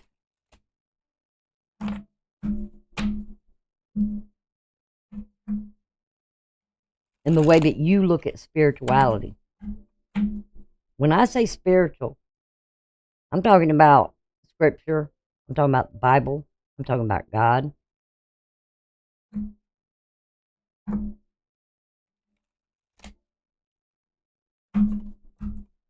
And I don't think this person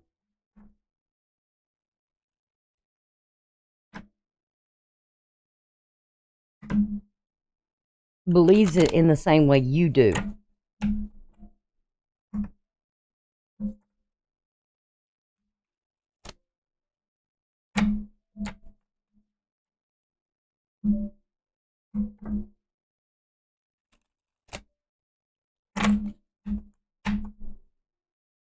All right, what is this? Clarify this Queen of Coins here. Why is it in a challenge?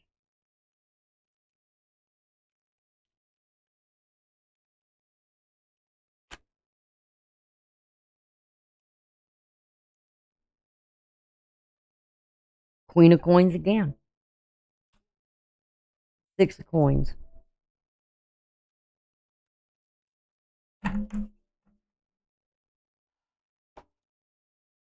Seven of Cups. I'm telling you, this person, whatever this is, this challenge is,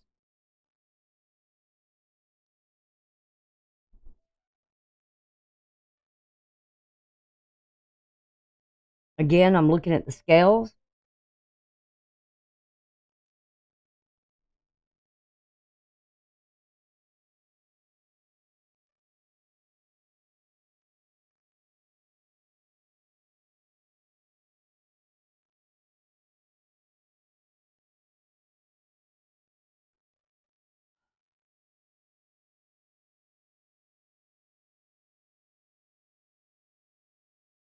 Somebody's going through some I don't, most people say Seven of Cups, they look at it as options.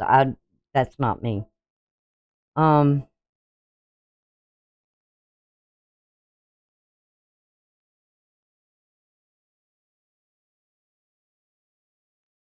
it's confusion.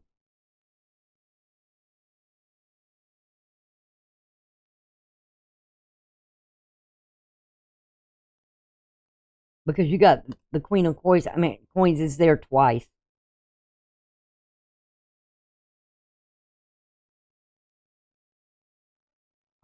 Yeah, this person's going through a transformation, big time.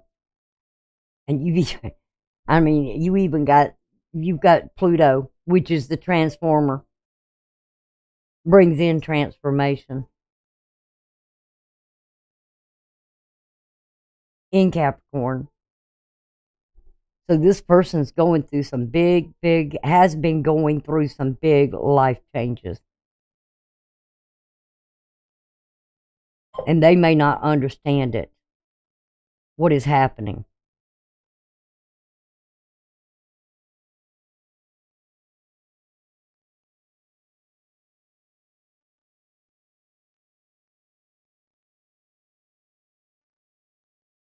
Don't play with this person's mind. Tell you that right now. Mm.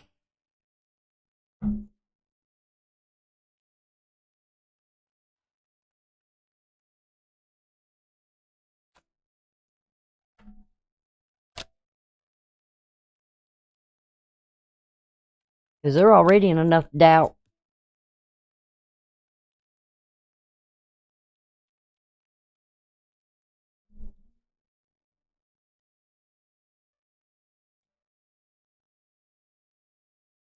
I mean, turn of events right here. They're rethinking something, but they're waking up. Something in them is waking up. Because you got death, then you got the reconciliation, the resurrection, more or less.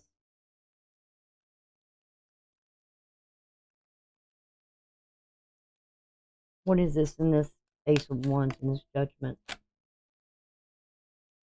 Yep, got the Fool.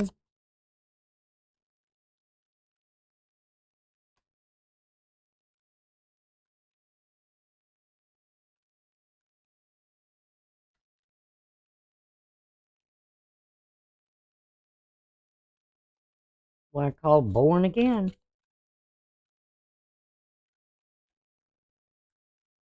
Mm-hmm. Ten of Wands and Ten of Swords. Let me tell you, this person is going through something.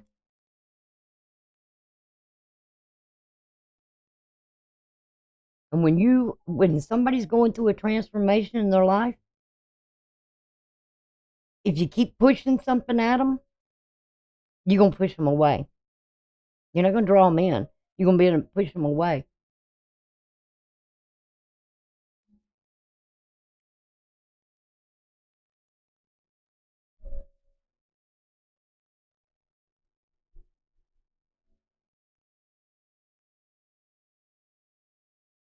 Because something in their life is ending, and it hasn't been easy.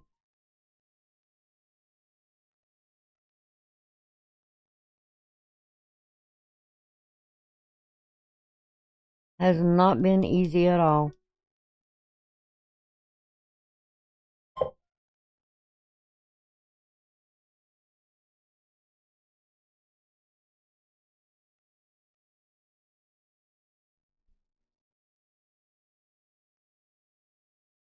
Have you been telling him what you just said to me?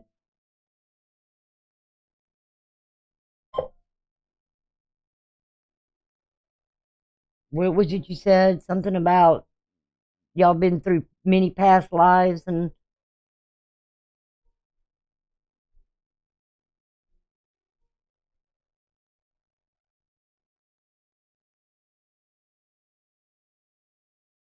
you've been saying these things to him?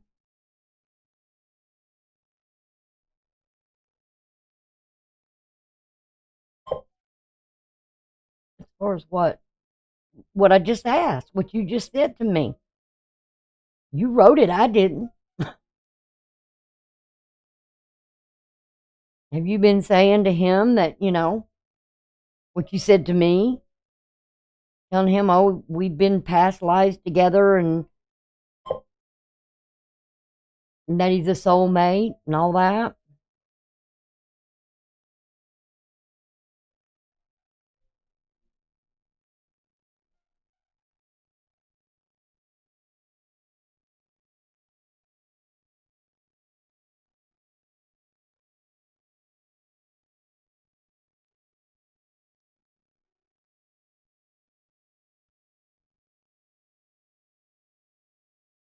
Because you're dealing with a lot of, in your chart, you got a lot of mutable signs there. And if you say he's a Capricorn, then he's a cardinal sign.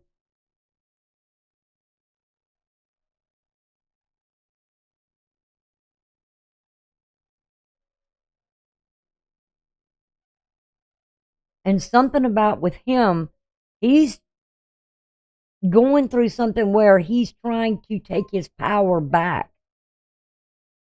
I don't know how long you've been dating this person or how long y'all been seeing each other or whatever else, but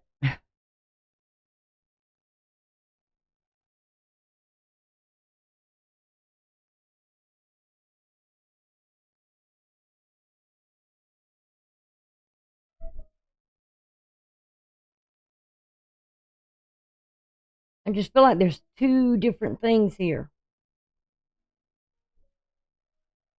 Did I roll dice on this one? I don't know if I did or not. I don't think I did. Did I?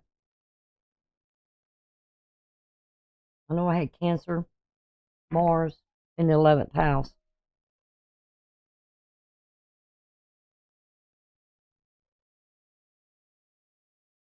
But I can't remember if that was the other one or this one. Let's see.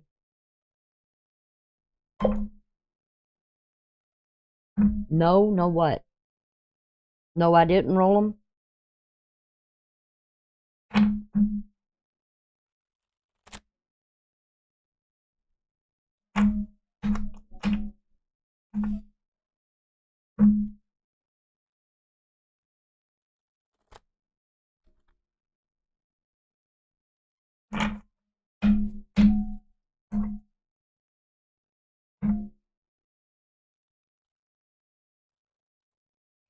Cards. On the dice. Yeah, kind of thought so.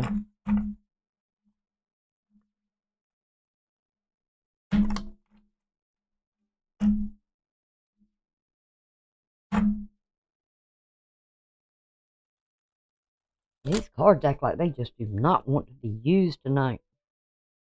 Never had this much trouble shuffling them. One more.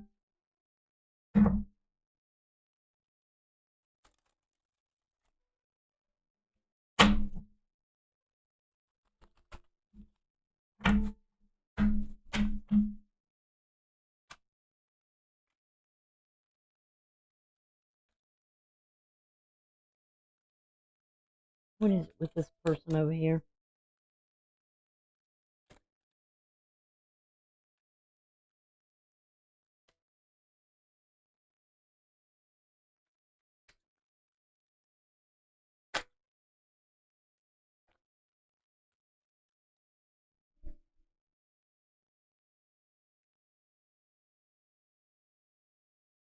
Seduction. Drawing one another in with sexual tactics.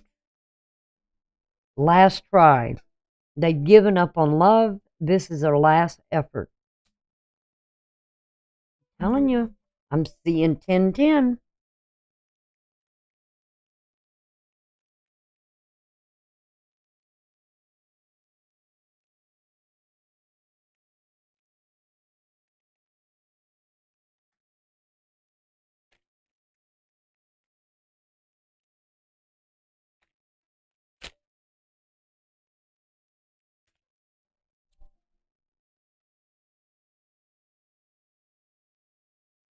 All right, we got opening up. New and exciting opportunities will be coming available to you.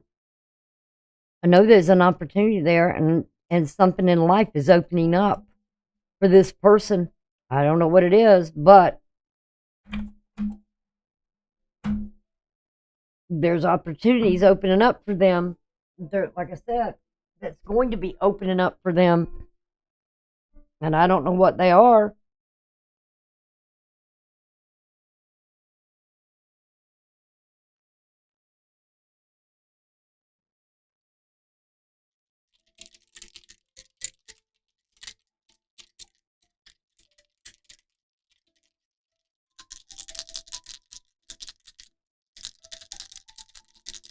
Because I can tell you this much, when I'm looking at these and I'm seeing this,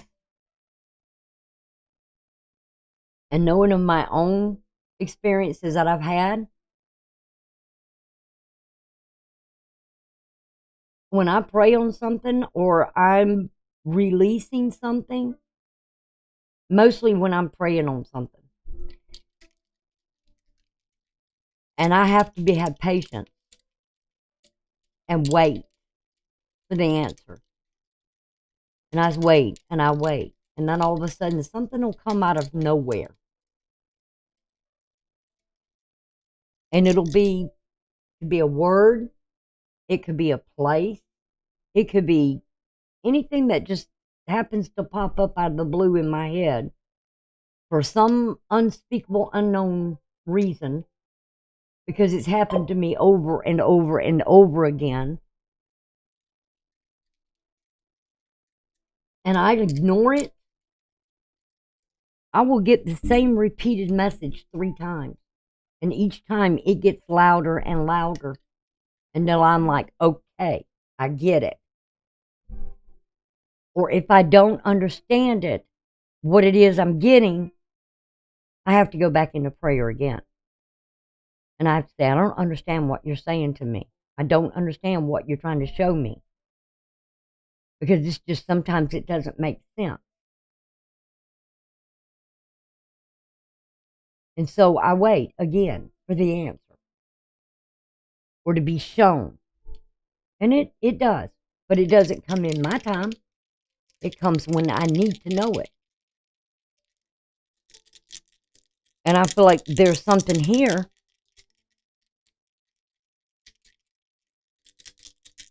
where I feel like it's been coming to you and it may lead you because you're not listening. You're not picking up on something here.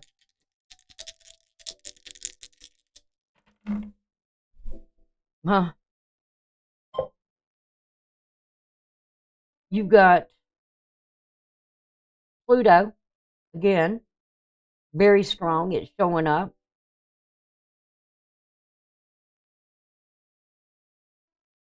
You've got Gemini, Mercury, being retrograde right now in Capricorn, where Pluto's sitting at. And it's dealing with the 4th house. Again, my Western chart, looking at it, going by the sign of Pisces as your sun sign.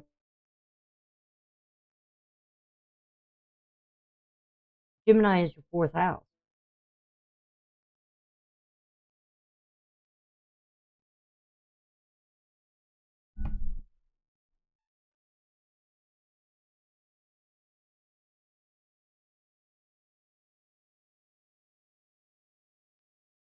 Now, either this person's getting some kind of messages, or you are. And it's,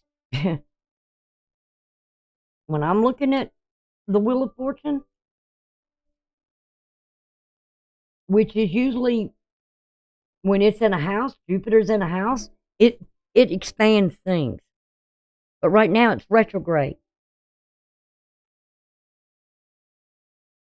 And I always say embrace retrogrades. Don't fear them, embrace them. Because they're out to show you something. To illuminate something, to bring something to light. To get you to do something. Or the other person to do something here.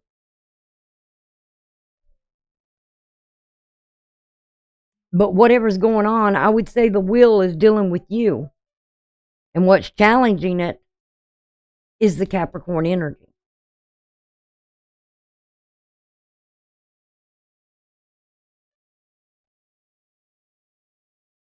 Like I said, I don't know how long y'all been dating. Or if you're living together or what.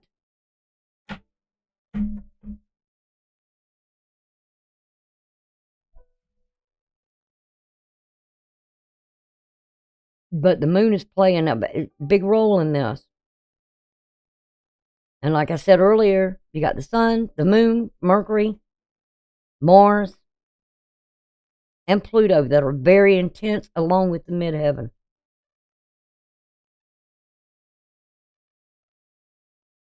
And that midheaven happens to deal with where we're headed in life. You know, you got 7 years from the time of birth till you get to that foundation, something established in your childhood at 7 years old. Then you go to the next 7 years. Things change every 7 years in some shape, form, or fashion. That's why the term came about of 7 years itch.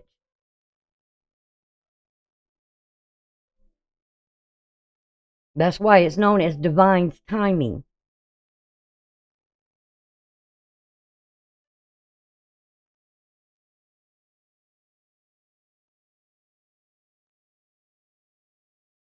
But this wheel is turning.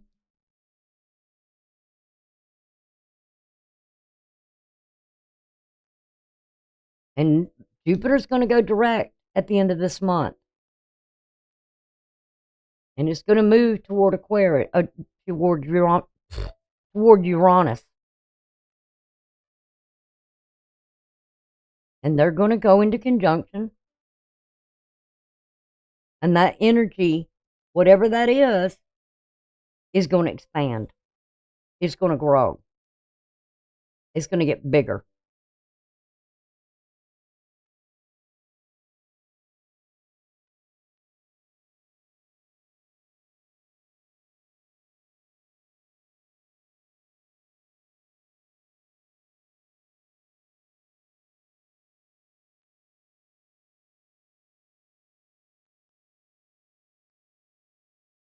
Like I said, somebody here is getting the message and they're not listening. So that's what I got for you, Charlie.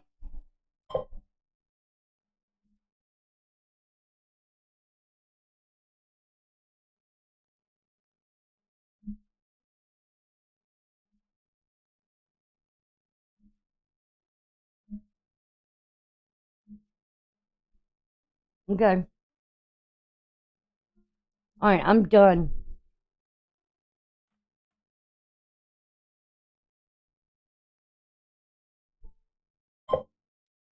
You're welcome.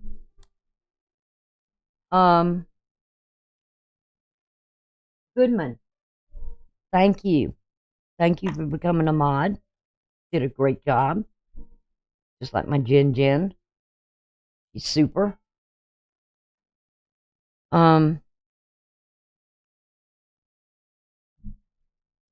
Appreciate all.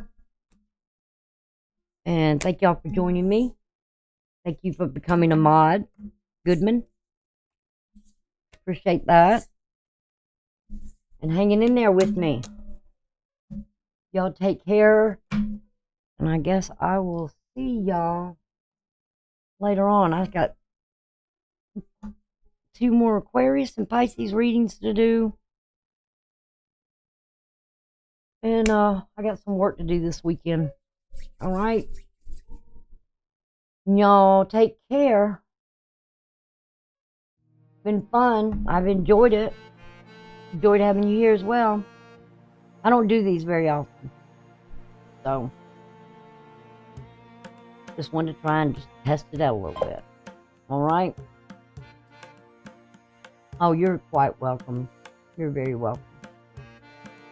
All right. Spread the news. And y'all have a good one. Bye for now.